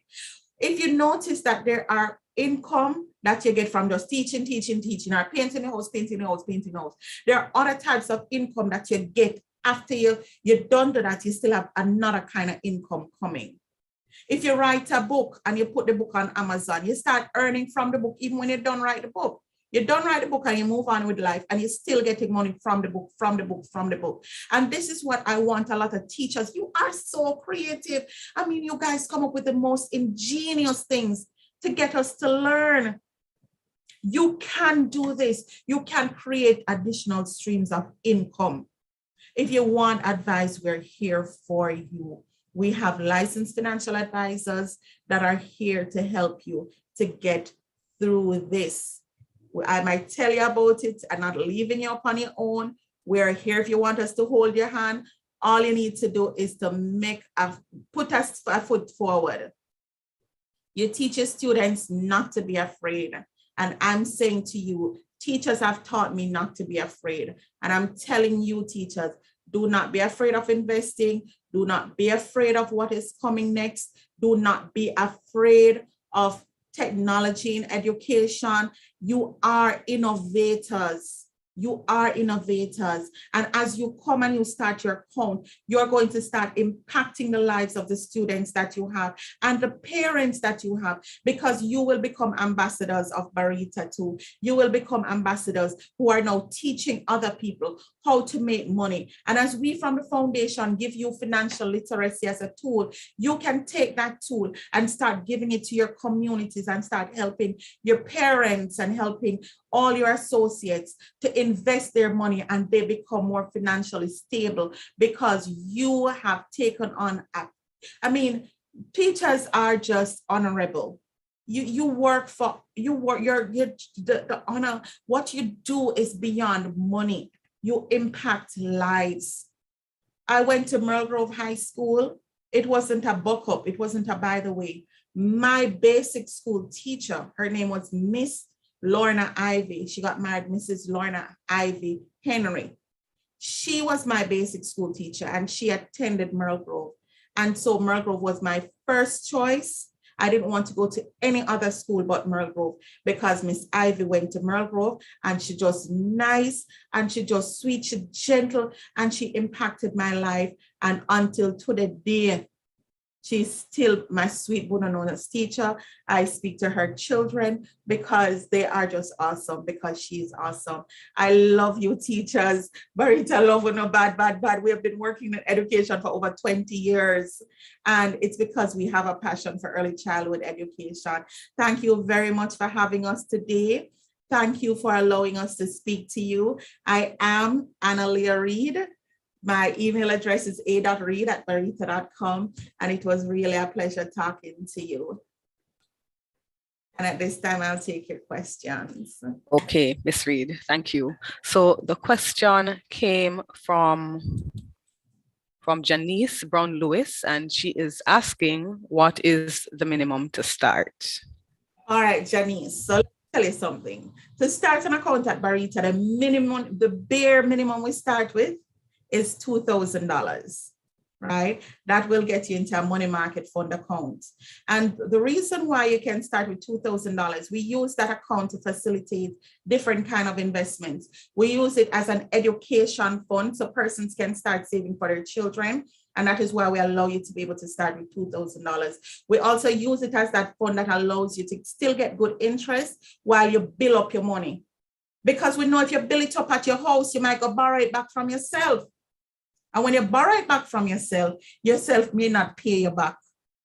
All right. So because of that, we have created an account for you that gives you good interest rate. It also allows you in the money market fund account, if you put funds in there, if you put $100,000 in there, after 5 years, it becomes tax-free. So it gives you a lot of benefit. It gives you tax-free status after 5 years, after all the deposit. Each deposit takes on a new 5-year period. And so you can get that tax-free status. You can also use that same money market fund account to create those kind of account that, every month you're supposed to put something on it. We call it a tuition builder. So we have a tuition builder account that is designed for persons who have children that every month they want to put an next 2,000, an next 2,000, an next 2,000, an next 2,000, and then it builds up, right? And then now to think about it, my director is reminding me, and my wonderful director is Tankita Chance Wilson. If you don't see her road, hail her up. She's a wonderful woman. And she's just reminding me now that we have also launched our scholarship. Barita, if you go on, it's today. And ladies and gentlemen, today is a very special day, because it's my birthday and I'm here with you. And it's also the day that Barita Foundation launches our scholarship program, and we do have the Rita Humphreys Lewin, Rita Humphreys Lewin, who is our founder and the first woman who opened a business like this in this side of the world. And we have a fund in honor of her because she was passionate about early childhood education, and it is the Rita Humphreys Lewin Scholarship in Early Childhood Education, right? The scholarship features are, you can get up to $400,000 per academic year. It's valid for the academic year immediately after you have applied and you were approved for the award. It can't be put off till next year. The same time you get it, you have to go use it same time. And once you maintain it, and you do good, it is renewable up to a maximum of 4 years. And so that is, we're not just full of talk, Barita is not full of talk. Barita, we put our money where our mouth is, and we are here to support education all the way. Any other question, Danya? Yes, there is a question from Janice Gordon, and she is asking, is this account, the investment account, is the investment account used to participate in the stock market? All right, so like how you have a chest drawer, and you have one drawer for your shirt, and you have one drawer for your dress, and one drawer for your night clothes. It's the same way investment work. You have accounts for different purpose. So you have one big account like a chest of drawer, and you have different drawers for different things. So the money market account is that account that allows you to keep your money kind of safe-ish, as it's one of the safer accounts. And there's a rule in investment: no risk, no return, low risk, low return, high risk, high return. In a money market account, you're not taking any high risk.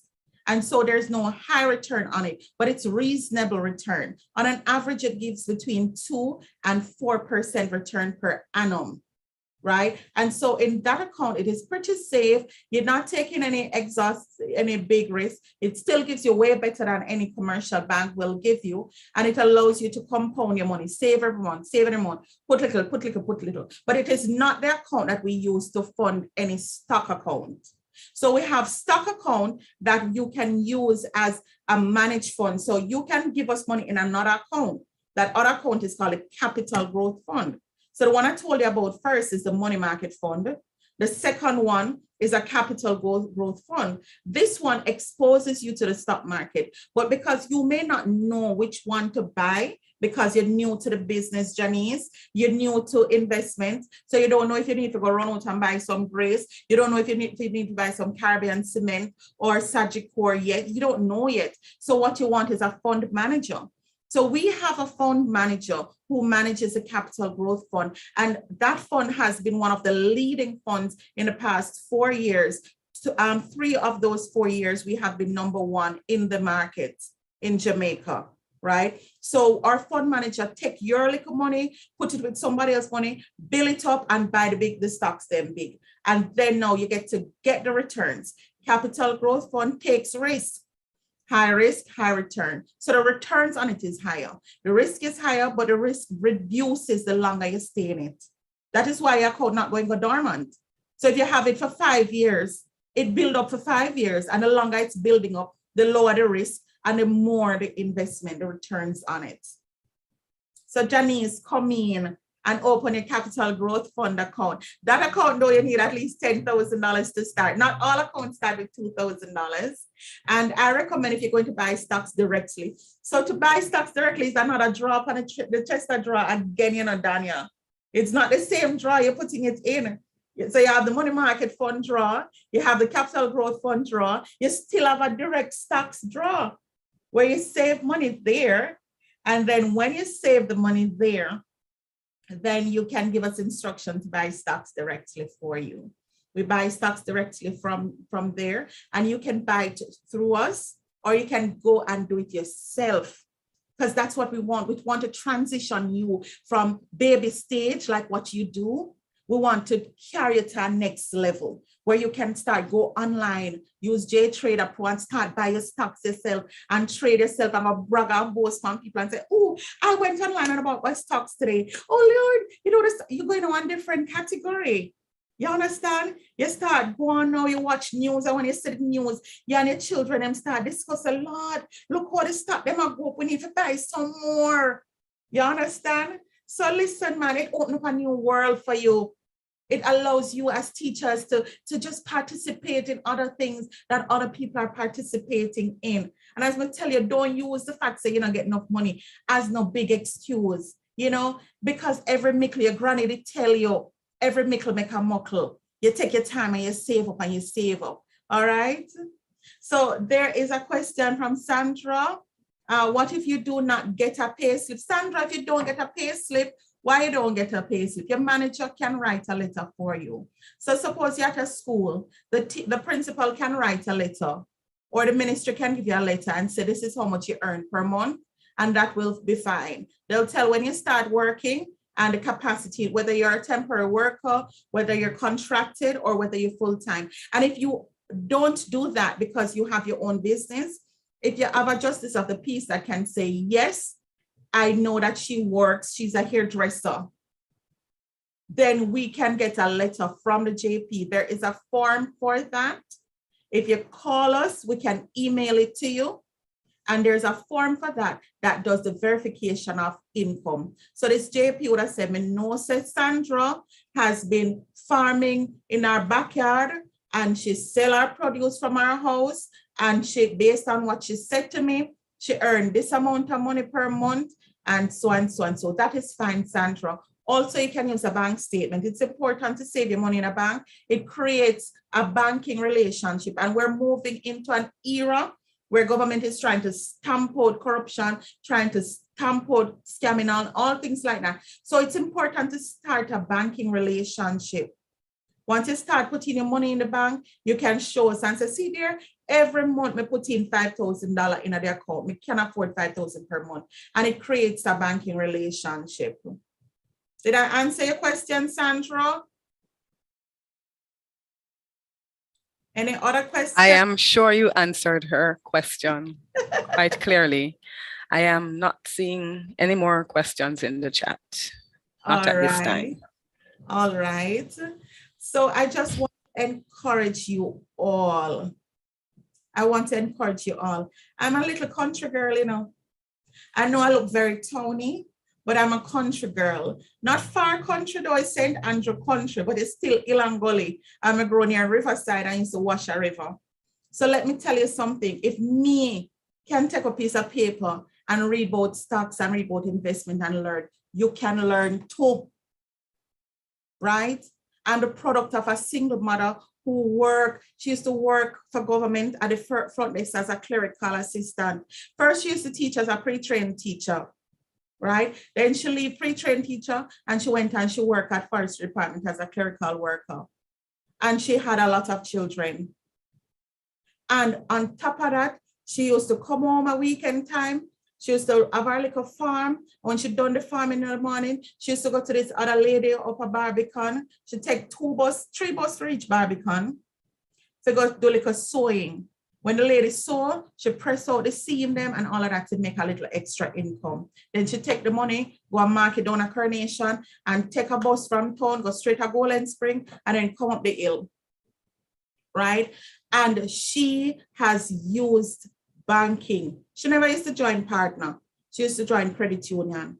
And she saved all the year round because she said all of our children they must go to high school. And all year round, she saved. And when July come, we might only get 2 books off of the book list, but with school fee pay. She go to credit union and draw the money, pay with school fee. And when August come, we get 1 pair of shoes. We get with uniform, maybe 2 uniform, and we get with socks. And December, you get another shoes. So you end up with 2 shoes. I always have 2 shoes. 1 school shoes and 1 December church shoes. And if the school shoes mash up, I start wearing the church shoes. You know, it's always a black church shoes I get for church. And it can't have no heel on it because it go be my backup school shoes, right? And if your church shoes mash up or your school shoes, go to church. And you take care of your things. It's important in banking to learn to take care of your things. I don't buy things that are fashion symbols because I don't want when it go out of style, I can't use it no more. You have to save all of your money. You cannot flask and want to turn rich at the same time. You cannot flask and want to achieve something. If you if you have a buying problem, buy stocks. Instead of go buy ear and buy shoes, buy stocks. Because some people do feel better when they buy. So investments can take care of that. Because when you start see your stocks grow, you're going to want to buy some more stocks again and buy some more stocks. And it is a good habit to have if you are one of those people that have, get that retail, what they call it, something, retail therapy. If retail therapy works for you, buy stocks. All right. Don't waste your money. Do not waste your things. Teach your children not to waste water, no waste no light. Keep on 1 light in a 1 central room in the house. And when it's night, everybody go out in bed, no light, no turn on. You understand? You have to be smart and you have to be real about life. That is some of the meanest people I ever book is rich people. Rich people mean like what? For they not impress nobody. We need to stop impress people. If I want shoes, I have 3 shoes for work. I invest in 3 Clarks, high heel Clarks, short heel Clarks shoes for work. And day in, day out, rain or fall or not, and the heel they now wear down. I wear them come work. If you look on my Instagram, it's down to one picture of my Clark shoes. And if you look through the different pictures, you see same shoes then over again. Me not impress nobody. Me need 3 good pair of shoes. Me have 1 cream color, 1 burgundy one, and 1 black one. And I wear them to work every day. Me not impress nobody because I will be impressing you at my own expense. Me not in that. So I'm encouraging you. Be wise, be prudent, be smart. The life that you're able to live now. When you retire, don't retire in disgrace. People are going to chat you and say, oh, you used to up at school, I beat them, pick me. And then now you come and you suffer. And then now you're nothing. You understand? I'm encouraging your teachers. We love nobody now. We might not tell them every day. But I want to make we can read. I want to make me can count. You understand? You have taken care of us. Parents during the pandemic value you more because they realize that they're picking a nights to deal with it. Then sending road picking come here every day. And we only have 1 and 2 and can't bother with them. I only have 40, sometimes I'll 50 I deal with. I want to deal with them with such love. And so we really appreciate you. We may not put in words, but we do appreciate you. I hope that the information that I have shared with you today, I hope that was helpful. Remember, Barita Foundation is here to serve you. We do have a history of serving teachers. Over 20 years, we have been working with early childhood education in Jamaica. Barita Investments has been around for 45 years now, serving all walks of life in Jamaica. And we are here to continue and to support you. If you have any questions, call us. We give advice for free. Thank you very much. Thank you too, Ms. Reed. Innovation in education is a topic that is of paramount importance to educators. You know, just as educators must be innovative in their use of technology during their interactions with children, so too they must be innovative in how they plan, prepare, and execute for their financial future. And so we want to thank you, Ms. Reed, for encouraging us not to be fearful of achieving our goals and delaying them, whether these goals are goals of pursuing higher education, goals of investing in our financial future, whatever the goal is. You have given us ideas on how to obtain additional streams of income. Your presentation was timely, lively. I had to turn my camera off at one point because of my my laughter. You know, your presentation is deserving of serious consideration. I know the viewers are delighted by the information and encouragement in the presentation, and they're making mental plans to put this into action. I think you will have an influx of investors by tomorrow. We appreciate you for sharing this with us. Thank you to viewers for joining Track 5 and for staying with us.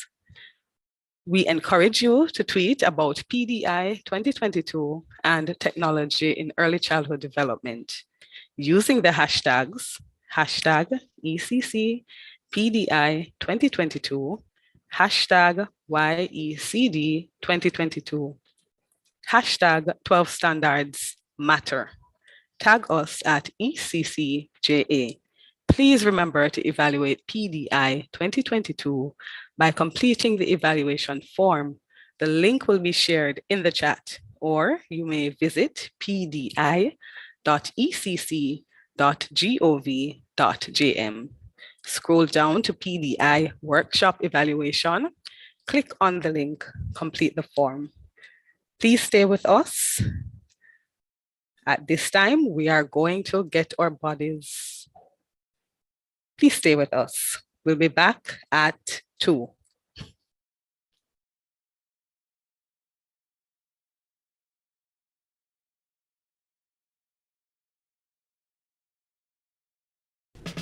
This is a message from the Early Childhood Commission. Do you have a child between 0 to 2 years of age? If yes, you need to download the ECC's First 1000 Days app. It allows you to receive parenting tips, track developmental milestones, learn about the Brain Builder concept,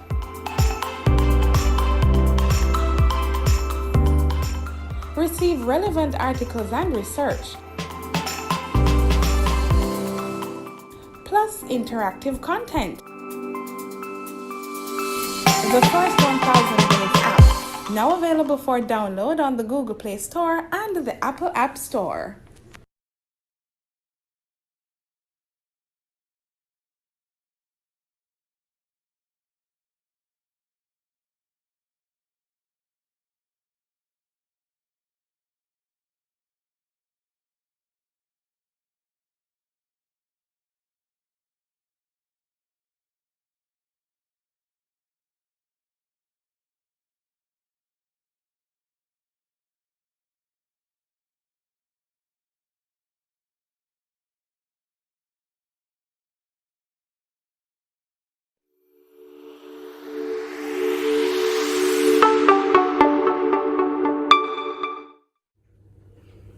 Hi, I'm Kadian.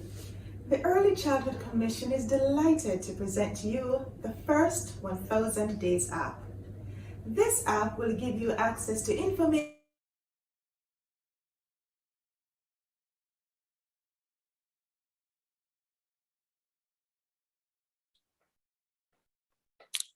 Thank you for your patience.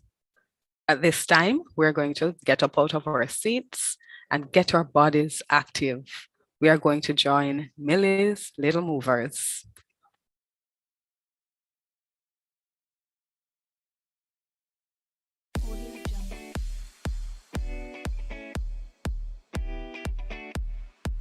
Hi everybody, welcome to Mini Little Movers.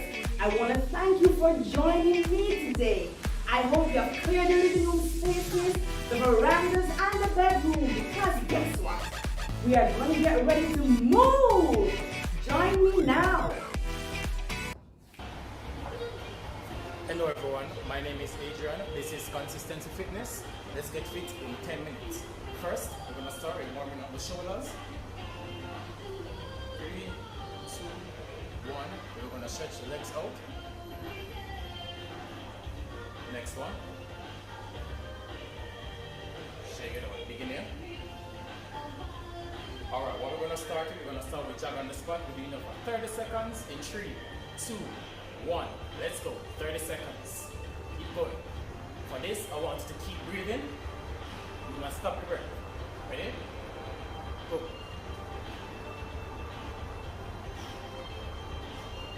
Jogging. 30 seconds.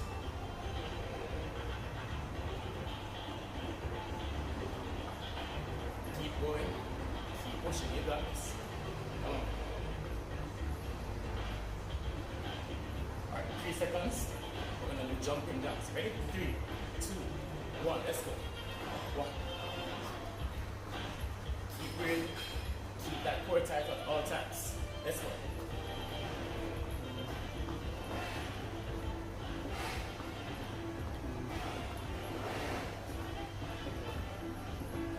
Keep pushing, keep going. You got this. Just warming up. Let's go. 3 seconds. We're going to whirlwind twist. Ready? Sit it up. Legs wide. Hands out here, going down.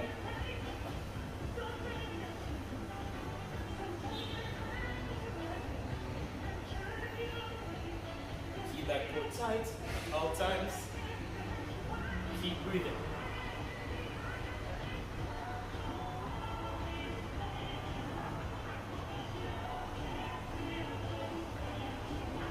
In 3, 2, 1, go into high knees. Let's go. Up with the knees. Make sure the knees are coming above the hip. Let's go. Nice and easy. Still warming up. Keep that core tight.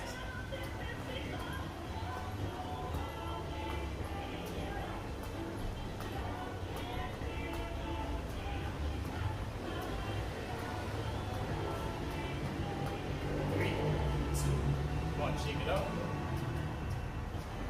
That's just the warm up. Ready? Catch your breath. 30 seconds.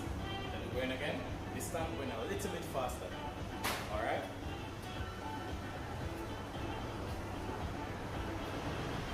Okay. Keep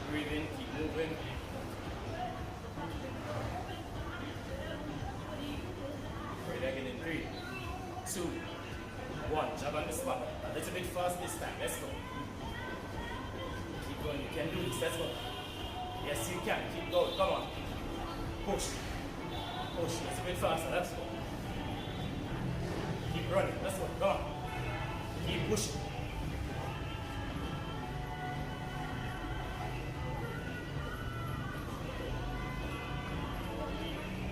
Seconds, we're going to jump in jacks. 3, 2, 1, let's go.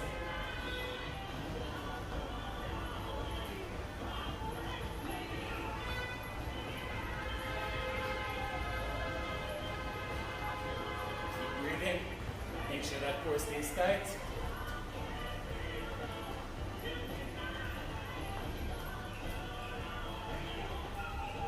In 3, 2, 1, work increase. Let's go.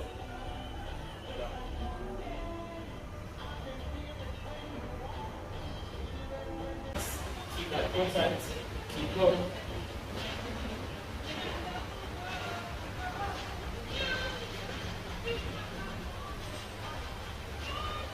Almost there. 3, 2, 1. Then we're going for high knees. Remember, a little bit faster. Come on. You got this. Come on. Keep pushing. You got this. Let's go. Push. The knees above the hips. Let's go. Up. Keep breathing. Keep that core tight also. Let's push.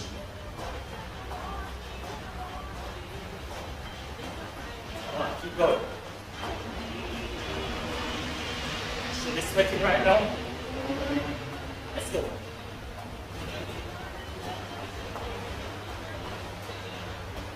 Three, 2, 1. 30 seconds rest. We're going into the workout.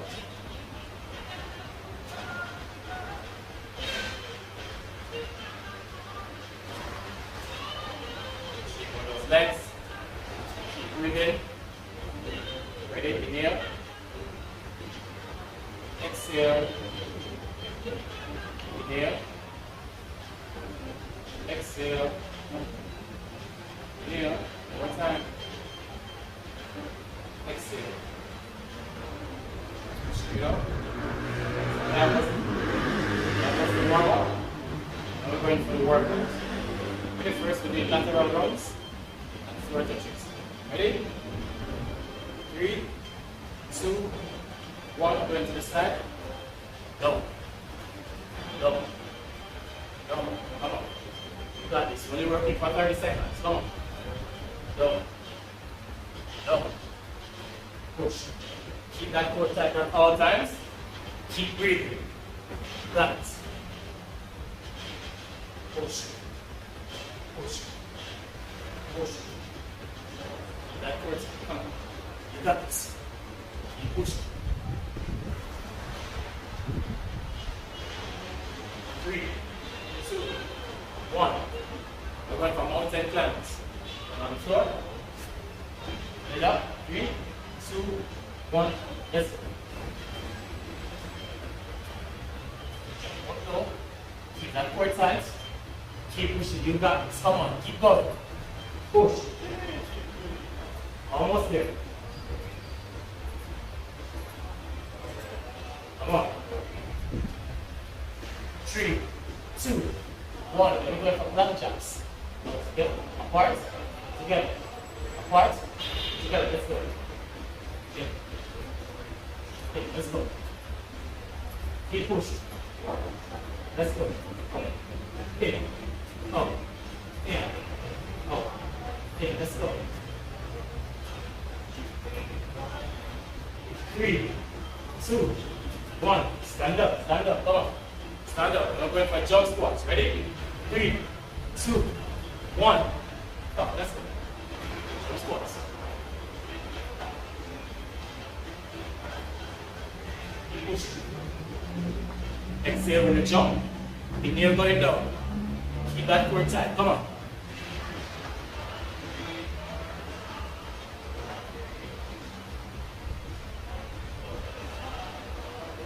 Three, 2, 1. Oh. So now we're going to repeat that for one more set. Ready? 3, 2, 1. We're going back to the lateral round to move it fast. Let's go. Let's go. Let's go. I want it faster this time. Faster. 30 seconds. Let's go.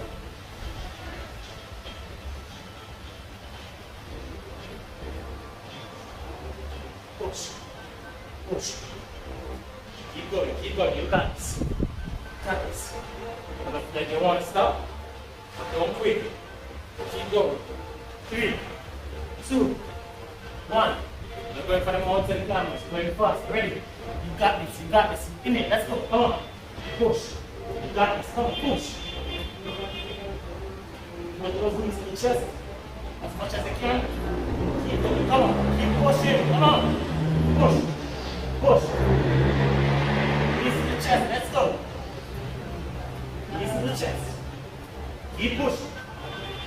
3, 2, 1. Can't stop. Let's go. Out. Come on. Keep going faster. Keep pushing. You got it. Keep that core tight. Don't stop. Don't quit. Come on. You got this.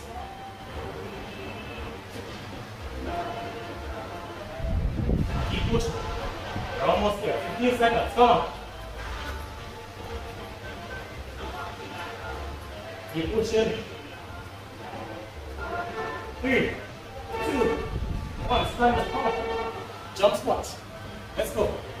In it. In it. You can't give up now. Let's go. Push. Push. Down and up. Bigger jumps. Come on. Bigger jumps. You got this. You got this. Keep pushing. Come on. We get straight up, inhale down. Keep pushing.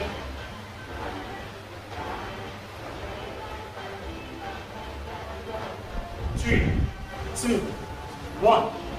And down. Shake it up. Good job. Alright. So we're gonna warm down now.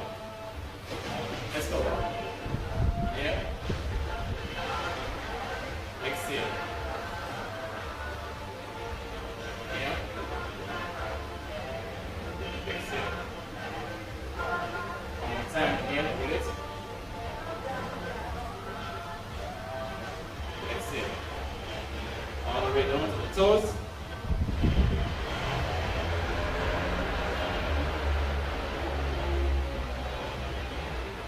So going into our hip flexor stretch. Onto one side. Then to the next.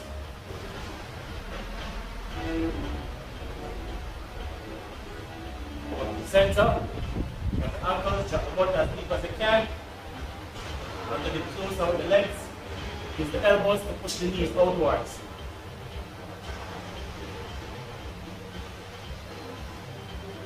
Up. Just look on the legs. Use the right hand to hold the left calf. Left hand up. Down to the other side. Now, slowly roll up. Keep that chin to your chest. And again, inhale. Exhale. One more time, inhale. Inhale through the nose. Hold it. 3, 2, 1. Exhale. And that's it, guys. That's your workout in 10 minutes. Check me out on Instagram, check me out on Facebook, all the social media sites. All right? Until next time, stay consistent. Thank you all for joining me today for Little Movers.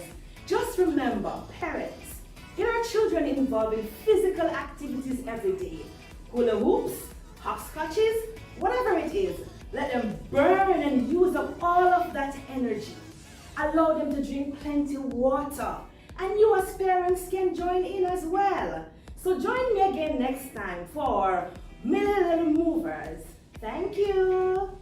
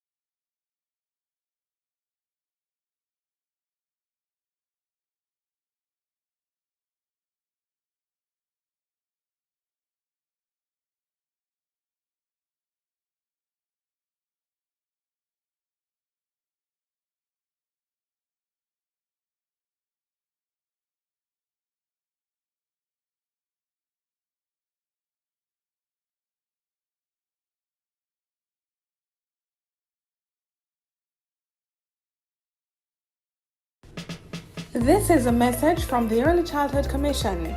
Do you have a child between 0 to 2 years of age? If yes, you need to download the ECC's First 1000 Days app.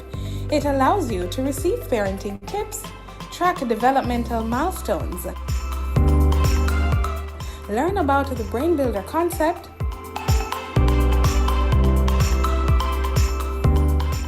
receive relevant articles and research, plus interactive content. The First 1000 Days app, now available for download on the Google Play Store and the Apple App Store.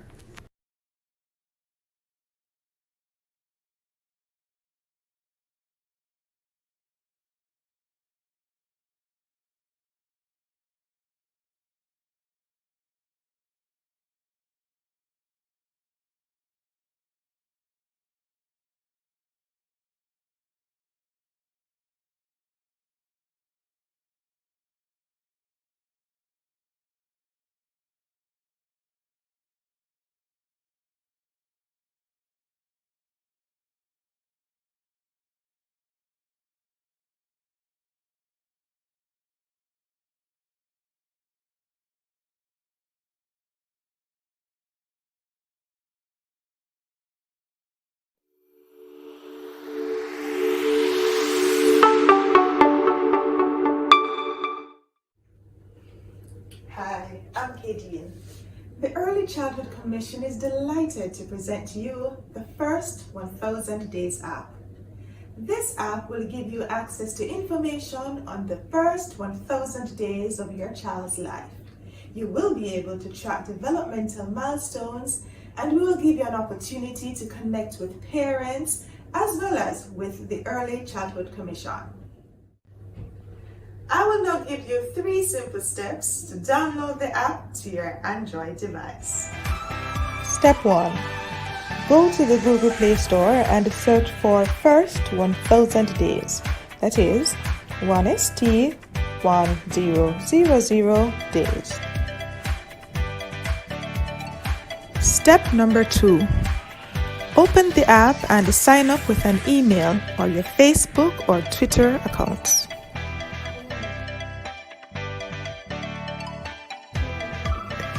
Step number 3 is the easiest of them all. Enjoy the features of this wonderful app.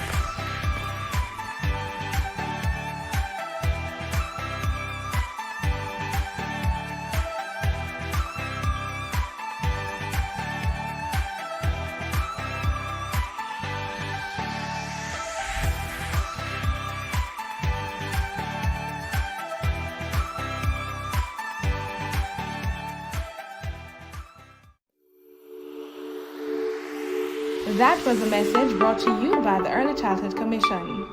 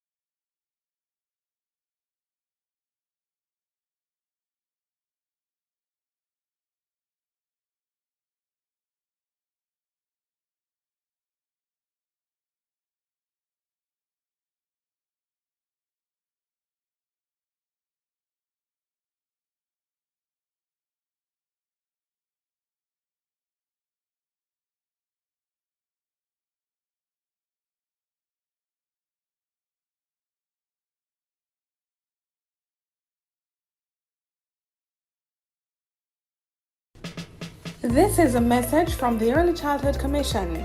Do you have a child between 0 to 2 years of age? If yes, you need to download the ECC's First 1000 Days app. It allows you to receive parenting tips, track developmental milestones, learn about the Brain Builder concept,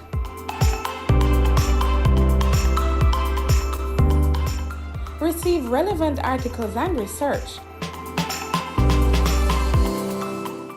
plus interactive content. The First 1000 Days app, now available for download on the Google Play Store and the Apple App Store.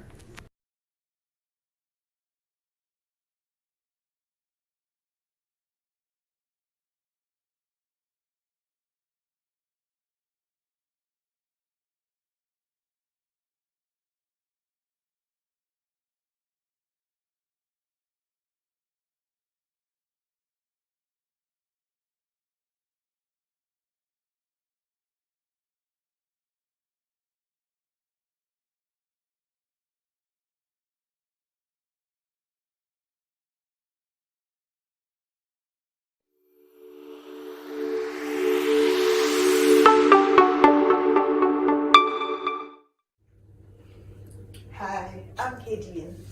The Early Childhood Commission is delighted to present to you the First 1000 Days app. This app will give you access to information on the first 1000 days of your child's life. You will be able to track developmental milestones, and we will give you an opportunity to connect with parents as well as with the Early Childhood Commission. I will now give you 3 simple steps to download the app to your Android device. Step 1. Go to the Google Play Store and search for First 1000 Days. That is 1ST 1000 days. Step number 2. Open the app and sign up with an email or your Facebook or Twitter accounts.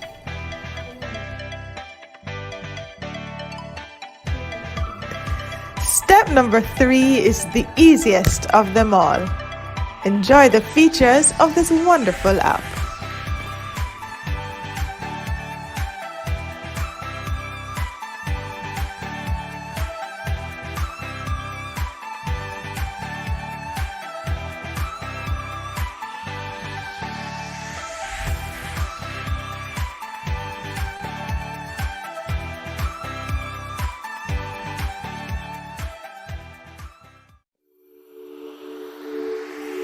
That was a message brought to you by the Early Childhood Commission.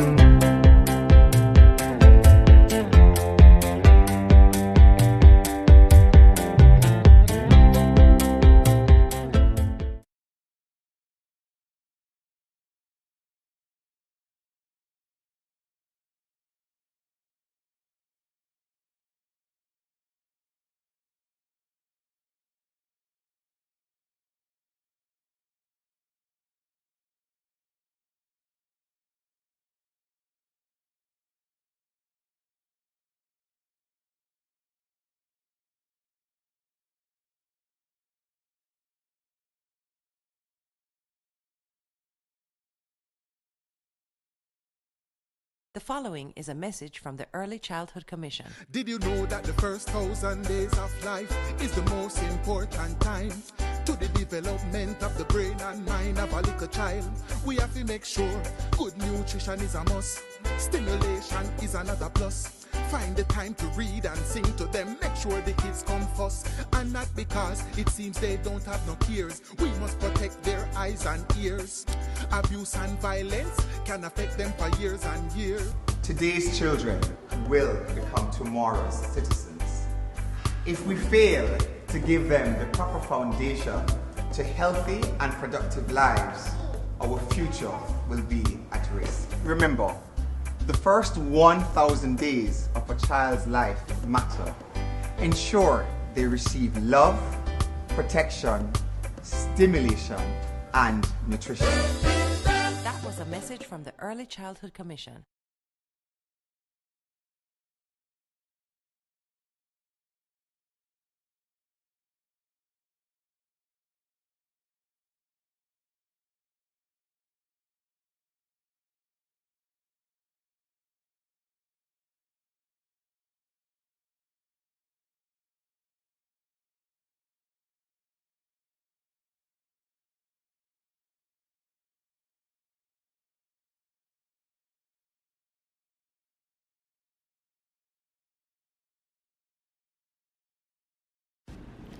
The following is a message from the Early Childhood Commission. This is Wayne Marshall, and I'm working with the Early Childhood Commission on the new Brain Builders initiative, where we're focusing on the children, we're focusing on the first 1,000 days of life. That is the time span from conception to 2 years of age, and it's a time when foundations are established for health, growth, and development. We have to really focus on the kids at this stage of their development.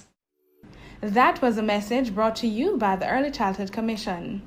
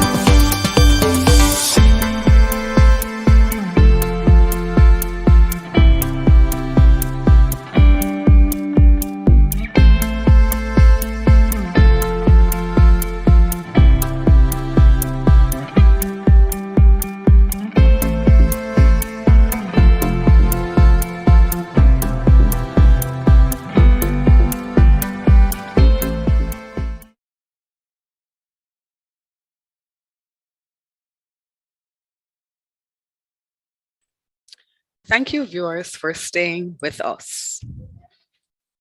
Due to circumstances beyond our control, we have had to make a change in the itinerary. Hence, we will replay the recording Computer Skills Getting Started. The presenter is Miss Antoinette Brown. Antoinette Brown resides in Pennsylvania, United States, and represents the parishes of Westmoreland and Kingston. Antoinette is currently an IT project manager at ArchCare, a large healthcare system based in New York City, and an instructor at ASA College in the Computer Science Division. She holds a Master in Technology Management and a Master's of Healthcare Administration. Antoinette is a certified project management professional and a certified Lean Six Sigma Green Belt. She is currently pursuing her doctorate in information technology. Antoinette is passionate about giving back to her homeland and helping to find ways to improve technology in the healthcare sector and small businesses. In her free time, she enjoys photography, learning about history, and participating in mission trips. Ensure that you listen in, take notes of the main points or the points that are most notable to you, and apply them. Please stay tuned.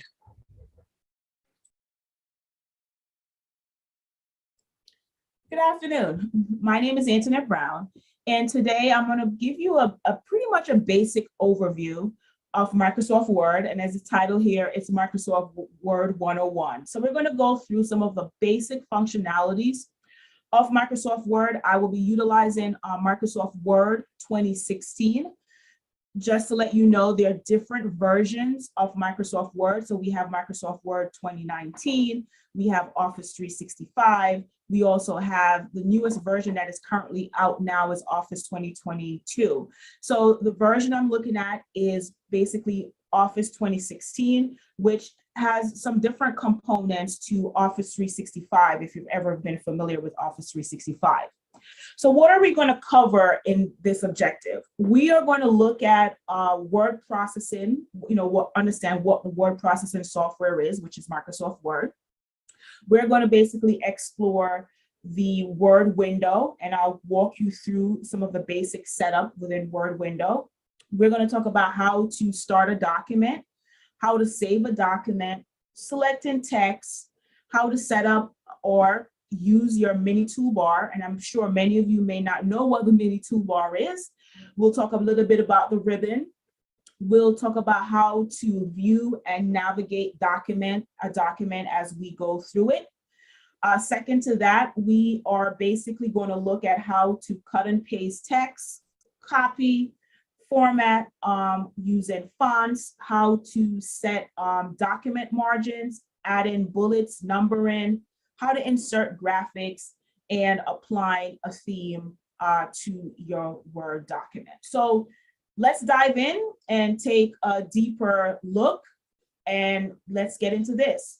So one of the things, as I'm exiting here, one of the things I want you to understand is that Microsoft Word itself is what we call a word processing program, okay? And the object of Microsoft Word is that it allows you to basically enter text, edit the text, format the text, and apply any type of graphics that you would like to add to your document itself. When you're dealing with Microsoft Word, we typically use the term document, okay? So when you hear us say, can you open your document, we're specifically talking about Microsoft Word.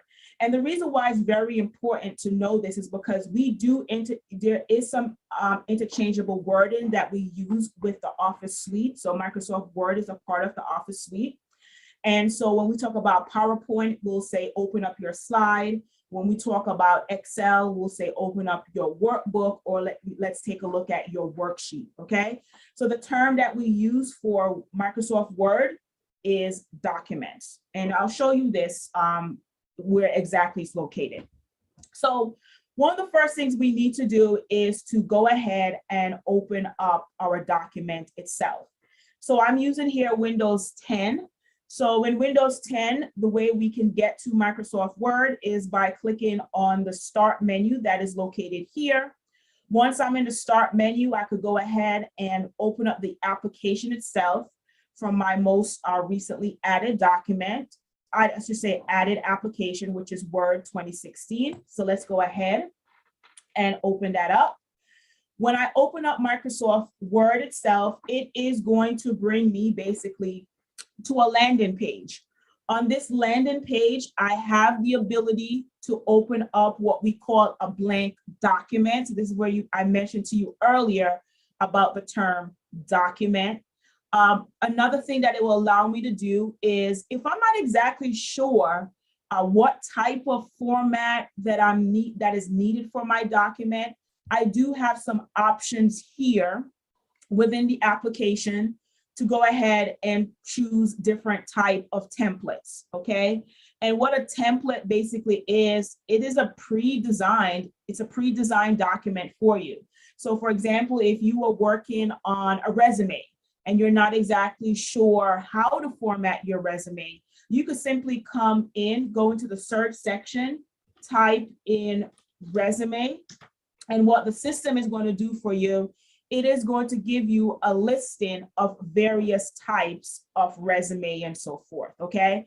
So in this case, as I typed in resume, it brings up a listing. If I was doing, let's say if we wanted to do something on a cover letter, I can type in cover letter in the search section, and I just have to scroll through until I find where the cover letter is. So for example, I scroll through here. Here is a couple of cover letters that are located here. And all I simply would have to do is click on the template itself.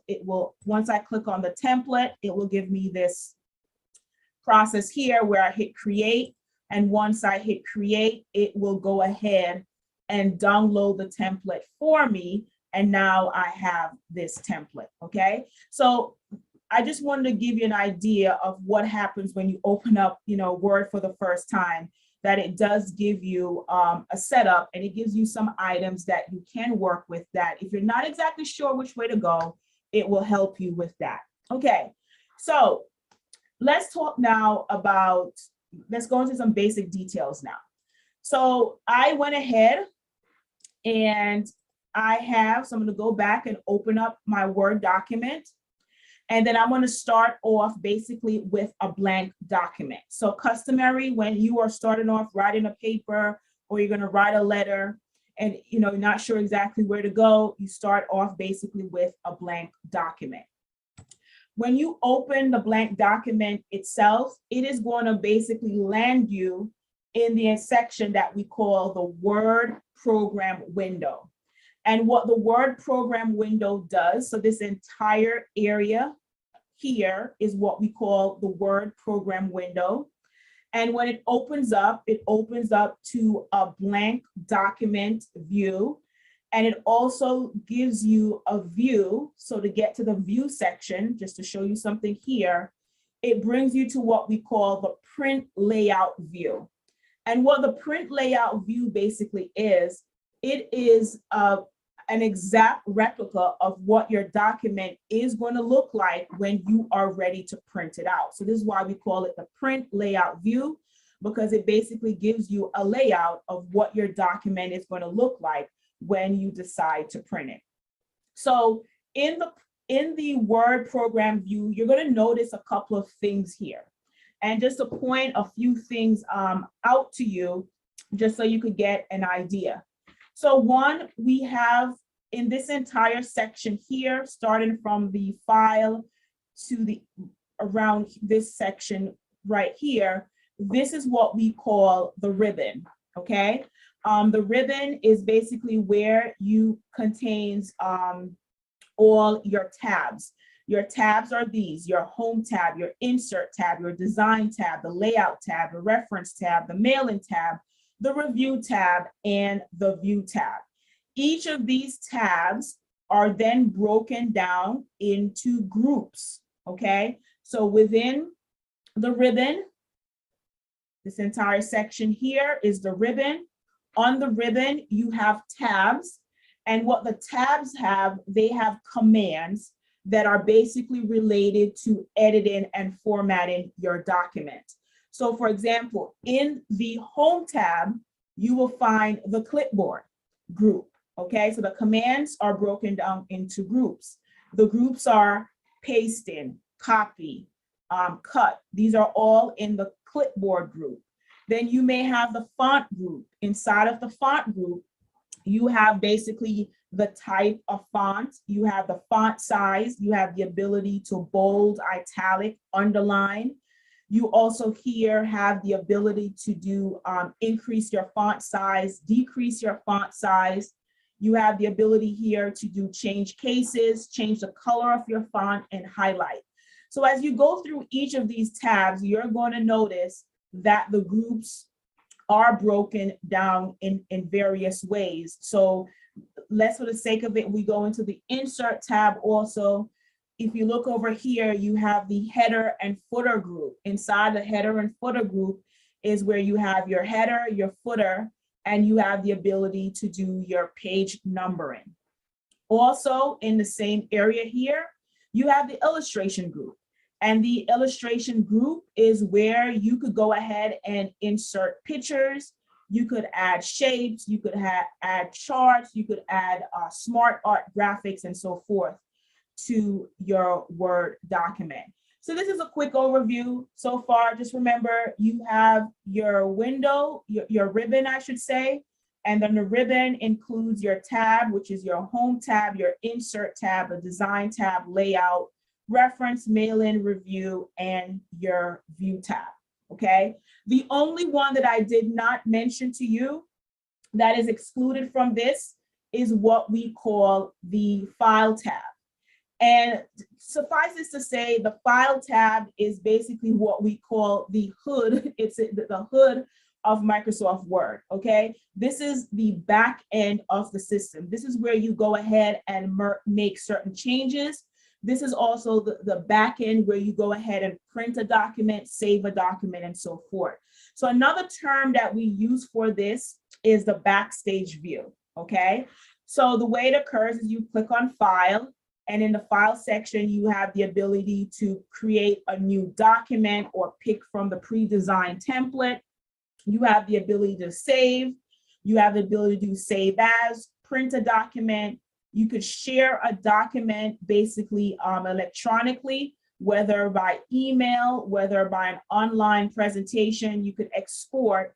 This is also, if you go into the options section, the options section is where you could definitely go ahead and make some changes to the application itself.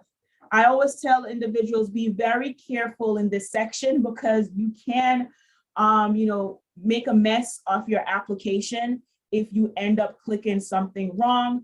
But for example, just to highlight a couple of things that you can do in here, let's say that there's a second language that you may speak and you want to insert or learn to use the application using a second language. You could definitely go ahead and basically enable different language functionalities here. So you could go ahead and do it in here.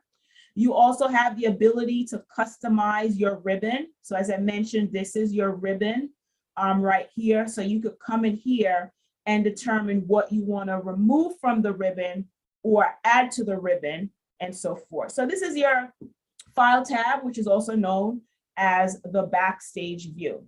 The next thing that I want to point out as we're going through this is what we call the quick access toolbar. So the quick access toolbar, if you look right above your ribbon right here, you will see about typically 3 items by default that will show up. It is your save button, your undo, and your redo button will show up here. And what the quick access toolbar does, it allows you to access your most frequently used commands. And you also have the ability to customize the quick access toolbar. So by default, in Office 2016, the system is going to give you the save button. And if you see the save button, it looks like the old-fashioned floppy disk. You'll have basically here your undo, and basically right here you have your repeat. If you want to customize your quick access toolbar, this little caret here, if you click on it, then you will get this dialog box that will appear. The dialog box is called your customized quick access toolbar. And from here, you could go ahead and check off the items that you would like to appear on your quick access toolbar. So in this case, you'll see by default, the save, the undo, or the redo, which is also known as the repeat. So all you simply have to do is check the item that you want. So I went ahead and checked new. I went ahead and checked open, and I went ahead and checked quick print. Okay. So if I wanted to open up a new document, I don't have to go to file and then go to new and pick the blank document. All I simply have to do is come up top to my document open right here, click on it, and the system is going to automatically generate me a new document, but it's only going to generate me a blank document. It does not give me the option for a template. Okay. So that is a quick access toolbar. And overall, like I mentioned, you can go ahead and customize your quick access toolbar. The next term that I want to bring to you, and I think Microsoft did such a great job when they added this functionality in when they came out with Office 2010, is what we call the screen tip. And the nice thing about the screen tip, what it does is, if you hover over any of the commands that are within the ribbon itself, for example, if I hover over the increase font size, you're going to see that the system is going to bring up a small box. And what that box is the screen tip. And what it basically is doing is basically describing what the functionality of this little increase font is. So if you're not sure what something means or what it is, all you simply have to do is take your cursor, move the cursor over to any of the commands, a box will appear, and it will basically tell you what it means. So in this case, the double A uppercase A and the lowercase a basically means change case, okay? And it gives you a brief description. The next cool thing about this also is it has a section here that says tell me more. And if you click on the tell me more, normally what will happen if you do have a connection, that it will open up, it will simply go out to the web browser. So in this case, if you give it a minute, it's basically connecting out to the web itself, and it's bringing in the help functionality. And as you can see here, it explains to me basically what a change case is, and it basically gives some examples of how it, how it's used. So in this case, to capitalize the first letter of a sentence and leave all other letters as lowercase, select sentence case. So it tells you what each functionality within this specific command does, okay? So this is a very useful component that you can use. So if you ever hover over something and you see where it says tell me more, go ahead and click on that, and it will give you some more, basically some more details of the system in general, okay? So we talked about the ribbon, which is this entire section up here. On the ribbon, you have the tab, which has your all your commands, and then all the commands are basically broken down into groups, which are below here. And then we also looked at the quick access toolbar, which also sits on top of the ribbon itself, okay? The next thing I want to point out to you is what we call the title bar. The title bar is located right here in the center, right up where the ribbon is. And every time you open up a document, the title bar is going to basically give you a document name. So by default, because we have not given this document a unique name yet, the system is going to call it document. So in this case, because I've opened this document about 6 times without a name, every time it opens up, it will say document 1, document 2, document 3, document 4, document 5, and so forth. But once I give it a unique name, it's going to change this from document 6 to a unique name. And what I also want you to notice, it says Word right here, okay? And this is, to help you to and tell you that you are using Microsoft Word. So let's give our document a name, and this is going to kind of transition us a little bit into the save as functionality. So to save a document, you go to File, you go to Save As, and please note the Save As functionality, Save As, you use this functionality when you are saving a document for the first time, or you are saving a document where you are renaming the document. You're giving the document another name. And this is another way for you to use the Save As functionality. So when I'm saving the document, I click on the Save As functionality. And then as you see here, I have a couple of options where it says this PC, meaning that I can save the document locally to the computer. Also here, I have the option for OneDrive, which allows me to save the document into the cloud, okay?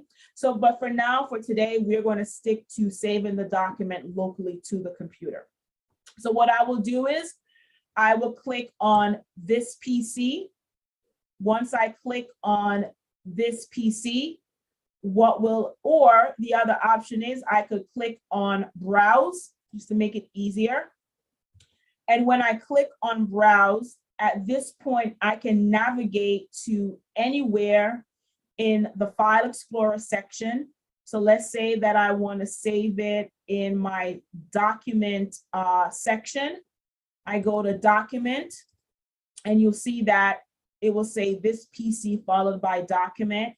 And I'm going to give my document a name. I'm going to call it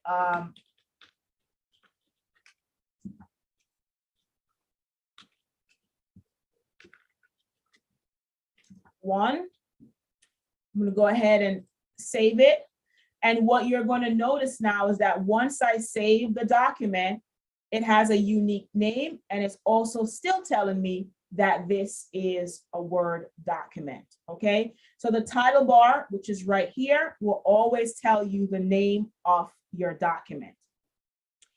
I kind of pre-alluded to this before. The next thing we have here is what we call the File tab, which I mentioned, which is also known as the Backstage view.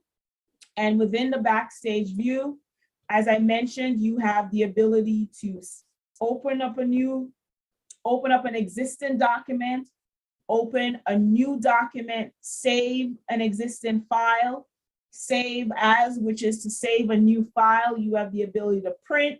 You also have your option here to make any backend changes in the system. And we do this all through what we call the File tab, which is also known as the Backstage view, okay? Then another unique feature that I would like to show you here is what we call the Tell Me box, okay? And what the Tell Me box basically is, it basically is a way to find how to do a command. So remember, all these items in here are what we call command, okay? So if you're not sure, let's say you want to do, let's say you want to insert audio, not exactly sure how to do audio. You could basically come in the section that's called the Tell Me box. You can type in, let's say, insert audio. And if insert audio is not there, you could type in basically audio, or just remember, there's just different measures that you could go ahead and insert, or you could go ahead, let's say you want to do a picture. You type in picture, you get some options. You click on insert a picture, and the functionality will automatically come up for you, okay? So the Tell Me basically is a great functionality that you could use when you're not exactly sure how to use something in the system, okay? The next term that I want to talk to you about, as we're still talking about basically the Word program window, is what we call the document window, okay? So the document window is this section here, okay? And the document window displays basically your current window. So let's say, for example, if I had multiple pages open, if I scroll down to this page, which is my page 2, this would be considered my current window. If I went up back to page 1, this will be considered basically my current window. So as you're scrolling in between the pages, and let's say you have 10 pages, you go to the 5th page, the 5th page will be considered your current document because you went to that page. The next thing I want to point out to you is your ruler, okay?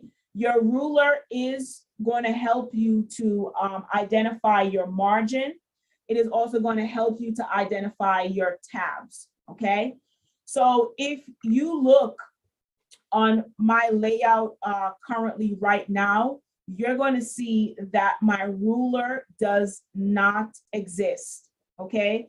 It's just a document. There is no ruler. If you had asked me, how do I go ahead and insert a tab of 1.5 inch, there'll be no way for me to do this because I do not have a ruler that is indicating any of that information or how I adjust my margin.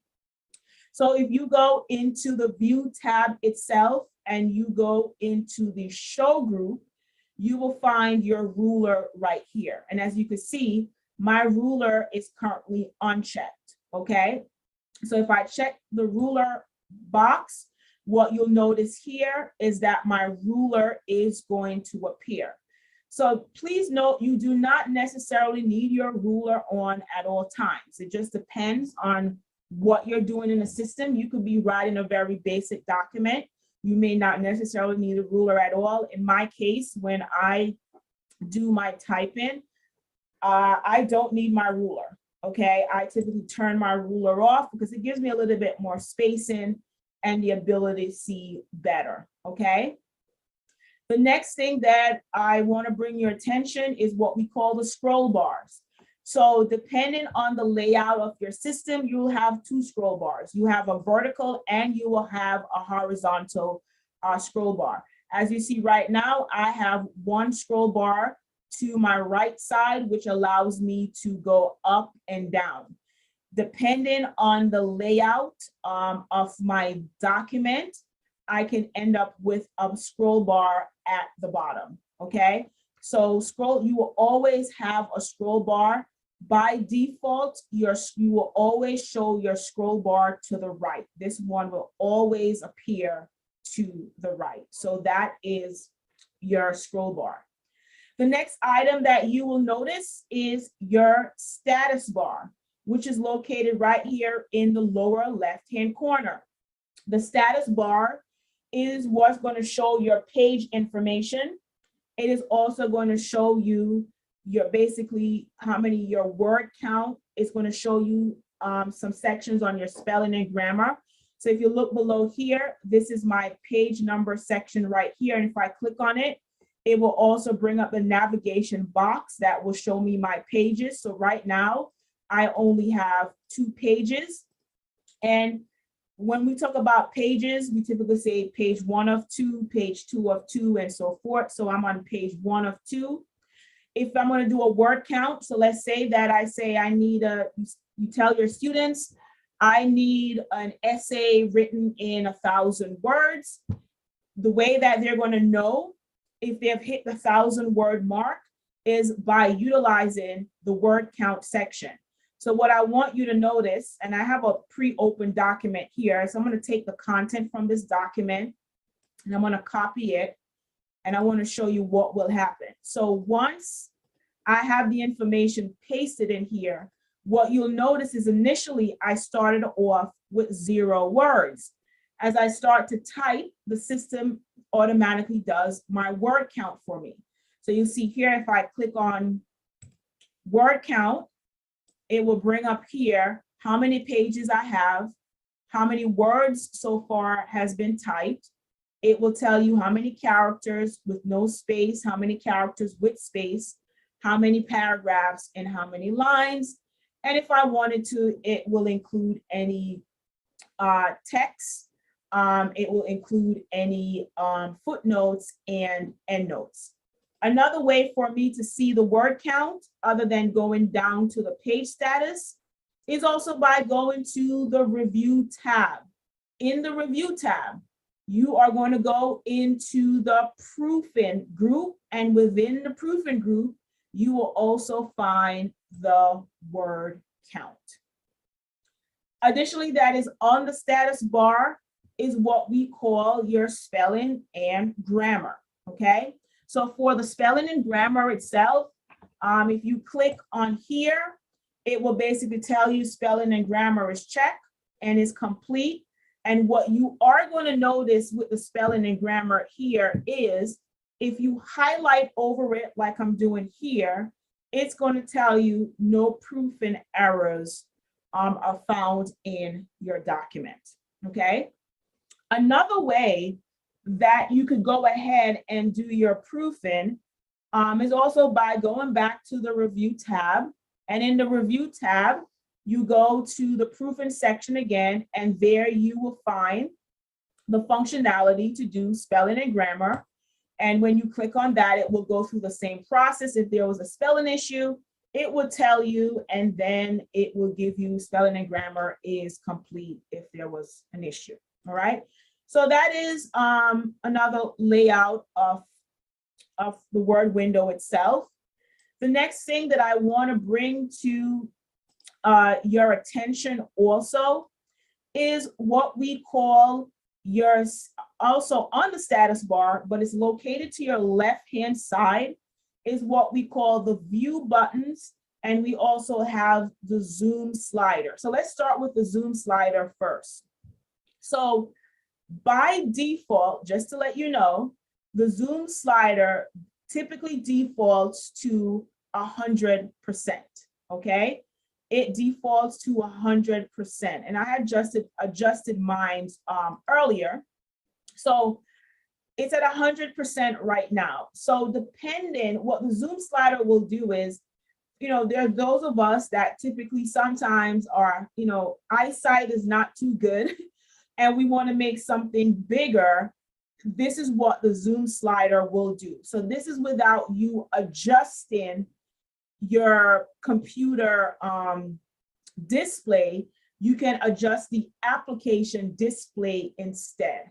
So the way you use the zoom slider is, one, you'll see that there is a plus and negative button. If you go to the negative, that is what we call the zoom out. So when you zoom out, it makes your information smaller. And when you zoom in, it makes your information larger, okay? So in this case, I have zoomed in to at least 150%,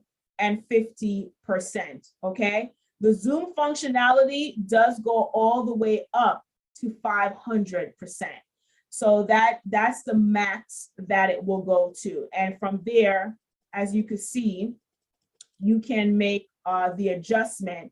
And what I want you to notice is that, remember I stated to you that you have a scroll bar that is located on the right.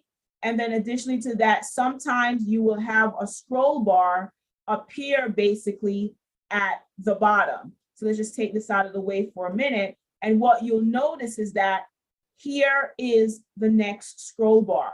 This scroll bar only activates depending on your size of your document window, okay? So at 150, you're going to notice I only have my scroll bar to the right. There's no scroll bar at the bottom. As I increase my zoom, you then will notice that the second scroll bar will appear, okay? Because what's happening is that the document is expanding, and which is also making it larger. And because it's larger, you have to be able to go from one end of the document to the other easily, okay? So that is basically your zoom functionality. So for now, what we're going to do, we're going to keep this at 150%. Addition to that, on the status bar that is located here, you have your different types of view. So what I want to point out to you, that by default, the system always open up on the print layout, okay? And what the print layout basically means is this is how your document is going to look when you go to print. So if I was supposed to go to File and Print, what you'll notice is that the same way the document looks, it's the same way it's going to show up in the print layout view. Additionally to that, you have the read mode view. And it means exactly what it states. It's read mode. If you're just reading something, you can transition that document into our read mode, okay? So it'll come up in read mode automatically. And then to exit out of the read mode, typically you go to View and you could hit Edit Document. The other option you have in your view is the web layout. So let's say you have a document that's going to be posted on the internet, okay? The web layout is what basically translates how that document is going to look when it goes on the web. So let's say this information here, I decided that I wanted this to post on the web. I want to see how it's going to look. All I simply have to do is change my view to web layout. And now it gives me an idea of how my document is going to look on the web, okay? And the reason why I bring these to you is because we're still on the status bar, but what I want you to notice is that the status bar only shows 3 of the word view layout, compared to if you go into the view tab, you will notice that there are 5 word layout view, okay? So in this case, the status bar only shows 3 of the layout view, compared into the tab section. If you go to the view tab, into the view, you have the outline view and the draft view that does not appear here. So let's just click on the outline view just to give you an idea. And the outline view is basically what it means. It gives, if you're writing an outline, it gives you an outline of how the document looks when it's in an outline. And to exit out, you hit close outline view. Then additionally to that, let's go back to the view tab, you have the draft view.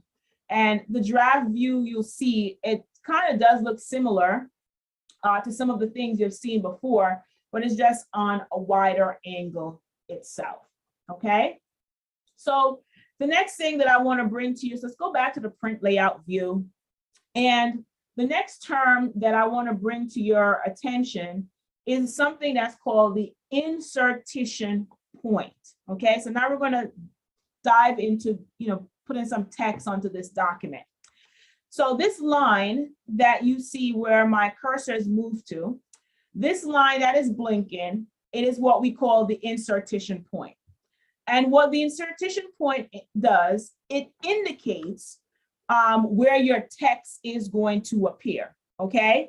So what you'll notice is that when you're typing, the insertion point basically indicates, it's showing where the text appears when you type. So as I'm typing, you'll see that the insertion point is following. And that's basically telling me where the text is going to show up. Most people will see this, blinking line and not exactly sure what is it for, how is it used. But like, as I mentioned, that is the insertion point, okay? So now let's go back to some of the beginning, and we're going to open up our new document, and we're going to start to type some text, right? So like I mentioned, you go to new, and you go to blank document and you open up your text, okay? So you open up your document. When you open up your document for the first time, by default, it lands on the print layout view. What you'll notice here is that your insertion point is basically blinking at this point. And what we are going to do is begin to write text, okay? So we're writing some text, and as we're writing some text, you'll see that the insertion point is telling where we are going to go. So one of the things that I want to bring to your attention is I've written my text. I need to save my document. And as always, I tell everyone, when you write a document, the first thing that you should do is save the document. So we're going to go through the process of saving this document. When you save the document, we are calling it a file, okay? We're saving it as a file, okay? And this file is going to be stored permanently, okay? So we go to File, we hit Save As, we go to Browse. We're going to determine where we're going to put the file. So in this case, I'm going to put the file in my document section. I'm going to give the file a unique name, okay? And what we're giving it is a file name. And what a file name is basically a unique name that is preceded by a 3 or 4 letter wording, okay? So call this text 1, okay, test. Now my file is saved. The file is saved now. So when I give the file a name, I'm calling the file name, and what the file name is going to indicate is going to indicate the name of the file, and it's also going to indicate basically the location of where the file is stored, okay? So for example, let's say that I wanted to reopen Microsoft, the Microsoft Word 1 document. I'm going to save this for now. And if I was to go to I'm going to utilize my quick access toolbar, because remember, we have the quick access toolbar. The whole point of the quick access toolbar is to get to certain functionalities quickly. I click on the folder, and when I click on the folder, it opens up the Microsoft Word section, and there's a couple of ways that I could look for this file.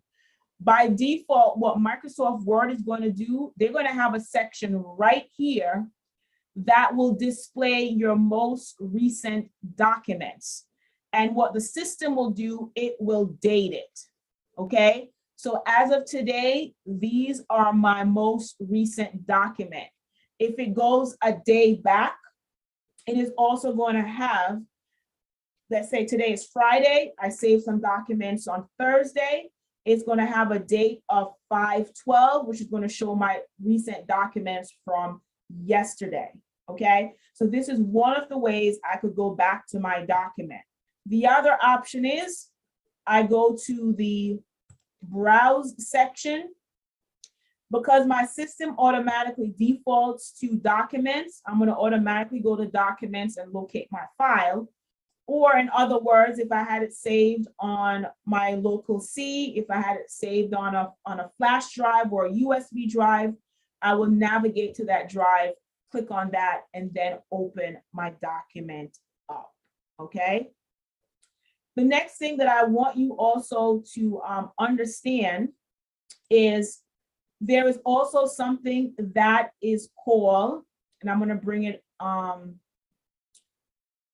already have it here already, is the save button, okay? And what the save button does, it basically, as I'm typing my document, I can hit the save functionality. So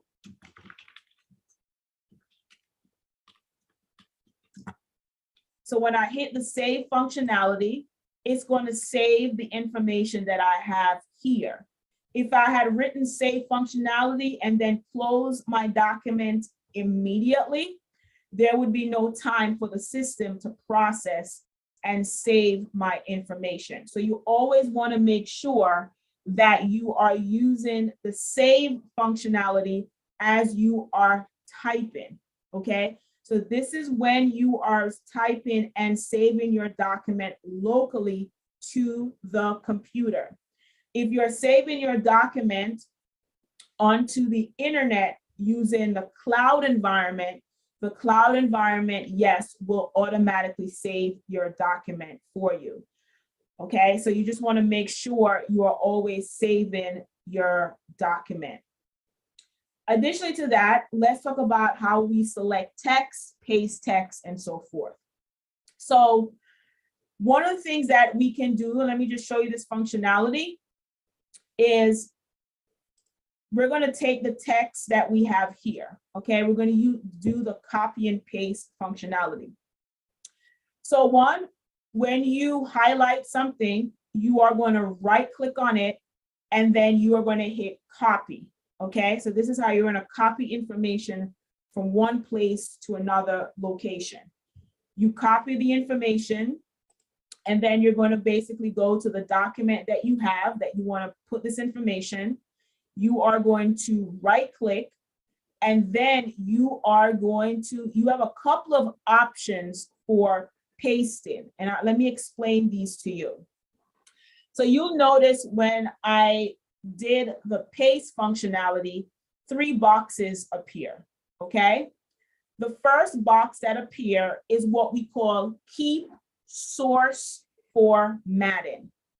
And what that means is it's the system, you're telling the system to keep whatever font size, whatever font you use, whatever layout you use, you want that same source formatting to be used in this document. So what you'll notice, if you look carefully, you're going to realize that where it says, let me just paste it in for now, you're going to realize that if you were to go to the Home tab, and if you click on these first text here, you're going to notice that they're using Calibri font, and the font size is 11. Now, if you notice the copy that I made here, the font is Helvetic, and the font size is 11. So this is what we mean by keep source formatting.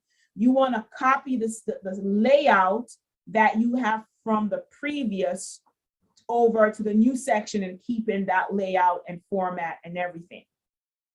If you don't want to do that, and I just utilized the undo button right here, you can still right click, and what you could do here is what we call merge formatting, okay? And what merge formatting basically is that I want everything to be the same. I'm using Calibri font in this section here. So I want the information that I'm copying and pasting from the other document, I want it also to use Calibri. So what I'm going to do is use the merge formatting, and the merge formatting is going to make sure I utilize the formatting that's here already. So my formatting was Calibri body 1111. I'm going to do the same here. And if you look, it's Calibri 11.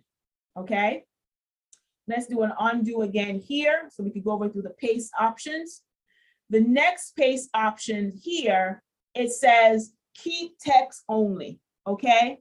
And what we mean by keep text only is, let's say I had a hyperlink or I had a picture that was in the information that I copied over. I don't want the picture, I don't want the hypertext, I just want the text only. The system is going to carry over the text. It's not going to carry over the formatting. It's just the plain text. And that is also going to merge the information in, okay? So when you are copy and pasting, you want to make sure you take note of the paste options that you have, okay? What I also want you to understand is that when you copy and paste, okay, copy keeps the information in its original location. So in this case, this is my original location. I went ahead and I copied. Let me just close a few of these documents out. So I went ahead, and when I copied, the information stayed in its original location, and I have a copy here. So that is a copy functionality. So please note that when you are copying, it leaves the original text in the original location. All right. The next term that I want to bring to you now is what we call cut and paste. All right. So what you're going to notice here, and just for your own edification here, you can use Control-C on your keyboard, Control+C, which is CTRL, and CTRL. So let's just put it right here for you. CTRL plus C, and it doesn't mean you hit the plus sign. It just in the technology world, we say CTRL, which stands for Control+C, means basically hit the control key and the C button at the same time. Okay, that's basically what it means. So Control-C means to copy and paste. All right. Then to cut and paste, this is what happens. You right click and you hit cut. And what I want you to notice is that the information now has removed from its original location. And if I go here, put my cursor here, right click, I get the same functionalities: keep source formatting, merging formatting, keep text. So what I'm gonna do here, instead I'm gonna keep the source formatting, and now I paste my information in, and what you're gonna notice now is my information is now gone from here. So when you cut and paste, cut removes the information from its original location. Copy keeps the information at the original location, but cut removes. Just for a keyboard shortcut for you, Control X, CTRL plus X means to cut.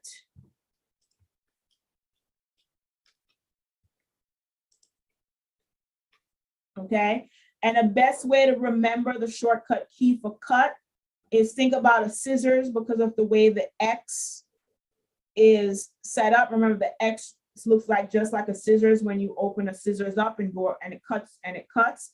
So that's a good way to remember the Control X. So that is your copy, and that is your cut. And what I did at the end of the day, I went ahead and I did basically a paste, okay? And just for when you're doing the paste, just always remember what type of pasting functionality do you want. Another keyboard shortcut for you, just so you have this handy, CTRL plus V, and that is for paste, okay? So on your keyboard, press Control V at the same time, and that will do paste. Please, please, please do not hit Control and the plus sign. Try to hit Control, the plus sign, and the V. It is not going to happen because you're going to have to use both of your hands to do that. what you really want to do is just hit the control button, and then hit the V, hit them simultaneously. And you can see a while, you'll notice that something just pasted because I used a shortcut keyboard. The next one that I want to show you while I'm here, as we're talking about paste, is on your keyboard. If you hit Control plus A, that means to select all, okay? It means to select all your text. Once you select all your text, then you can hit Control C, and Control C will do your copy, and then you hit your Control V to do your paste. So Control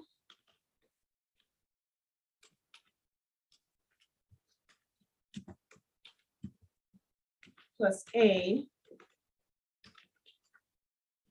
that is to select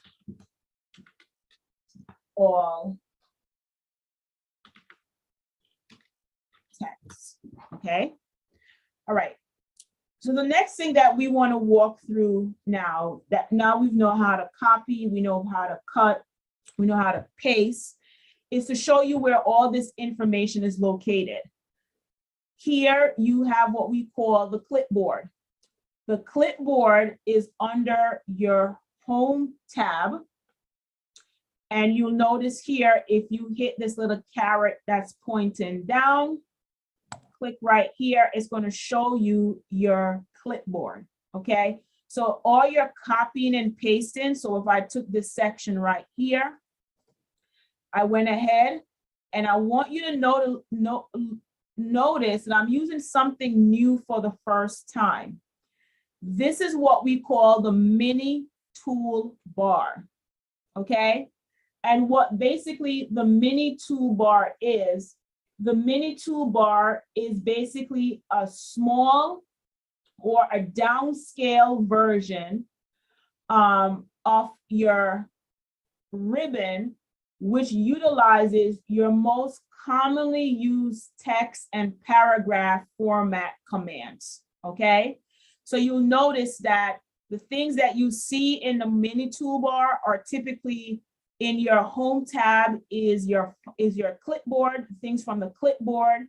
It has the things from your font and your paragraphs and your style section, because these are typically your most commonly used commands that you will typically use. And so you have your paragraph, you have your translate, you have your hyperlink, and so forth. So you pretty much will right click.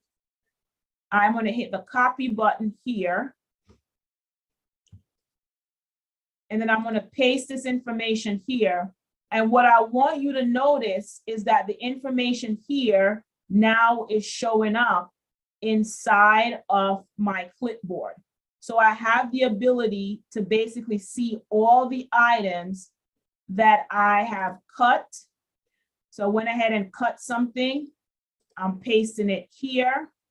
Okay, so this shows basically all my functionalities within copy and paste. All right, and there you go. All right, so that is a mini toolbar. So this is a mini toolbar. I don't exactly have to come all the way up here to go ahead and change my font and so forth. All I simply have to do is right click, the mini toolbar appears. And from the mini toolbar, I could go ahead and do certain functionalities. So let's say, for example, I want to go ahead and format this in a different font. All I simply would have to do is right click. Here's my font types, the type of fonts. I come here and basically choose the type of font that I would like to use. Okay. Additionally to that, I can change my font size. Okay.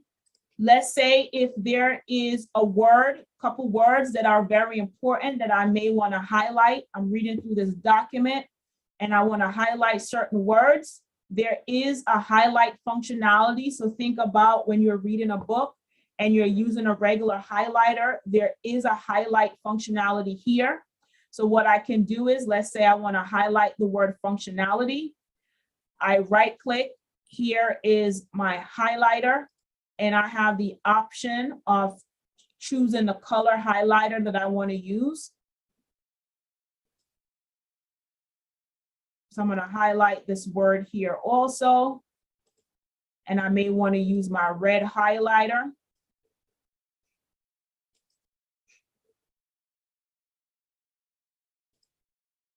Use the yellow. Let's highlight another word.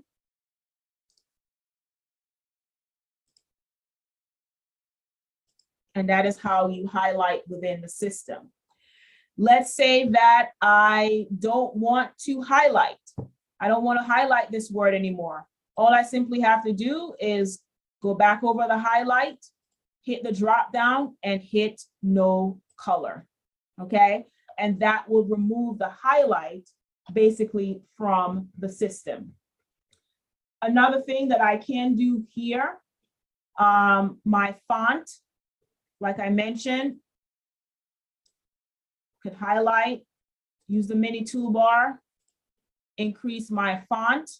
Another way that I can increase my font, you'll notice that there are two letters here, one with a, we call this a caret, that a triangle that's pointing up, and then you have the triangle that's pointing down.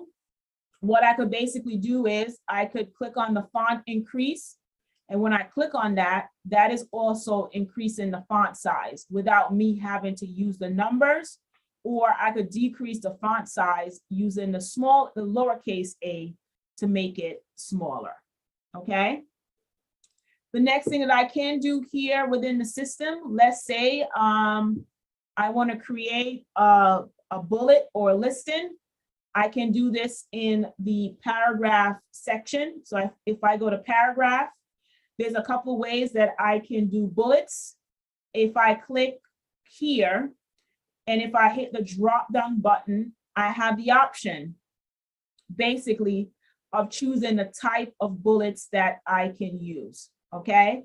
So in this case, I will put this circle here, and I will type in math. If I hit the enter button, it will give me the next bullet. And then let's say if I want to do multi-level. So let's say under English, I want to put homework. All I could simply do is hit the enter button. And on my keyboard, I hit the tab, and it will bring over the bullet in the middle. And now I could type in homework.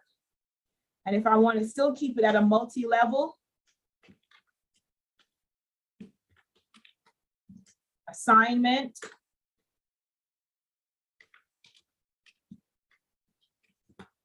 And if I no longer want to keep it at a multi-level, here's a quick trick.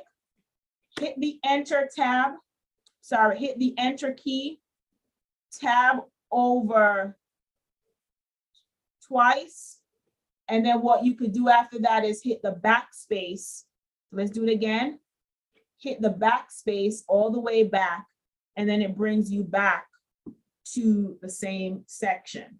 So here I'm going to type in computer.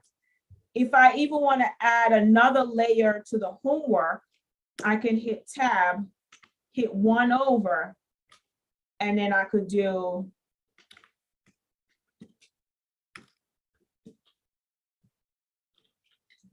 and that's another way that I could use the bullet functionality. You could also do the same thing with the numbering, okay? Simply go to the numbering, hit the drop down, and you determine how do you want the numbering to work. You could do 1, 2, 3 with a period, 1, 2, 3 with a closed parenthesis. You could do Roman letters, Roman numbers. You can do ABCs, lowercase, uppercase. Same thing here, you just have different functionalities. Same process, if I want to do numbering, I click on the numbering, so there goes 1.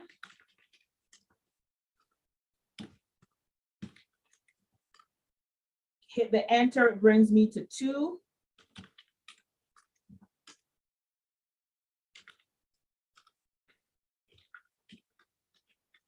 And so forth, okay?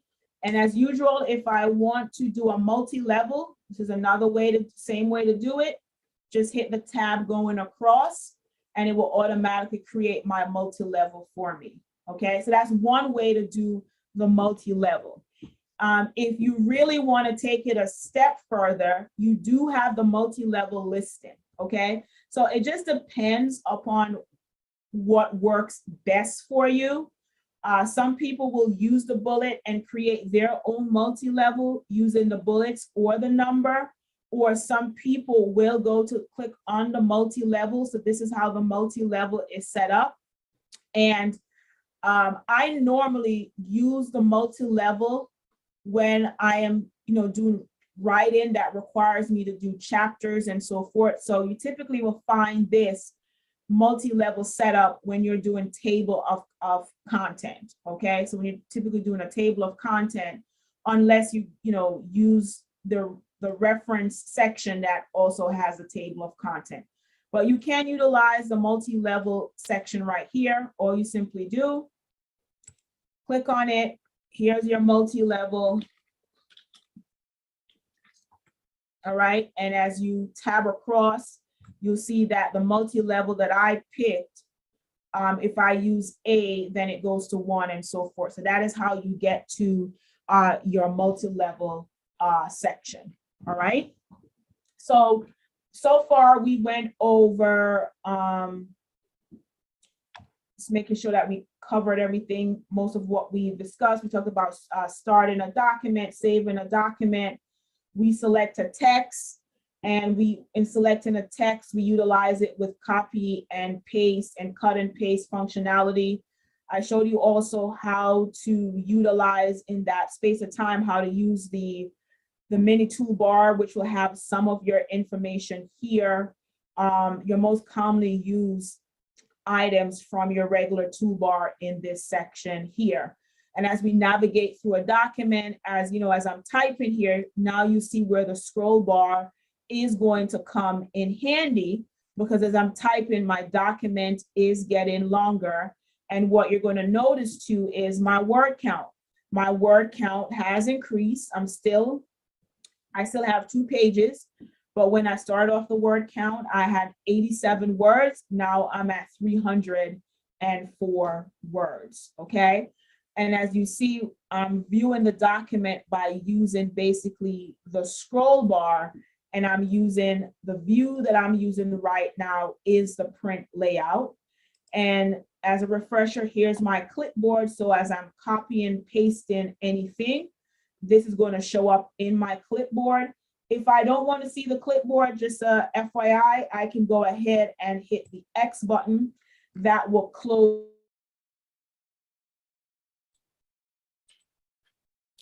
We thank Ms. Brown for so expertly guiding us in enhancing our computer skills when using Microsoft 2016. Viewers, I am certain that you will agree that we all have learned a little more than we already knew about Microsoft Word 2016. I want to thank you for staying with us on Track 5, Technology in Early Childhood Development. Our next session, Instruction and Innovation. How do you balance? That is the title. There is no doubt that finding the time to integrate technology is an overwhelming task for anyone. Throughout the course of a day, teachers find themselves pulled in many directions. Technology is already integrated into nearly everything we do and nearly every job our students will encounter. However, constant use of technology intended to help us learn can actually cause distractions and memory loss. This discussion will focus on how teachers can balance using technology effectively while still fostering essential skills like writing and reading. Our facilitator Mrs. Davia Bryan Campbell is the CEO and founder of EduHub Company Limited. EduHub is an educational technology company that provides instructional design, training, coaching, and consultations for schools and businesses. The company has recently launched EdTech Club Caribbean, a learning community for teachers to share best ICT practices and learn new and innovative technology to improve their pedagogical skills. Mrs. Campbell is also the educational technologist at Carlong Publishers Limited, where she manages the e-unit in providing e-resources to support the company. Davia is a project management professional who has over 10 years of experience leading ICT-related projects while working at eLearning Jamaica as a project implementation officer, a training officer, training manager, and a project manager. Mrs. Campbell holds a master's degree in education from the University of South Wales, a bachelor's degree in guidance and counseling from the Jamaica Theological Seminary, and a diploma in secondary education from Shortwood Teachers College. She also holds several certificates in information and communication technology, instructional design, and project management. Davia is an author for Carlong Primary Social Studies Series and Oxford University Press Religious Education for Jamaica textbooks and workbooks for grades 7 to 9. She also volunteers as a member of the EdTech Women Jamaica chapter and as a Get Safe Online ambassador for Jamaica. Ladies and gentlemen, please give your keen attention to Mrs. Davia Bryan Campbell as she shares with us. Thank you so much. Thank you so much for the invite. Colleagues, good afternoon to you. I do hope that you are doing well this afternoon. It is indeed a pleasure to share with you, as always, on the topic. So we're going to look today at what it means. How do you balance between the use of technology, and as you work throughout your day, how do you find that balance? Because technology is everywhere. Our children need to play, they need to learn to write, they need to learn to read. What teachers also need to prepare these lessons for these students. And so today we're going to zoom in on 5 key ways in which we can actually not just use the technology as a substitution. And when I say substitution, I would suggest that I'm going to introduce you what we call the SAMAR model. And the SAMAR model really speaks to the S is for substitution. And what we find is that a lot of our teachers have been using substitution. So we, for example, instead of using your whiteboard to write, you actually use, maybe you do a PowerPoint presentation, or you might use a smartboard. It is still the same content that you're presenting, but it is in a different format, different way. Instead of having the students go out and probably play a bingo game or a hopscotch game, then we put them online and we ask them to play these games on their cell phones, on their tablets, etc.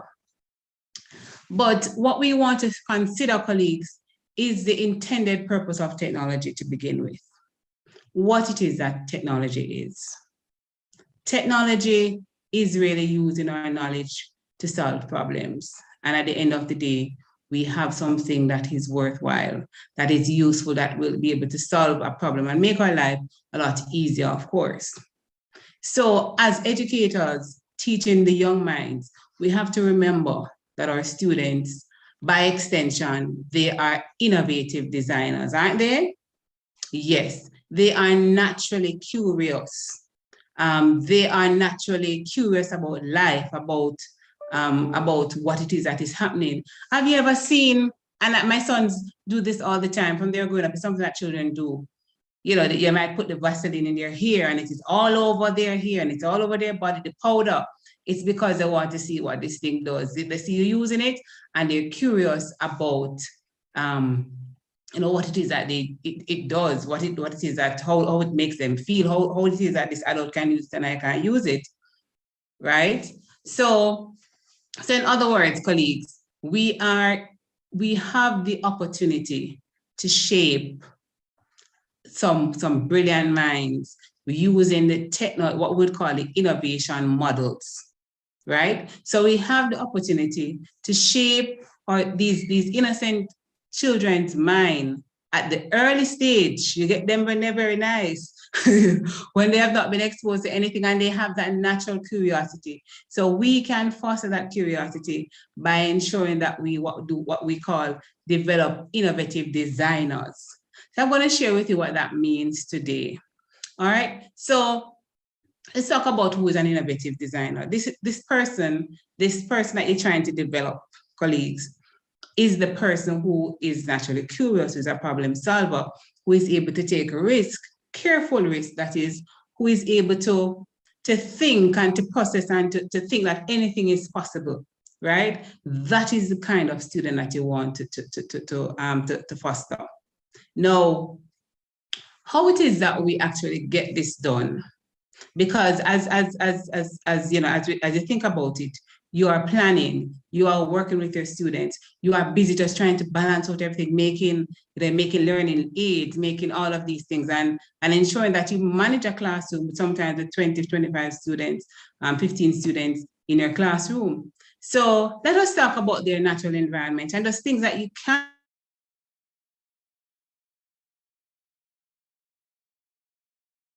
So you're using the things that you already have. So I'm going to give you 5 ways. So I want you to write down the first one. The first one is encourage possibility thinking. So that's the first one. Let's explore what is possibility thinking. Now, possibility thinking, colleagues, is allowing students or children to think through problems and move from what is to what might be. So it allows students to think through problems and move from what is, to what might be. So we encourage students, so as they play, as they observe, as you pass them, as they come to your decks, start engaging them in discussions around what they think they can try that they've never tried before. So engage them in that sort of discussion. Have you ever tried this? What do you think that you can try that you've never tried before? What do you think you can do that you have never done before? What do you think that you can do that you would not fail at? How is this problem? So if they're having a problem tying their shoelace, for example, how is this problem similar to any other problem that you've had before? So you start thinking, you start helping them to think about possibilities, to say that, hey, nothing is really impossible, I can do anything. So we inspire them to actually do careful risk-taking. Now, a few months ago, somebody and I were talking about risk-taking, and oftentimes our boys engage in risk-taking, but we kind of protect our girls from taking risk. But it is the same girl who would want to become a CEO, who wants to become a nurse, who wants to become a doctor, a teacher. And in order for you to do many of these jobs, you must take risk, right? So if this girl wants to become an entrepreneur, risk-taking is a must. So, but when we take that away from them and we say, no, be careful, don't do this, don't do that, and we're very protective of them, we take away that risk-taking ability from them from too early. So let us allow them to take careful risk for them to become problem solving, and that we start now working on their mindset that everything, colleagues, is possible. The next one that I want you to think about, and number 2 now, is to teach innovative thinking. So number 1 was encourage possibility thinking, and number 2 is teach innovative thinking. So I'm going to show you something. So I'm going to show you my headset. So I have a headset here, right? And I have another one here. I have 2 headsets. Now, let's think about it. This headset. So we're going to ask our students to think about or think about an ordinary object that they like to use. So I like to use this headset. I also like to use this one as well. So have them then share something that they can change about it. So let's take this one, for example. What it is that, so you'd ask them, what is that you want to change about this? So this is innovative thinking that we're talking about. right? What it is that you cannot, so what is that they might want to change about? So let's talk. So I might want to change this is too much card. I want to take off the cards. I don't want it to hang down. It's annoying to my ear. So I might want to change some things to it, right? What are some things that you cannot change now? So the children might tell you, Miss, I want to kind of hear from it. Miss, I want to be able to talk through it. So these are some things that they cannot change. And then you enter into another level of discussion with, if you were to change anything about it, what are the benefits of these changes? And so we have an earpod, because it is the same level of thinking that the innovators use, you know, if you think about it. So when you have an earpod, for those persons who don't know what an earpod is, it is really this. It is really this. This is the part here, right? If you see my camera, just that. And you plug that in your ears and it is connected to your device. So if you were to think about how an earpod came into being, it would be a similar kind of discussion that the users might have had, or the innovators might have had, to say that, you know, we don't want all of this. We just want the functionality of this particular app. So the app I must be able to hear from it, I must be able to speak through it, and I must be able to connect with a device. And all of that is in the earpod, right? And all of it would be in this as well. So we want to start thinking about how we can engage our young minds in thinking innovatively.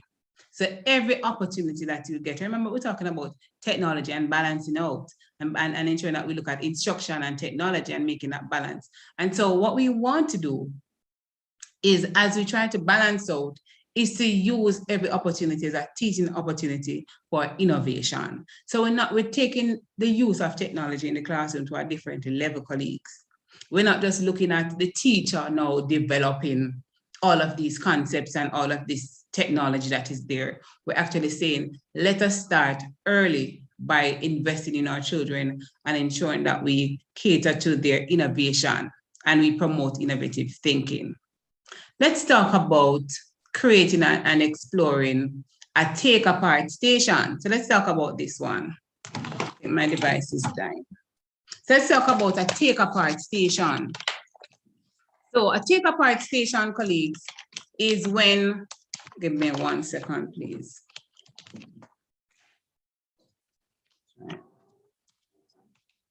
Give me 1 second, colleagues. My battery is dying.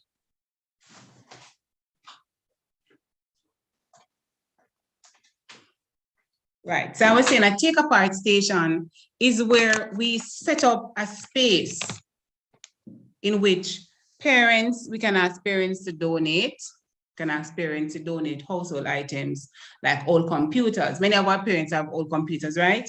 They have radios, they have fans, they have cell phones, they have PVC pipes, they have all different kinds of items that they can actually donate, right, to your classroom. And what you do, you can have a space, just like how you have a space for the manipulatives, you can have a space that we call the take-apart station. And this take-apart station allows our students to actually take apart now, in a very safe way, take apart now some of these items safely, and they're able now to just explore the various parts of it. Look at what they, remember taking apart things, you know how useful taking apart things are? When you take apart things, I don't know if anybody engaged in taking apart things, but when you take apart things, you actually learn how it functions. And so our students would be able to learn how it is that these things function. They'll be able to explore and to take apart items, and it would inspire them to be creative and innovative. So that is the beauty about this take-apart stations. So just don't think about it as this, this thing that you have to do. Just let it come natural. Have the students, just like when they have their playtime, let them go over there and let them explore. And you are teaching them to be creative and innovative. And they can even take apart, and then guess what they can do? They can put together different parts from these different things, right? To make their own. And then you can have them tell you what it is that it is useful to do, right? Have them explain to you how it is that it can be used, what is the purpose of it, how they can use it to, what it is that they can use it for, how it is that it will help. and get them to again start thinking about innovation. The next thing that I want to talk to you about now, so we just looked at number one, encourage possible thinking. We also look at teach innovative thinking. We look at create and explore take apart stations. Now we are going to look at provide prop boxes for students and engage our students in what we in role play. So a prop box is a box that is full of props. All right, so it is a box that is full of props. And this prop box would have just about any item. I bought a prop box to JTA conference last month. And in my prop box, I had a selfie stick. For those persons who don't know what a selfie stick is, it's something similar to this, right? I had some selfie things that you can use over your face to take photos. I had a VR set. I had a camera in there. I also had books, crayons. I had paper, pencil, just about anything you just throw in that box. And you just set up your boxes, stock your boxes in your classrooms, and you ask your students to go over there and you give them some time to engage in role play. And when you do that, it provides them with authentic learning, right? So these students are allowed to explore. They're allowed to imagine. They're allowed to think through problems. Many times they also are asked to collaborate because they might have, one person might take out a pencil, another person might take out a pen, another person might take out something else, and they have to collaborate to see how this one thing works together. So you will see that you will have communication and collaboration, and the natural curiosity and creativity will actually come into place. All right. You can also add in that box, maybe a digital camera, maybe a tablet, and these students will be able to now record their experiences, right? So as you once, I mean, if you were to give a 4-year-old or a 5-year-old a camera, what do you think they would do with it?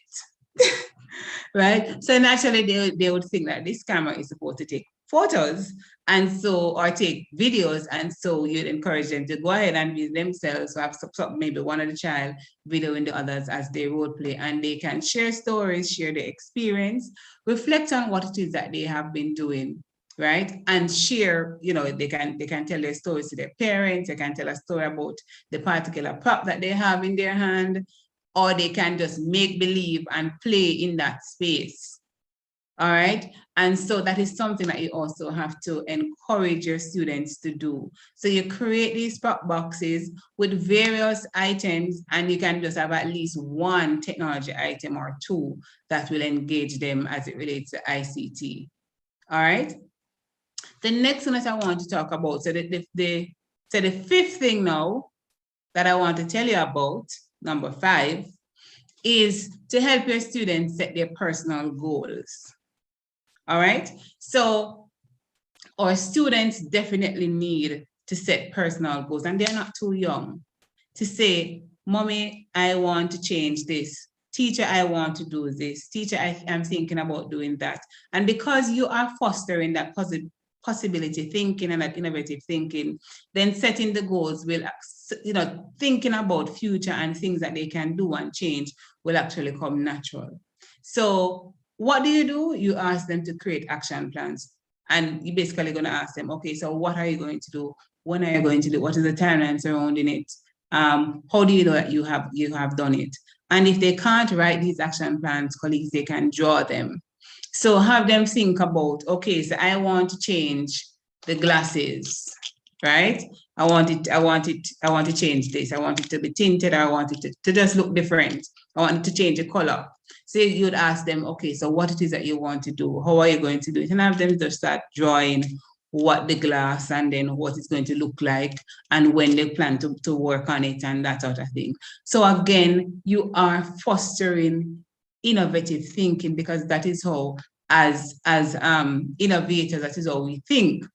So first, we have to understand that we go through a process of looking at what the problem could possibly be that we're trying to solve, right? And then we go through another process. We say, okay, we are going to we're going to ideate and think about all the possible things that we could possibly make and do to solve this particular problem.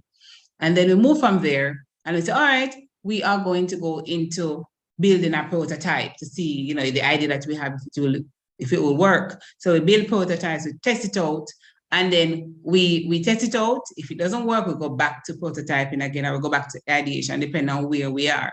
So again, colleagues, it is to foster that, but in a very subtle way, that we help our students to learn in their own environment. And that is what is very, very important. So the 5 things again that we're going to use to develop innovation in our children and to help them to become what we call innovative designers is 1, encourage possible thinking. 2, teach innovative thinking. 3, we can create and explore a take apart station. 4, we are going to provide pop boxes and engage our students in role play. And 5, we're going to help our students to create their own personal goals. Colleagues, ladies and gentlemen, we have students with us who are innovators, they are creators, right? They are used to the technology. Have them help you to develop these resources. I'm going to also introduce you to a concept that is called Tech Without Tech. And Tech Without Tech is very good for early childhood and language development and for students to explore the technology without you even having any sort of high tech in your class, or even if you have some, you don't have to use all of it, or you can use some of it along with the Tech Without Tech. Tech Without Tech is really the concept of using high-tech terminologies. So drag and drop and move and share and highlight. And so you use those terminology with your students, right? So you could have them create maybe a Facebook page, or you can have them, you know, you can create with them, just like you create your props for your classroom, your teaching aid. Include, what I'm saying is include some technology terms in it. Include some technology icons in it, because you want to continue the stimulation of the use of the technology with your students as you go through. So don't just think about technology. I want us to just take a step back about how we utilize technology in our classroom. And if we are doing everything, we know that we are, you know, we're not using the technology wisely. Right, because technology by itself, as I mentioned earlier, is supposed to make our life easier. So let us think about some of these strategies. Think about how we can engage our learners and ensure that at the end of the day, colleagues, that they are developing, we are preparing them for, not even, I wouldn't say the 21st century anymore, right? We're in Industry 4.0 now, going in very deep, right, into the artificial intelligence, the augmented reality, the virtual reality, all of the realities, mixed reality, etc.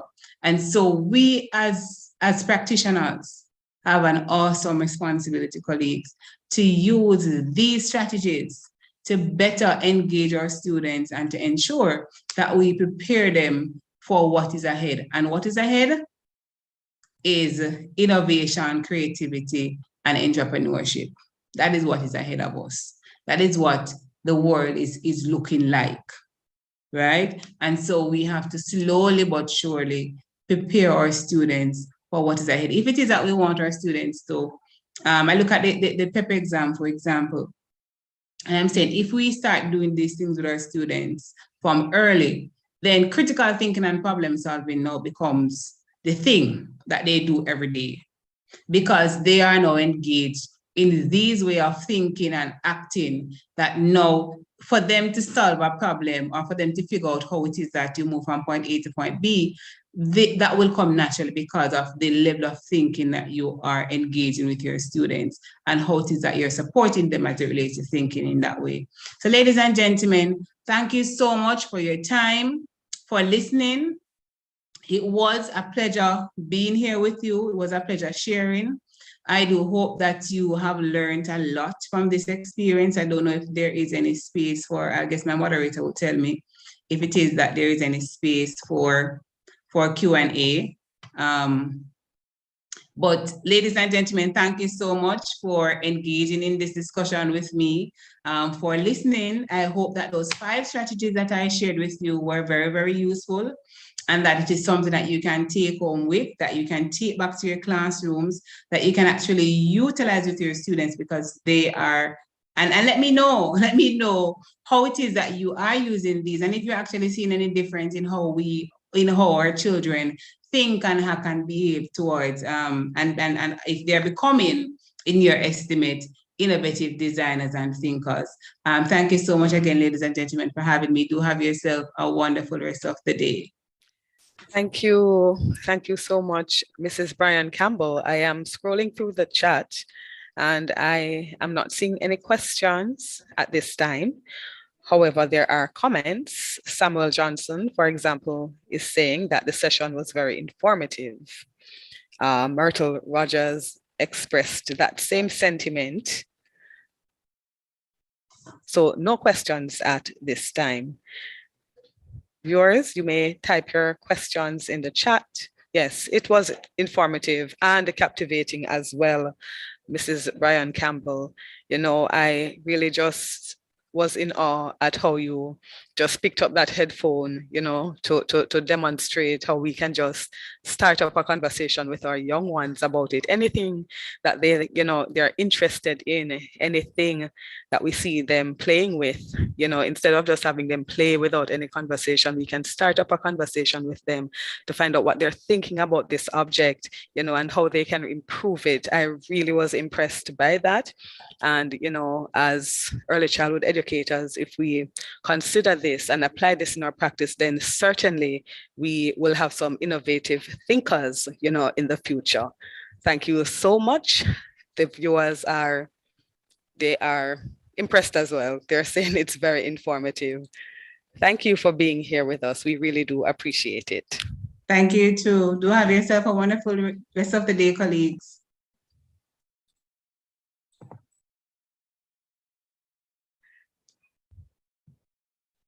So we have come to the end of the day. And what a delightful and instructive day it has been. I want to thank you all for joining us on Track 5, Technology in Early Childhood Development. We encourage you to tweet about PDI 2022 and Technology in Early Childhood Development using the hashtags #ECC PDI 2022, #YECD 2022, #12 Standards Matter. Tag us at ECCJA, and please remember to evaluate PDI 2022 by completing the evaluation form. The link will be shared in the chat. In fact, it is pinned in the comment section. If you scroll to the top of the chat, you will see it pinned there. You may visit pdi.ecc.gov.jm. Scroll down to PDI Workshop Evaluation, click on the link and complete the form. We thank you for being here with us today, viewers. Join us again tomorrow at 11:15 a.m.